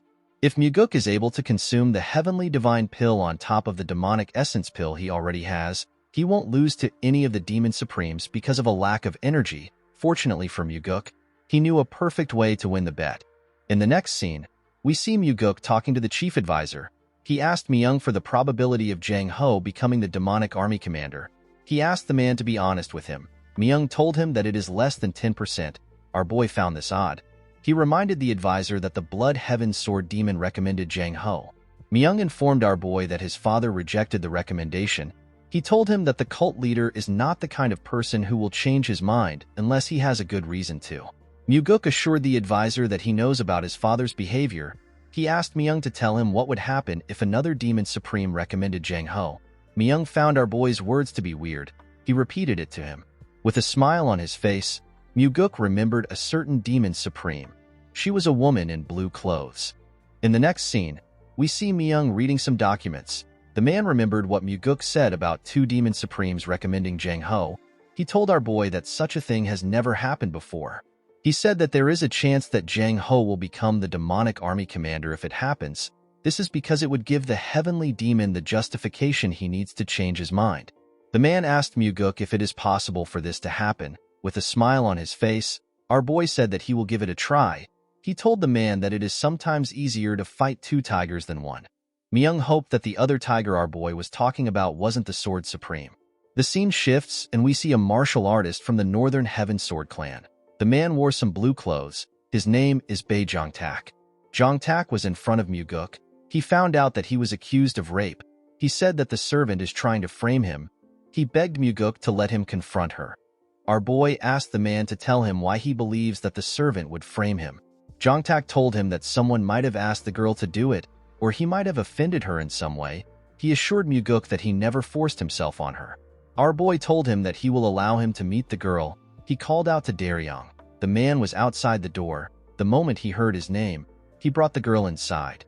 Jongtak quickly stood up. He asked the girl about why she is trying to frame him. Muguk asked him to keep quiet. He told him that he will ask the girl to leave if he shouts again. Jongtak quickly shut his mouth. Muguk asked the girl if Jongtak was the one who raped her. The servant nodded her head. Jongtak yelled at her. He asked her not to lie. He told Muguk that the girl is shaking because she is scared that she will be caught. Our boy told the man that the girl is simply scared. Jongtak asked him about what he is saying. He asked him if he is taking the servant's side. Muguk revealed to him that the girl told him about how he threatened to go to her hometown and kill her family if she dared to expose him. Jongtak became nervous. He asked our boy if he seriously believes what she said. Muguk nodded at Daryong to signal him. Daryong nodded back to show that he understands. He brought in 2 more girls. Jongtak became terrified when he saw the girls. Our boy reminded him that this girls worked as his servants before. With a shaky tone in his voice, Jongtak said that he remembers them. He said that they are now grown. The girls glared at the man. Muguk asked him to stop feigning ignorance. He revealed to him that the girls have already testified against him. He told him that he has forced the girls the same way, and he has threatened them the same way. The bastard would sleep with the girls for about 2 to 3 years. Then he will change to a new child. The bastard realized that he has been caught. He said that he simply made a mistake after getting drunk. He begged Muguk to give him a chance. He said that no one has gone to jail because they touched their servants. Muguk told him that he is right. He told him that he made the right research. Jongtak swore that he will never do this again. He told our boy that he can even write a vow if he wants. Muguk asked him not to worry about it. He assured him that he won't go to jail. The girls were shocked to hear this. With a smile on his face, Jongtak thanked our boy. He promised to repay the favor. The moment he said this, Muguk drew his sword and cut off his head in one strike. With a cold gaze in his eyes, our boy told him that he is going somewhere else instead. He put his sword back into its sheath. Everyone was shocked to see what Muguk did. Our boy told the girls that the person that tortured them is dead. He told them that their families will no longer be threatened. He advised them to live without worries from now on. Muguk told the girls that they might not be able to forget what happened to them until the day they die. He advised them to remember what happened today if they are going to remember what happened to them. He hoped that the moment Jongtak paid for his crimes would be enough to console them. He asked them to remember the last look on the bastard's face. Unfortunately, this was all Muguk could do for them. The girls were shocked to hear what he said. The oldest among them thanked him for helping them take revenge. The moment she said this, she and the other girls broke down in tears. They seemed to be very happy and sad at the same time. They thanked Muguk again. Our boy and Daryong could only watch them as they cried. Muguk asked the girls not to thank him. He told them that he was only able to punish the bastard because they were all brave enough to testify against him. Our boy asked them to continue living bravely. The girls bowed their heads and told him that they will. After Muguk was done talking to them, Daryong escorted them out of the building. Our boy looked outside his window. He realized that their cult was unable to protect this girls because of the rule that only the strong survives. He believed that fate will allow his father to be cut down by the orthodox martial artists he hates so much if they continue like this. Muguk told himself that his father needs to be cut down. While he was thinking, Leon stepped into his office. She revealed to him that the person on the floor served the Northern Heaven Swordsman. She said that the Flower Sword Supreme won't let him off easily. She asked her master if he is not afraid. Muguk said that he is afraid. With a serious look on his face, he said that he is afraid that he will die before he can take care of all this trash. Leon told her master that their cult has slowly began to become good. She said that they will soon have more good people than the Murim Alliance. Muguk smiled when he heard this. He explained to Leon that it is not a good deed to not rape a servant. No one should be allowed to do such a thing. He said that their cult just wasn't able to do what was naturally expected from them. The moment he said this, he called out to Daryong. He asked him to notify the Sword Supreme right now. He asked the man to tell her that a problem occurred in the process of an investigation. He asked Daryong to tell her that he is going to meet with her to explain everything. In the next scene, We are taken to the Northern Heaven Sword clan. We see a man in blue clothes escorting Muguk and Daryong. The man took them into a bamboo forest. In the middle of the forest, we see a nice building. Someone announced that the Nirvana Pavilion Master has arrived. A beautiful woman stepped out of the building to greet Muguk. This woman is the Flower Sword Supreme. Her name is So Yeonrang. The Flower Sword Supreme looks like someone in her 20s, but she is actually twice as old. In the cult, people say that no matter how the world changes, the Flower Sword Supreme will never change. In fact, she even gets younger as the years go by. Muguk bowed his head and referred to her as ma'am. He told her that it has been a while since they saw each other. The Flower Sword Supreme asked him to not call her ma'am. She asked him to call her Sword Supreme. Muguk felt like this was too informal. He told her that he cannot do it due to seniority. The Flower Sword Supreme asked our boy if he respects her because she is much older than him. She told him that she doesn't think of things in such a poor manner. She said that respect should be given to those who deserve it. She said that anyone should be respected if they deserve it. Muguk accepted her request. He asked her to also speak casually to him. He turned to Daryong. He introduced him as the special investigator in charge of investigating the recent case. He told the Sword Supreme that he brought Daryong so that he can explain the details. Daryong bowed his head and introduced himself to the Sword Supreme. Before he could say anything, the Sword Supreme asked him not to waste his time. She said that a crime must have been committed if the Nirvana Pavilion said that it was. With a cold and scary look in her eyes, she told them that a man who rapes a young maid deserves to die. She assured Muguk that her sword house will not seek any trouble for the case. After hearing her response, our boy turned to Daryong and nodded at him. The man seemed to understand his master. He stepped out of the room and closed the door. With a smile on her face, the Sword Supreme told Muguk that a wind of change has been blowing within their cult thanks to his hard work. She commended him on his efforts. Our boy told her that he was only able to work because she was a great pillar of support. The Sword Supreme asked him to stop flattering an old woman like herself. Muguk asked her to not call herself an old woman. He told her that she looks like she is in her 20s. The Sword Supreme asked our boy to stop saying things like that. She revealed to him that she has taken a backseat so that she can focus on understanding martial arts. Our boy found this to be odd. The Flower Sword Supreme lived a different life than what she just said in the previous regression. After Wam Mugi killed the Heavenly Demon, the cult got closed down. The 8 Supremes and other martial masters fought to become the next cult leader. In the end, the first person to become the cult leader was the Flower Sword Supreme. When she was the cult leader, there was always a storm of blood. It would have been nice if she was good at playing politics. Unfortunately, her ability to rule wasn't on par with her ambitions. She was eventually killed by the one who became the next cult leader after ruling for 3 years. Muguk told the woman that he was in a tough position when this incident happened. The Sword Supreme asked him to explain what he means. Muguk revealed to her that he had a lot of issues with the Southern Sword House. Our boy purposely mentioned the Southern Sword House that belongs to the Blood Heaven Sword Demon. He wanted to see the kind of reaction he will get from the Sword Supreme.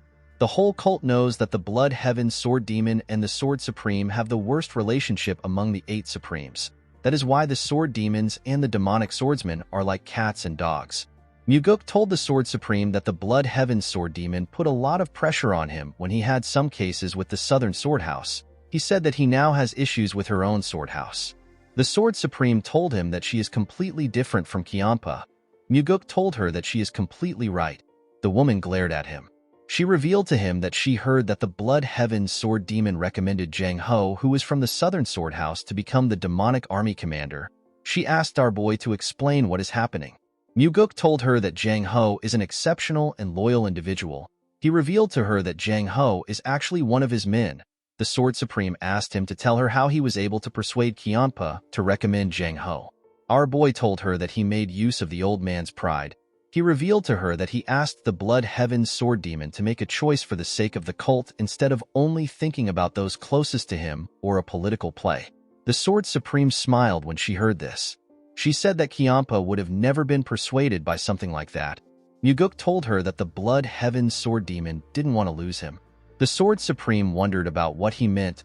Muguk revealed to her that the old man said that he thinks of the cult more than anyone else among the 8 Demon Supremes. He explained to her that it is hard for even the Blood Heaven Sword Demon to make Jang Ho the demonic army commander.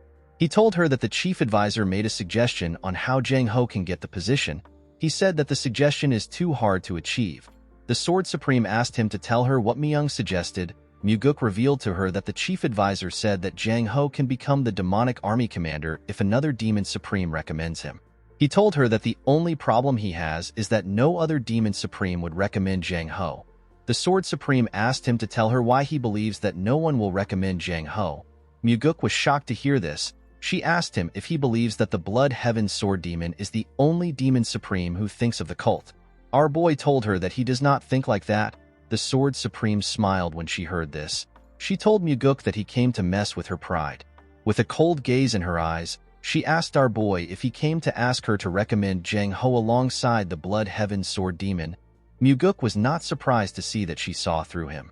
He realized that it was time for him to be honest. When the situation is mixed with trickery and truth to the point that no one knows what is happening, this is when it feels most satisfying to pull off a scheme. Our boy told the Sword Supreme that she is right. She glared at him. Muguk knew that the Sword Supreme had her doubts. The Blood Heaven Sword Demon is so unscrupulous that he would abandon his own brother. Why would such a person choose our boy? The Sword Supreme stared at Muguk. She had a cold and scary expression. She told him that she now understands why the Heavenly Demon made him the Nirvana Pavilion Master.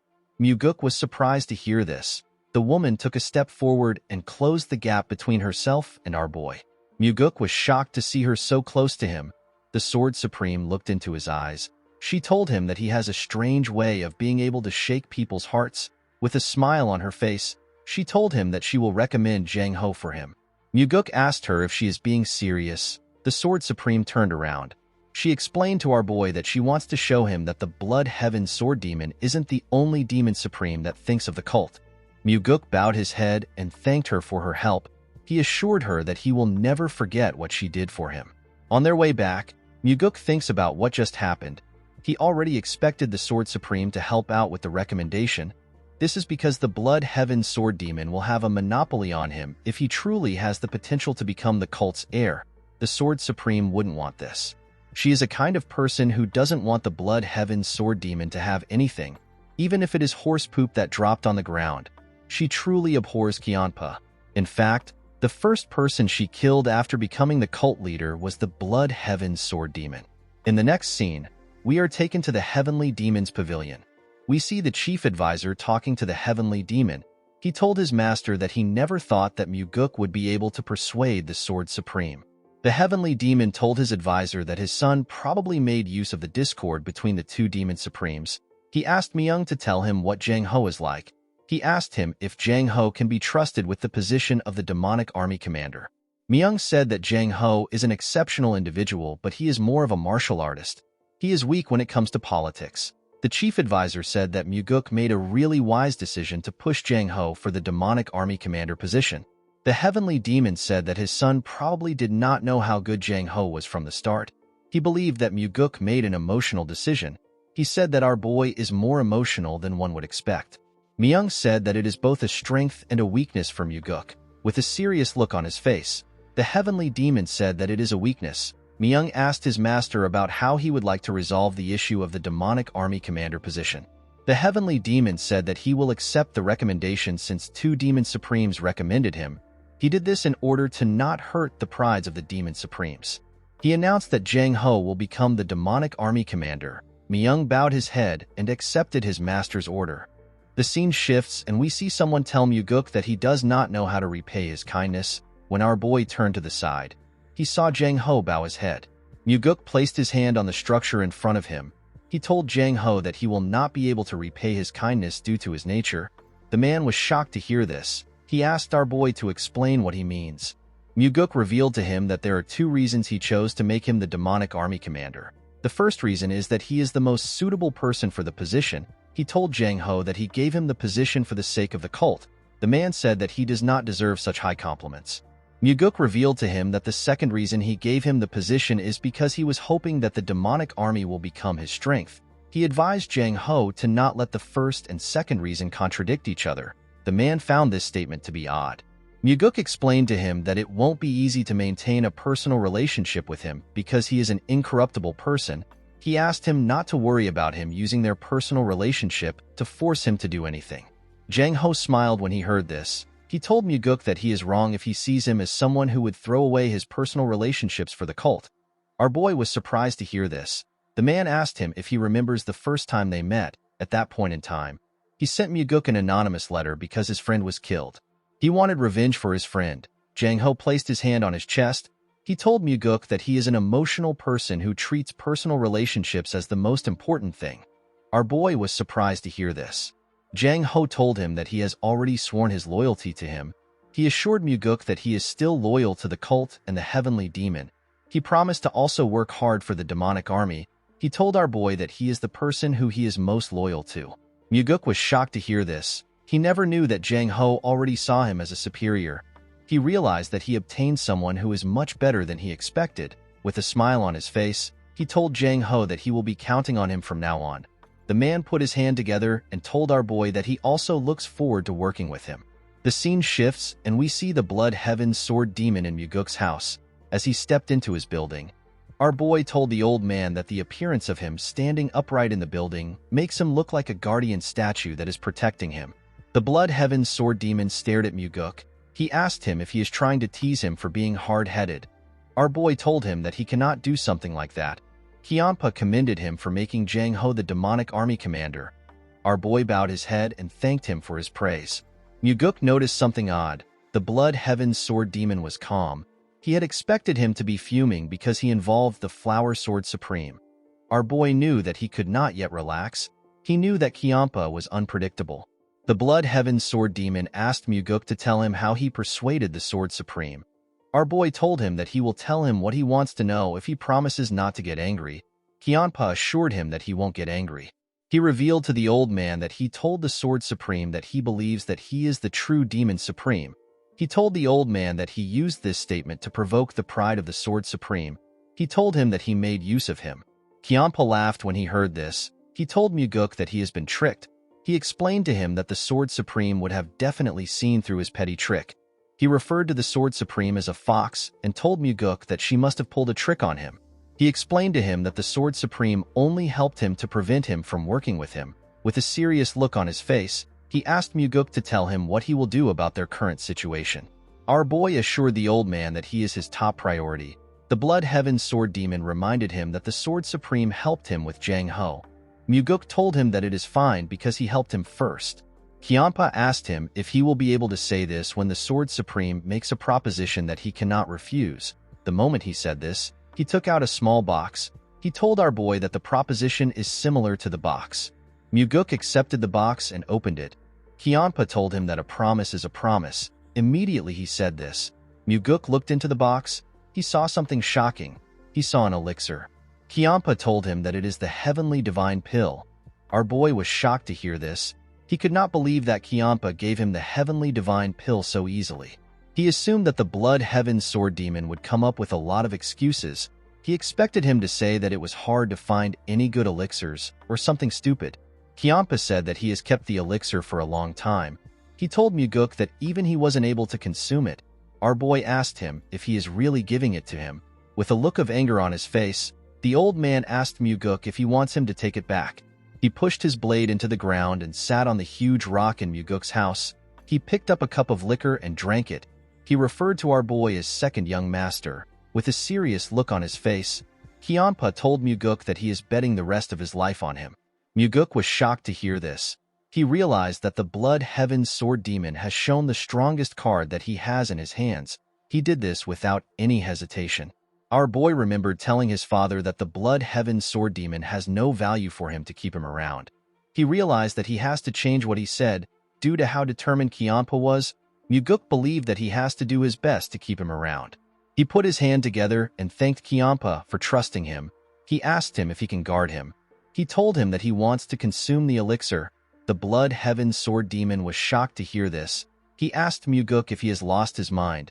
He could not believe that our boy wanted to consume the elixir in front of him. Muguk told him that it is better for him to consume it in front of him because he was the one who gave it to him. Kianpa could not believe what he was hearing. To allow someone to stand guard over you while you circulate energy has a meaning to it. It is the final stage of trust that a martial artist can have. The Blood Heaven Sword Demon asked Muguk if he truly trusts him. Our boy told him that he is consuming the heavenly divine pill right now because he trusts him. He explained to him that he will have to do as he says in order to get the antidote if he poisoned the elixir.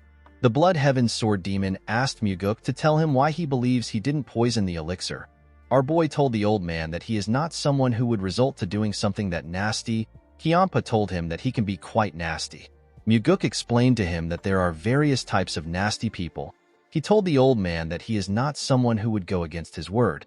With a serious look on his face, Kiampa asked Muguk to tell him what he will do if his instincts are wrong. Our boy sat on the ground. He told the Blood Heaven Sword Demon that he will think about it when it happens. Kiampa was shocked to hear this. Muguk put the elixir into his mouth and closed his eyes. The Blood Heaven Sword Demon was surprised to see that he was actually about to consume the elixir. The elixir dissolved when it went into our boy's body. It went into his bloodstream and his bones. A bright blue energy covered Muguk's body. His veins popped out and he released a large amount of sweat. Our boy was in a trance state. When Muguk opened his eyes, he noticed a change in his energy. He realized that his inner energy has increased by leaps and bounds thanks to the heavenly divine pill. The moment he thought of this, Kiampa asked him about what the heavenly divine pill tastes like. Our boy was surprised to hear the question. With a smile on his face, he told the old man that it tastes like honey. He said that he has never eaten anything so delicious in his life.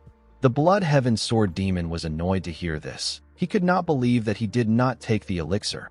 He realized that he should have never saved it. Muguk asked him not to be disappointed. He told him that he digested the elixir 10 times more efficiently than he would have been able to. He stood up after saying this. He circulated his energy around his body. His energy was overflowing to the point where he wouldn't lose to Kiampa just because he is lacking inner energy. Kiampa moved close to our boy. He asked him to tell him who he really is. He asked him to tell him who he is for him to mess with his mind and make him hand over the heavenly divine pill. The Blood Heaven Sword Demon stared into Muguk's eyes. He was completely focused on his eyes. He saw something odd in Muguk's eyes. He was surprised to see what was inside Muguk. He saw a large amount of energy. Muguk released a large amount of his energy. He told the old man that he is someone who will eventually lead him. He told him that he has to live long enough for him to see it happen. The Blood Heaven Sword Demon glared at our boy. He watched him as he released his energy. He put his hand together and stood his ground. Muguk decided to take away his energy. He asked the old man about what his ultimate goal is. Kiampa was shocked to hear this.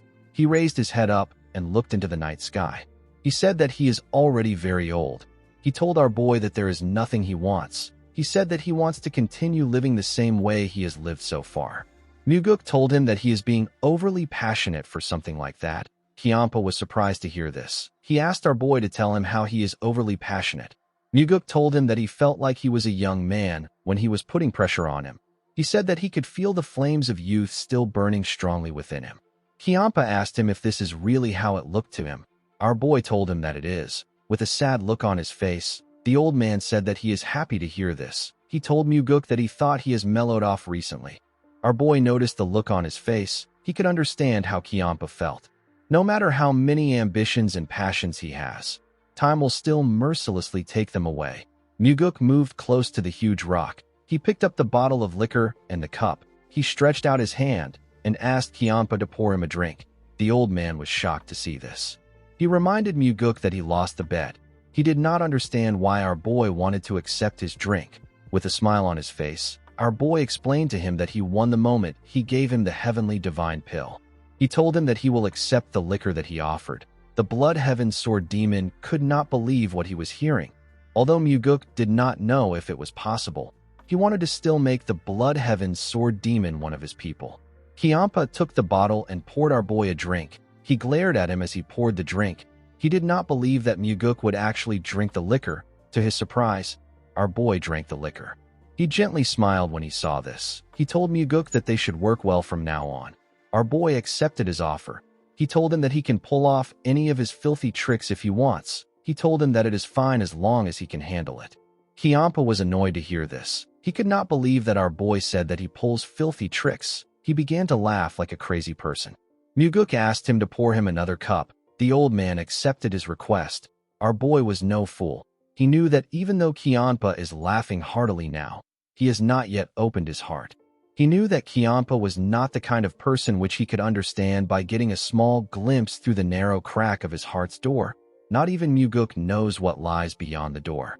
The only thing our boy knew was that their relationship will be decided when Kiampa finally opens the door, whether he will burn Kiampa in flames, stab him to death with his sword, or if they will become eternal friends will be decided when the door opens. The two of them were waiting to see the moves that they will make. The scene shifts, and we see Muguk training in his training room.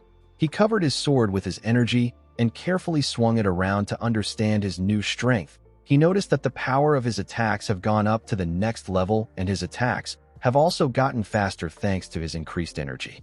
His inner energy has now reached the level where he can fight on par with the Demon Supremes. Our boy carefully moved and made a huge swing. He was not satisfied with his current strength. He believed that he needed to accumulate even more energy.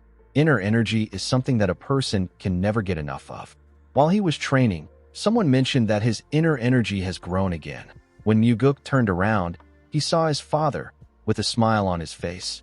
Our boy revealed to his father that he received the heavenly divine pill from the Blood Heaven's sword demon. The heavenly demon did not say anything. Muguk found this odd. He asked his father to tell him why he is not surprised. The heavenly demon reminded his son that he once said that he wanted to get something from the old man. He told Muguk that he already knew that Kiampa had the heavenly divine pill.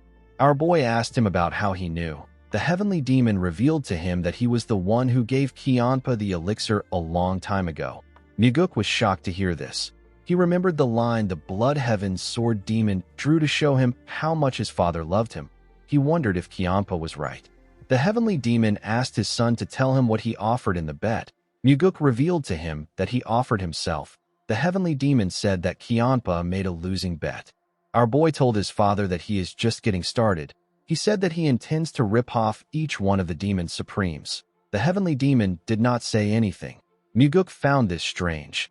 In the past, his father would have told him that he is spouting nonsense. He did not understand why the heavenly demon was not saying anything. He decided to ask him about why he is not saying anything. The heavenly demon told his son that he was thinking that he might actually be able to do it. Muguk told his father that he is finally seeing his true value.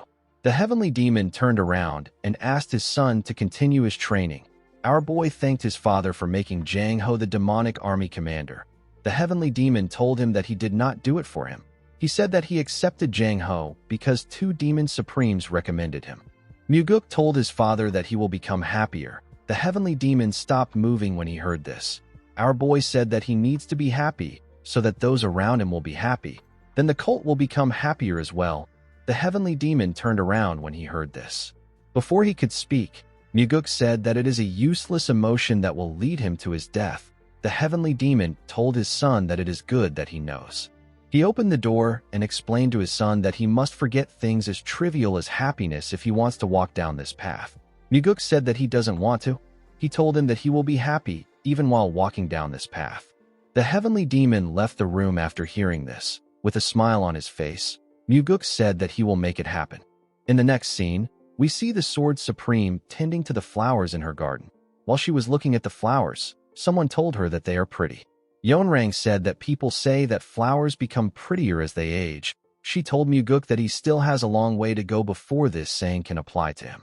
Our boy remembered how old he was before he regressed. He believed that life would have been harder if he did not regress at that age. He thanked Yeonrang for helping him.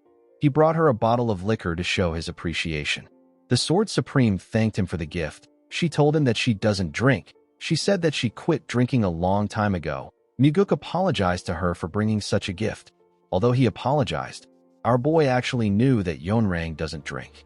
He intentionally brought the liquor because he didn't want her to think that he knows a lot about her. Muguk wondered if it was necessary for him to do this. However, he couldn't complain because he needed to do what he can.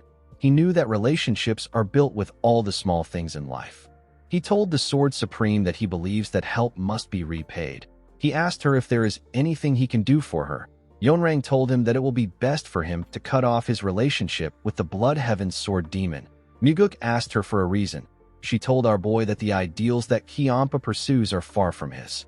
Unlike Muguk, who wants to change the cult into a place with discipline and order, the Blood Heaven's sword demon hates to be bound by rules more than anyone in the world. After hearing what she said, Muguk apologized to her. He told her that he can't do what she is asking for. Yeonrang turned around and glared at our boy. She asked him if he really can't do it. Muguk said that he can't. He revealed to her that the old man has given him a gift that is far too precious. Our boy never planned on mentioning the gift. He believed that it was right for him to tell her, especially since he intends on making the Blood Heaven Sword Demon and the Flower Sword Supreme his people. Yeonrang asked him about what Kiampa gave him. Muguk said that it is a personal gift. He told her that it is hard for him to tell her.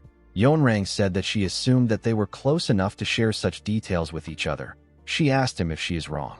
Muguk told her that he will tell her because she helped him a lot last time. He revealed to the Sword Supreme that the Blood Heaven Sword Demon gave him the Heavenly Divine Pill. Yeonrang was shocked to hear this. She asked our boy if the greedy old man really gave him the Heavenly Divine Pill. Muguk told her that he did. He said that Kiampa decided that he has more value than the elixir. Yeonrang could not believe what she was hearing. Muguk bowed his head and thanked her again for her help. He asked her to tell him if she ever needs his help. He told her that he will see her next time.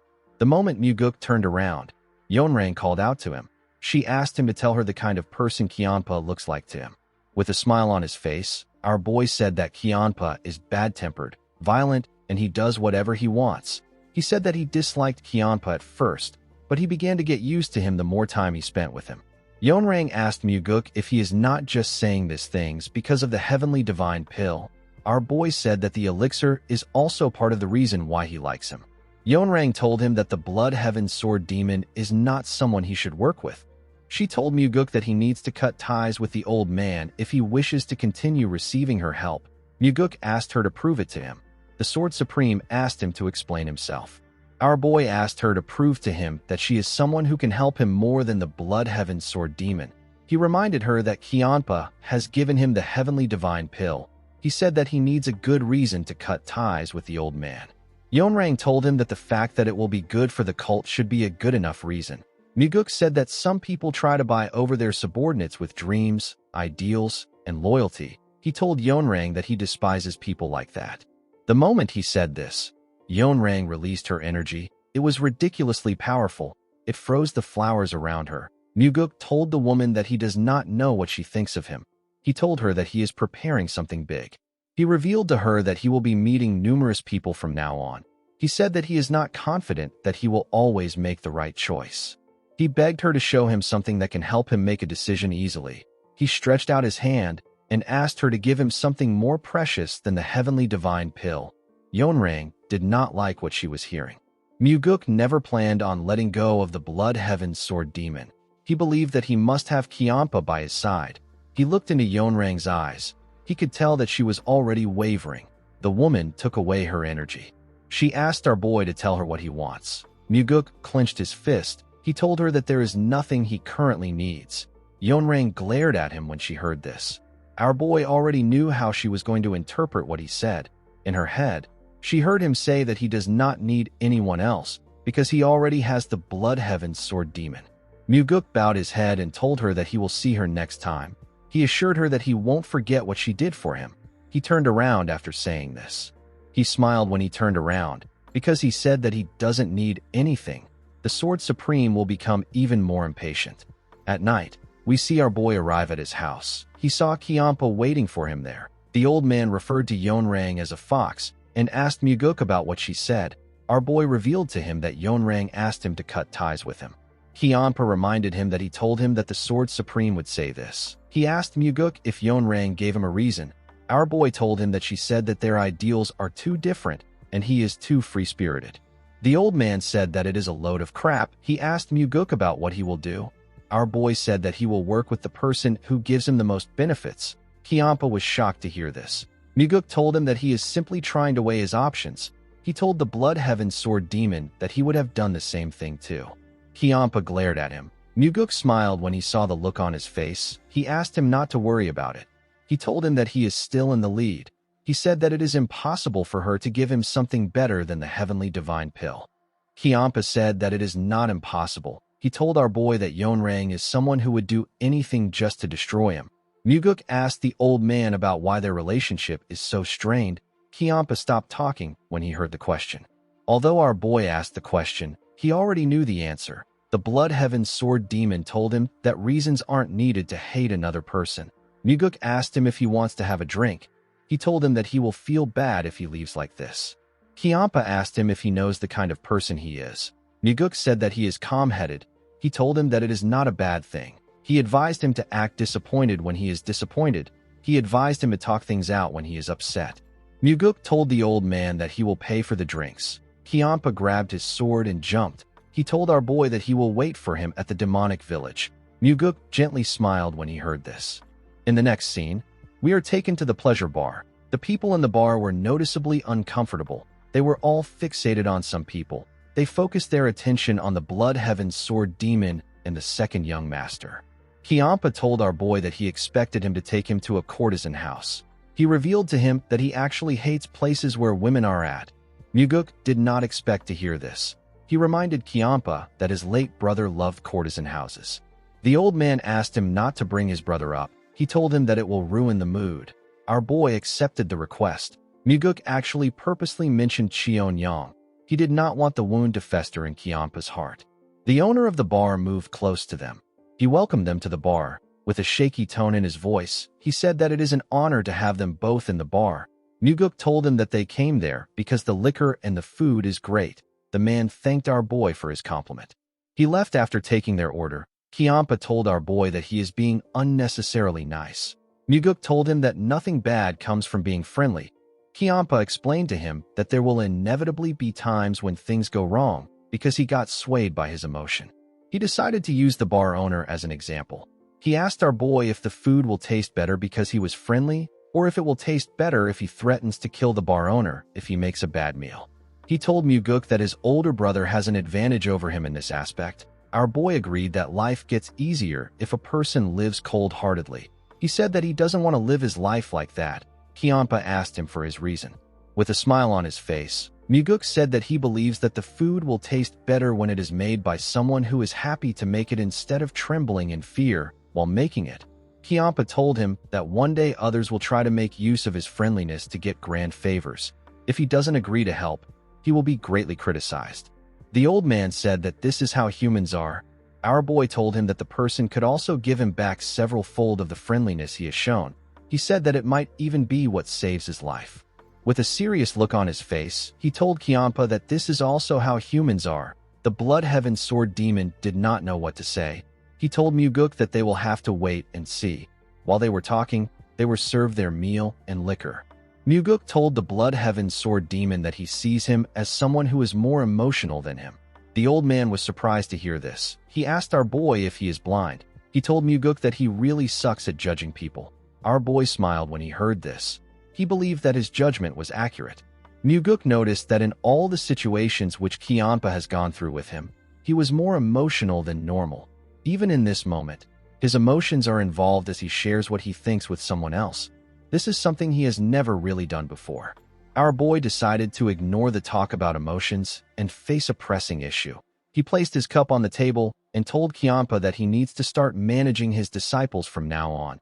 He told him that his disciples will continue having issues with the Nirvana Pavilion if he doesn't start managing them. The Blood Heaven Sword Demon glared at Muguk. He told him that he is getting more arrogant. Our boy corrected him by telling him that he is the one who is arrogant. Kiampa was annoyed to hear this. He screamed at Muguk. Everyone at the bar became nervous when they heard his voice. Muguk told the old man that he looks down on both the cult and his father. He said that he is confident because he is the Blood Heaven Sword Demon. With a serious look on his face, Muguk told him that he assumes that nobody cares about what his disciples do. The moment he heard this, Kiampa released his energy. He destroyed the table in front of them. He glared at Muguk. Our boy did not back down. He looked him in the eye. The Blood Heaven Sword Demon took away his energy and the plates and bottles fell to the ground. The owner was shocked to see this. Everyone else became nervous. With a look of anger on his face, Kiampa told our boy that his words were beyond arrogant. He told him that he really wants to beat him right now. He turned to the owner. He asked him to stop staring at them. He ordered him to bring them some more liquor and food. Our boy told Kiampa that this is not how he should handle things in times like this. He placed some gold coins on the table. He apologized to the owner. He told him that the money is for the things they broke. He assured him that he will also compensate him for his other losses today. The owner became more nervous. He assured Muguk that it is fine. Our boy told him that it is not fine. He gave him some coins and asked him to bring them new food and drinks. He asked him to bring out enough food that will make the table fall apart. The Blood Heaven's Sword Demon asked Muguk if he wants him to do things like that. Our boy told him that he shouldn't be destroying things if he doesn't want to do something like that. Kiampa asked him if he is teaching a demon supreme how to be kind. Our boy explained to the man that the demonic path he is trying to build up is not one where a person destroys a restaurant. Because he is upset, Kiampa yelled at him. Our boy placed his hand on a chair and asked him to stop yelling. He asked him to take a seat there. The old man grit his teeth out of anger. Oddly enough, he still went to sit down without throwing a tantrum. He called our boy an arrogant brat. He told him that he is crazy. With a scary look on his face, he promised Muguk that he will kill him if he betrays him. The owner, who was about to place the food on the table, became terrified when he heard this. He placed the food on the table and quickly ran away. Muguk asked Kiampa if he really means what he said. The old man said that he does. Our boy asked him to swear his loyalty to him with sincerity. He said that his threat can also be used in another way. He told the Blood Heaven's Sword Demon that if he truly swears his loyalty to him and he betrays him, he said that he will plunge his sword into his heart. Due to the look on his face, Kiampa could tell that Muguk was not playing around. Our boy poured him some liquor. He asked him to accept his drink. He also poured himself a drink. The two men glared at each other. Muguk raised his cup up and pushed his hand forward. Kiampa decided to accept the drink. He picked up his cup. Our boy smiled when he saw this. The two of them drank their liquor. Even though the Blood Heaven's Sword Demon did not clink his glass with our boy's own, our boy knew that he already accepted the oath in his heart. The scene shifts, and we are taken to the Sword Supreme's flower garden. We see her looking at the stars. While she was looking up, someone informed her that Muguk is with the Blood Heaven's Sword Demon. He said that they are having drinks together. The man told his master that our boy is an arrogant person. Yeonrang asked him to mind his words. With a cold gaze in her eyes, she told him that there is nothing more crude than speaking carelessly behind one's back. The man said that he will remember this. Yeonrang said that Muguk is not the same person that she knew before. The man said that our boy is a storm in a teacup at best. The Sword Supreme asked him about what he will do if the teacup is big enough to contain the whole Murim. The man was shocked to hear this. The Sword Supreme knew that there is something special about our boy for Kiampa to give him the heavenly divine pill. She said that he basically gave Muguk everything. She knew that the Blood Heaven's Sword Demon must see a possibility of Muguk becoming the successor of their cult. The man asked Yeonrang if she also sees that possibility. Although Muguk showed her an unexpected side of himself, it was not to the point where she would give him an elixir that is on the level of the heavenly divine pill. This made Yeonrang annoyed. She felt like she was missing something which the Blood Heaven's Sword Demon picked up on. She did not like the fact that the old man could see something that she couldn't. While she was thinking, the man asked her to rest for today. He informed her that he has prepared a new man. The Sword Supreme turned around when she heard this. She walked past the man.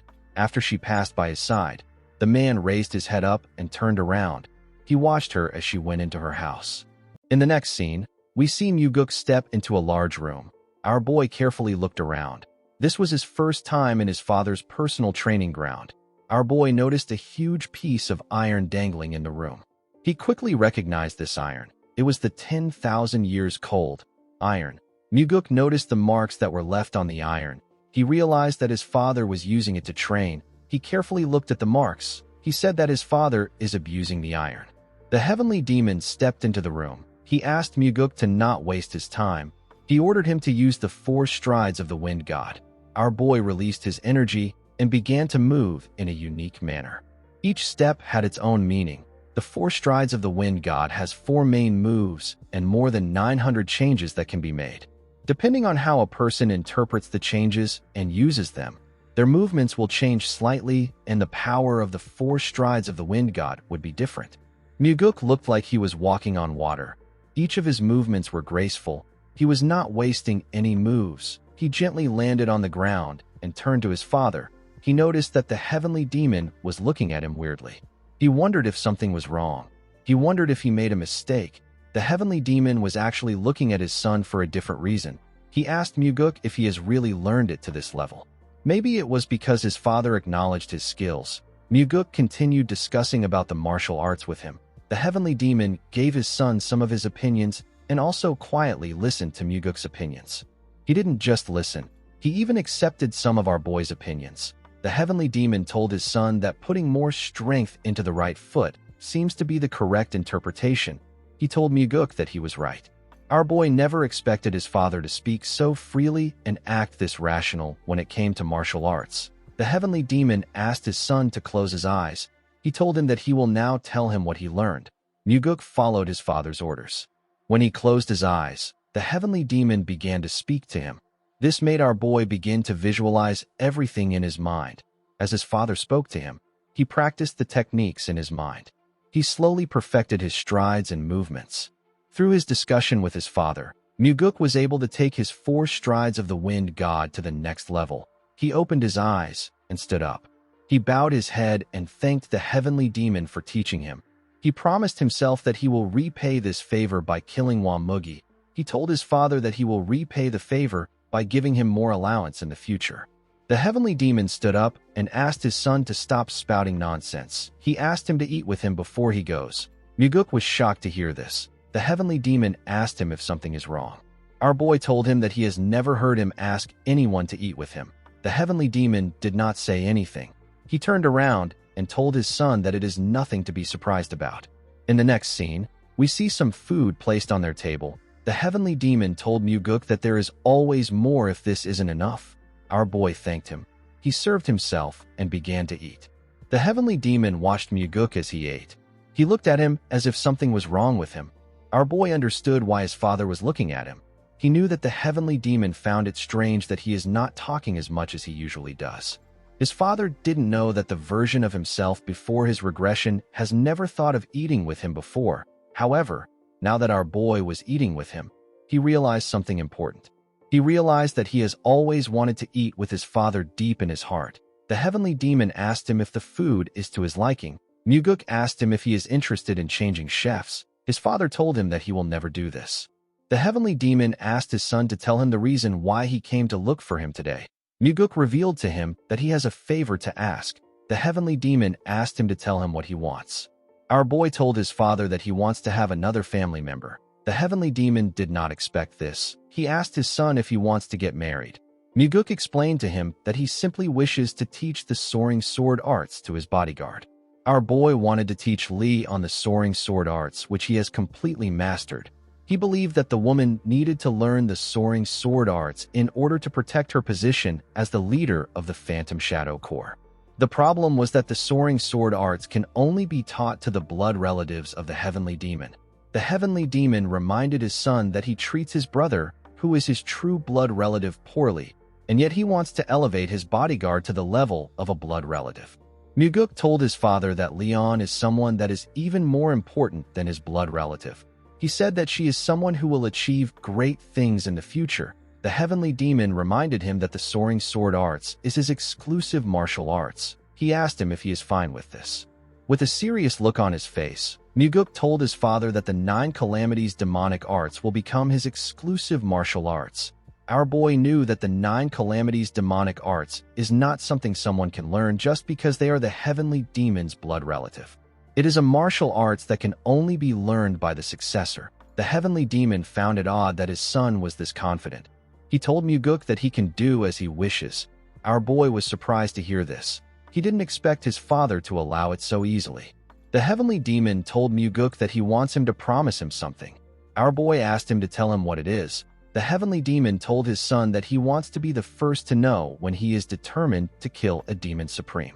He told Muguk that he must tell him no matter which demon supreme it is. Our boy agreed to tell him first. The scene shifts and we see Muguk in another room. Leon stepped into the room and asked him if he called for her. Our boy referred to her as the leader of the Phantom Shadow Corps. The woman bowed her head and greeted him. Muguk revealed to her that he will be teaching her a new martial arts. The woman was surprised to hear this. She asked him if he is serious. Our boy revealed to her that he will be teaching her the soaring sword arts. Leon was shocked to hear this. She told her master that he cannot do this. She reminded him that the soaring sword arts is only taught to the blood relatives of the heavenly demon. Muguk asked her if she is done talking. The woman said that she has more to say, but she will stop there. She told her master that it will be bad if the heavenly demon finds out. Muguk revealed to her that he already has his father's permission. Leon was surprised to hear this. She asked him if he is serious. Muguk told her that he is. The woman reminded him that the soaring sword arts is his exclusive martial arts. She asked him to tell her why he wants to teach it to her. Our boy explained to her that she needs to learn a martial arts of this level in order to become the Phantom Shadow Corps leader. He told her that she is basically a blood relative to him, so it is alright for her to learn it. Leon was shocked to hear this. She took a look at her master's face. She realized that he was being honest. She told Muguk that she still can't learn his martial arts. With a shaky tone in her voice, she said that no one has ever treated her this nicely before. Our boy moved close to her and placed his hand on her shoulder. He told her that she has always been important to him. The woman began to cry when she heard this. Muguk gently smiled and consoled her. In the next scene, we see Muguk training Leon. While teaching the woman, he also attended to his duties in the Nirvana Pavilion, and he also focused on his own training as well. Leon was able to learn the soaring sword arts very quickly. It was as if she was cotton that was absorbing water. She was more talented in martial arts than Muguk expected. She was also extremely hardworking, so her progress was so rapid that even Muguk was surprised. While watching the woman train, Muguk realized that he can also learn through teaching. In his past life, he did not teach anyone anything. This is why this process was very meaningful for him. The scene shifts, and we are taken to the Nirvana Pavilion. We see Muguk and the investigators gathered outside. Our boy told them that it has been a while since they all gathered in one place like this. The investigators agreed with him. Muguk told them that he likes their replies. He said that he came to pour oil on top of their fiery fighting spirits. The investigators did not understand what our boy meant. Muguk called out to Daryong. He asked the man to open the box next to him. When Daryong opened the box, he was shocked to see what was inside. The man asked Muguk about what this amount of money is doing there. Our boy ordered the man to give a note to everyone. Daryong was shocked to hear this. Muguk asked him to do it now. The man accepted the order. As Daryong shared the money to them, Muguk revealed to the investigators that the money is a gift from him to all of them. The investigators were shocked to hear this. They all bowed their heads and thanked their pavilion master. Our boy explained to them that he is giving them this money because he doesn't want the Nirvana Pavilion to become an organization that allows external pressure to influence them. He told them that he doesn't want them to accept any bribes. He told them that they should look for him if they suddenly need some money. He said that he will give them their salaries in advance. He told them that he will lend them some money if their salaries are not enough. He asked the investigators if they understand him. They all said that they do. After saying this, Muguk dismissed them. The scene shifts, and we see our boy and Daryong inside the building. Daryong asked his master to tell him how he knew about something. Muguk asked him about what he means. Daryong decided to be straightforward. He asked our boy to tell him how he knew that Iko needed money. He explained to him that Iko has been trying to get more money because his brother is getting married. He used up all his money because his parents were sickly when he was alive. Now he has to look after his younger siblings, so he doesn't have a lot of money. Muguk said that it is impossible for him to know something like that. He said that he didn't know. Daryong asked our boy not to lie. Our boy smiled when he heard this. He actually got to know about Iko's situation through pure coincidence. He wanted to just give the man some money, but he changed his mind. He decided to give everyone something. Muguk asked Daryong if the fact that he knew is important. The man told him that it is. He said that it would help create a sense of loyalty. Muguk smiled when he heard this. He asked the man not to be deceived by things like this. He said that it is just trickery to create a good impression. Daryong told him that he doesn't buy his excuse. He explained to our boy that the world can make a person do all sorts of things even without resorting to such trickery. Muguk was surprised to hear this. He noticed that Daryong was being serious. The man bowed his head and turned around. Our boy watched him as he walked away. In the next scene, we are taken to the Southern Sword House. The Bloodheaven Sword Demon asked Muguk to tell him what he is doing there. He asked him if something happened that warrants his arrest. Our boy asked him if he did something. Kiampa said that he has done many things in his life. Muguk told him that his arrest won't be happening today. The Bloodheaven Sword Demon asked our boy to tell him why he came. Muguk presented a box to the old man. He told him that he came to give it to him. Kiampa accepted the box. He asked Muguk if he wants to assassinate him with the box. He asked him if it will release poison when he opens it. Our boy was annoyed to hear this. He asked the man to tell him where he would even be able to buy such boxes. He said that he will like to buy a few of them. When Kiampa opened the box, he saw something surprising inside. Muguk told him that it is a top-quality blood poison pearl. The Blood Heaven Sword Demon said that he knows what it is. He asked our boy to tell him why he is giving it to him. Muguk told him that it is a gift for his birthday. Kiampa was shocked to hear this. Our boy congratulated him on his birthday. He reminded him that today is his birthday. The Blood Heaven Sword Demon wondered if today was really his birthday. Muguk asked him if he didn't know. The old man said that he has lived without celebrating his birthdays for far too long. He asked Muguk about how he knew. Our boy asked him not to forget who he is. He told him that the Nirvana Pavilion has all the information. He told him that they even know how many pieces of undergarments that he owns. The Blood Heaven Sword Demon asked him to tell him how many undergarments he owns. Muguk was surprised to hear this. He told Kiampa that he was simply exaggerating. He congratulated him on his birthday again. After saying this, he bowed his head and told him goodbye. The moment he turned around, Kiampa asked him if he really came there just to give him a gift. Our boy assured him that he only came to give him a gift. He asked him not to worry. The Blood Heaven Sword Demon asked him if he is just going to leave like this. Muguk told the old man that he is very busy. He said that they can have drinks later tonight at the entertainment pavilion. He told him that he will wait for him there. After saying this, our boy left. Kiampa took another look at the box. He could not believe that he received a gift for his birthday. Later in the evening, we see Muguk return to his residence. Our boy saw something shocking inside his house. He saw the Sword Supreme in his house. She was sitting on the huge rock. She had a small table next to her.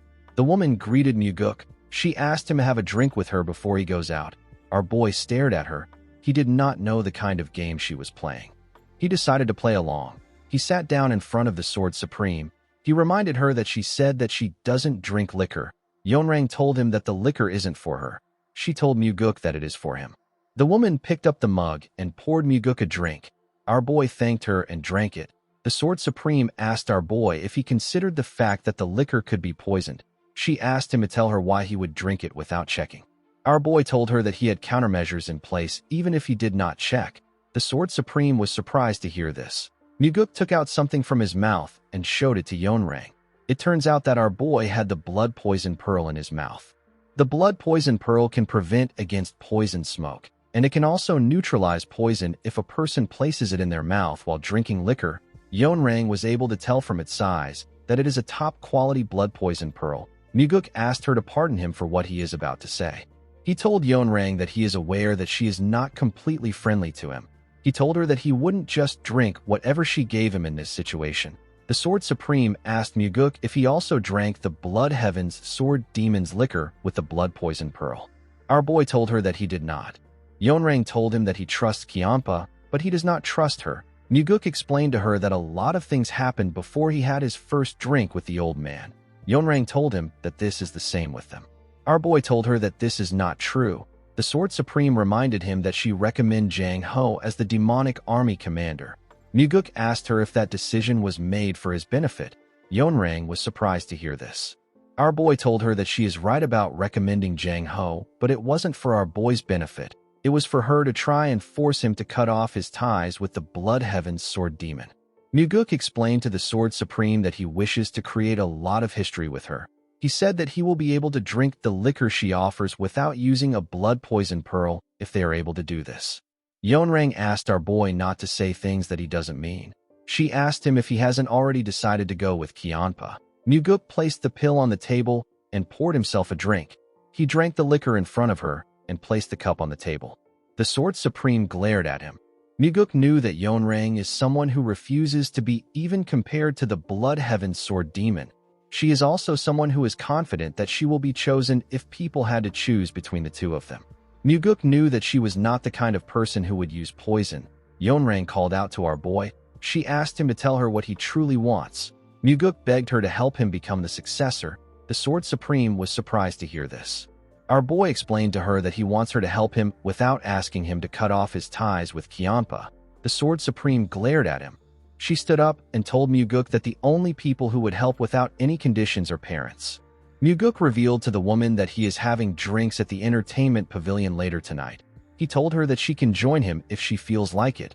After hearing what our boy said, the Sword Supreme left his house. When Muguk went into his house, he saw something surprising. He saw his father on the roof. Our boy wondered if something was off about today. He had met two demon supremes. Now he is meeting his father too. He asked the heavenly demon to tell him why he came.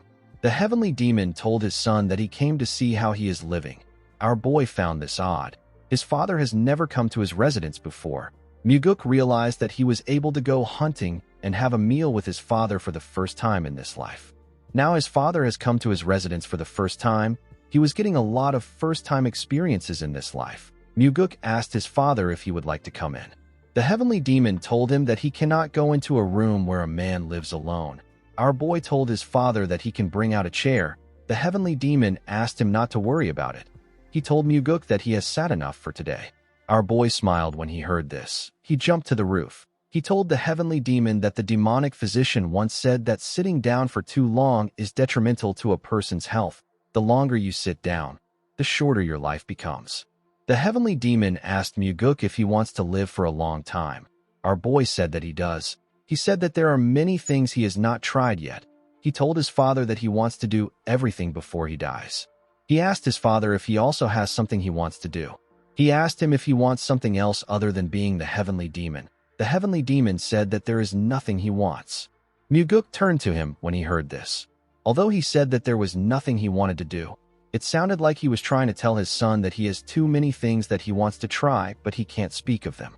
Our boy told his father that he wants to go to the Central Plains with him one day. The heavenly demon glared at his son when he heard this.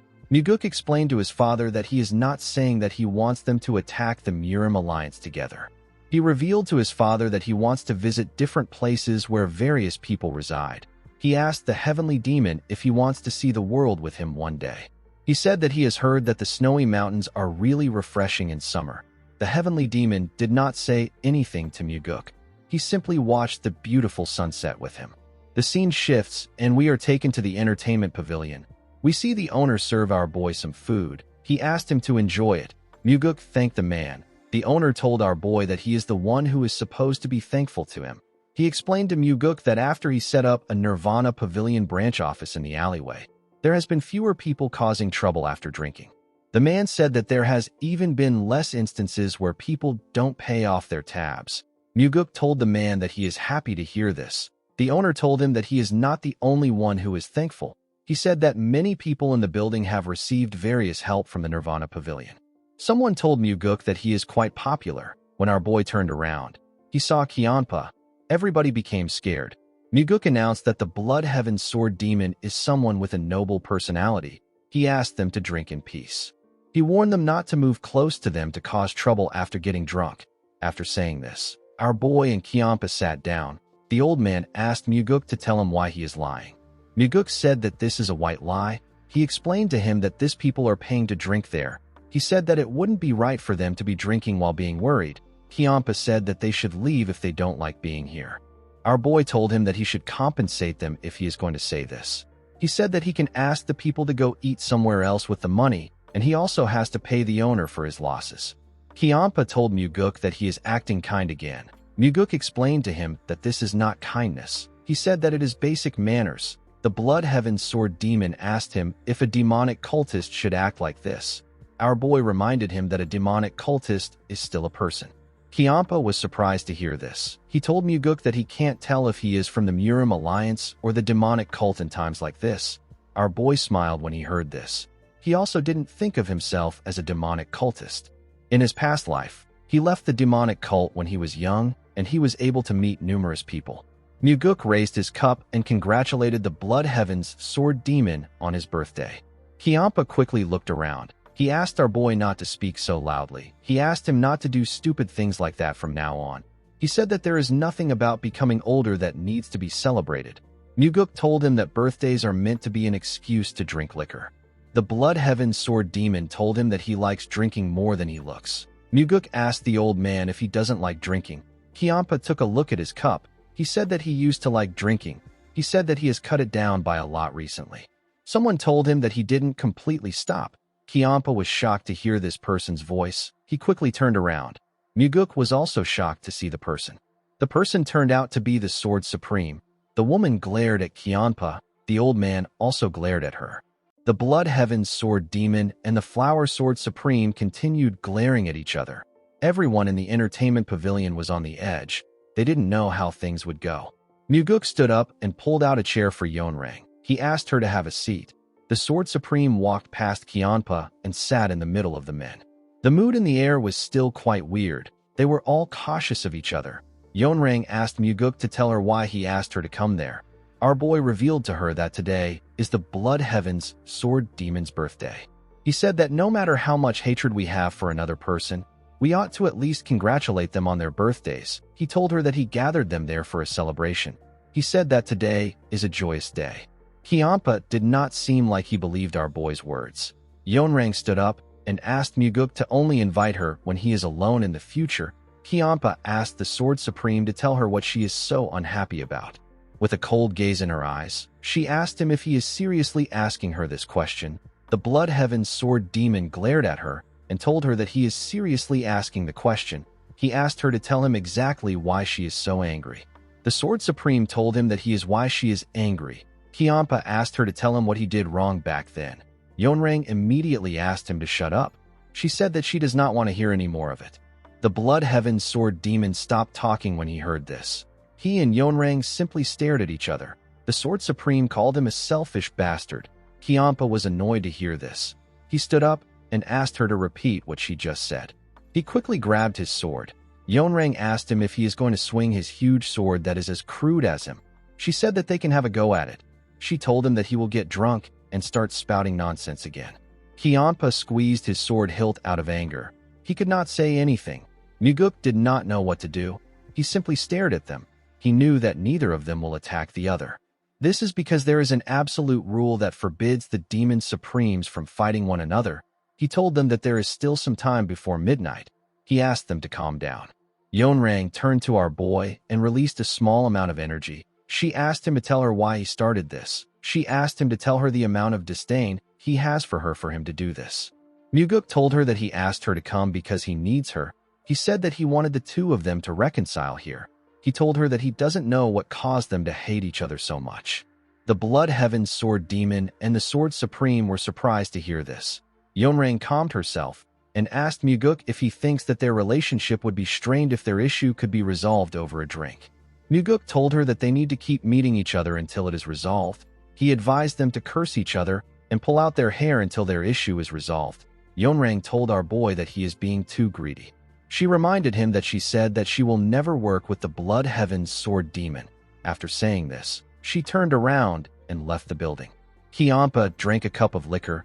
He slammed the cup on the table and destroyed the table. He thanked Muguk for his congratulations. After saying this, Kyampa left too.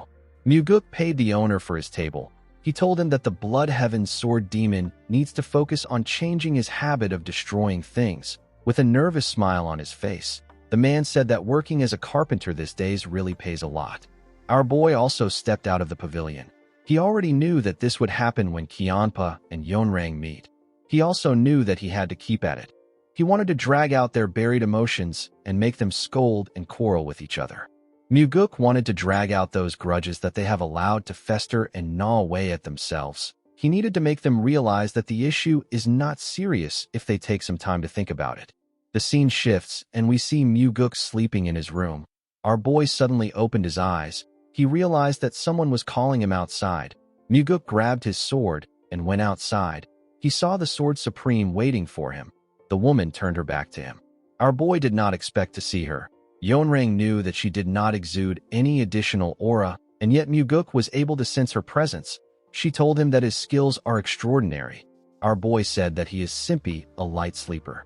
The Sword Supreme reminded Muguk that he told her that he despises people who try to win the hearts of their subordinates with things like dreams and ideals. Muguk agreed that he said this. Yeonrang said that she also has people that she despises. Our boy asked her to tell him the kind of people she is talking about. She said that she hates people who are only good with words but don't have the ability to back it up. Muguk asked her if he is this kind of person. She told him that they need to find out. The moment she said this, she drew her sword and released some energy. Muguk found it amazing that he couldn't find a single opening even though her back was facing him. He told the Sword Supreme that he has another kind of person that he despises. Yeonrang asked him to go on. Muguk told her that he doesn't like someone who is strong and uncaring at the same time. He said that he despises people who use their strength to oppress others or to create relationships where they have the upper hand. He said that he hates seeing people who have such poor imagination cause harm to others. The moment he said this, Yeonrang released a large amount of energy. The ground began to shake. She turned to Muguk and told him that she has been too nice to him. She told him that he has become far too arrogant. Our boy noticed that his grass was slowly freezing. With a smile on his face, he asked Yeonrang to tell him what she will do if he wins. Yeonrang was annoyed to hear this. She could not believe what she was hearing. She asked him if he just said that he will win against her. Muguk told her that he did. With a serious look on her face, she told Muguk that she will do whatever he wants if he wins. She said that she will even kill herself if he asks her to do it. Muguk could tell that Yeonrang was certain that she would never lose. He accepted her condition. The Sword Supreme asked him to tell her what he will do if he loses against her. Muguk told her that he will do as she wishes. With a scary look on her face, Yeonrang told our boy that what she wants is simple. She revealed to him that she wants him to drive the Blood Heaven's sword demon out of his life. Muguk believed that Yeonrang has every reason to act confident. This is because her martial arts are second only to the heavenly demon. He asked her if she is not curious about what he wants. The Sword Supreme said that she is not curious because she won't have to hear about it. Muguk smiled when he heard this. He told her that she will have to hear about what he wants today. He pulled out his sword and told her that he has the black demonic sword in his hand. He told her that it can even damage her sword. Yeonrang told Muguk that she will give him the first 3 attacks. Our boy took a stance and told her that he will accept her offer. He said that he will start now. Although it will be tough for him, Muguk decided to fight her without using the 4 strides of the Wind God. He decided to end the fight within 3 attacks. The moment he thought of this, he charged at the Sword Supreme. He used the first form of the soaring sword arts known as Celestial Equilibrium. He released a large amount of energy with his attack. The Sword Supreme was able to block it. She and Muguk glared at each other. They tried to push each other with their swords. As their swords pressed against each other, it released a bright light and a large amount of energy. It destroyed the surrounding. The attack sent Muguk flying. The Sword Supreme was able to regain her balance in the air. Muguk pressed his leg into the ground. He raised his sword and used the second form of the soaring sword arts known as the Shifting Slash. He was able to fire multiple attacks at Yeonrang while she was still in the air. Yeonrang was able to block each one of the attacks with her sword. She gracefully landed on the ground. When she raised her head up, she saw multiple attacks coming towards her. She grit her teeth and took a stance. She fired a huge attack at Muguk. Her attack went through the Shifting Slash. Our boy was able to block it. He realized that the Sword Supreme has broken her word on letting him attack 3 times first. She even retaliated. Yeonrang also realized that she messed up. Muguk couldn't blame her. She couldn't help it. The constant shifts made by the Shifting Slash makes it a technique that can't be stopped with blocking alone. Yeonrang had to attack in order to defend against it. Muguk took a stance. He covered his sword with a dark and scary energy. He used the third form of the soaring sword arts known as the Heavenly Slash. He fired his dark energy at the Sword Supreme. Yeonrang wasn't even bothered. She raised her sword and blocked the attack. While she was blocking the attack, Yeonrang noticed something odd. This attack was much more powerful than she expected. It was slowly overwhelming her. The Sword Supreme could not believe what was happening. The attack was slowly covering her up. She asked Muguk to stop. She said that she doesn't want him to attack her face. Our boy glared at her. He could see the fear in her eyes. He took away his energy and pointed his sword at her. The Sword Supreme was quite scared. Our boy took away his sword. With a serious look on her face, Yeonrang asked Muguk to tell her what just happened. Muguk reminded her that he asked her to be careful because he has the black demonic sword. The Sword Supreme explained to him that he wouldn't have won the fight even if he has the heavenly demon sword. Our boy revealed to her that he has completely mastered the soaring sword arts. Yeonrang was shocked to hear this. She told him that she doesn't believe him. The soaring sword arts is an advanced martial arts that is similar to what the demon supremes have. It was natural that Yeonrang would find it hard to believe that our boy has already completely mastered such an advanced martial arts. Muguk asked the Sword Supreme if she believes that his father made him the Nirvana Pavilion Master just because he is his son. Yeonrang said that it still doesn't make any sense. Our boy revealed to her that he also consumed the Heavenly Divine Pill to make up for his lack of inner energy. The Sword Supreme finally understood why Muguk is so strong. Our boy told her that he won the fight. He asked her if she acknowledges this fact. Yeonrang said that she wouldn't have let her guard down if she knew that he was this strong. Muguk knew that she was right. She allowed him to attack 3 times because she didn't know how strong he was. This was what led to her defeat. He asked Yeonrang if she won't acknowledge her defeat. He told her that if the Demon Supremes learn that she broke her word, she will be forever haunted by the label of a coward. Yeonrang asked Muguk to shut up. She told him that he does not need to provoke her by saying things like that. She told him that she will keep her word. She asked him to tell her what he wants. With a smile on his face, Muguk reminded her that she said that she will give him her life if she lost. The Sword Supreme asked him if he wants her life. Muguk told her that he doesn't. He said that even though the Blood Heaven Sword Demon calls him a crazy person, he is not this crazy. Yeonrang asked him to tell her what he wants. With a serious look on his face, Muguk asked the woman to accept his apologies. Yeonrang did not expect this. Muguk put his hand together and apologized to her for the disrespect he has shown her up until now. He told her that he is being sincere. He hoped that she will forgive him. The Sword Supreme asked Muguk if he is mocking her right now. Our boy assured her that he is being serious. He told her that he acted disrespectful towards her today. He said that he shouldn't have invited her to the dinner. Yeonrang did not understand what was happening. She asked Muguk about why he is apologizing when he already won. Our boy explained to her that he wants to win her favor by apologizing to her. He told her that he wants her to support him from the bottom of her heart. Yeonrang asked him if he is referring to support in the battle to become the successor. She told Muguk that she is disappointed in him if he thinks that the apology will make a difference. Muguk explained to her that he is the kind of person who will respond double in kind. If his opponent throws sand at him, he will push them into the mud. If they throw water at him, he will throw feces at them. He told Yeonrang that he has no desire to do such things to her. He told her that she is the one most worthy of respect among the 8 Demon Supremes because of her noble and lofty character. The Sword Supreme asked Muguk if this is truly how he sees her. Our boy told her that it is. He said that she truly has a noble and lofty character. Yeonrang did not know what to say to him. Muguk bowed his head and told her that he will see her next time. He turned around and walked into his building. As he walked towards his house, he remembered how she lived her life after the cult fell. He believed that what he said was not a complete lie. However, the events of the past still hasn't happened yet. Our boy believed that his encounter with her might change her fate.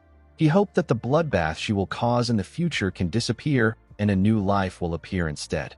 He hoped that flowers could blossom in the dreary wasteland that he saw within her eyes.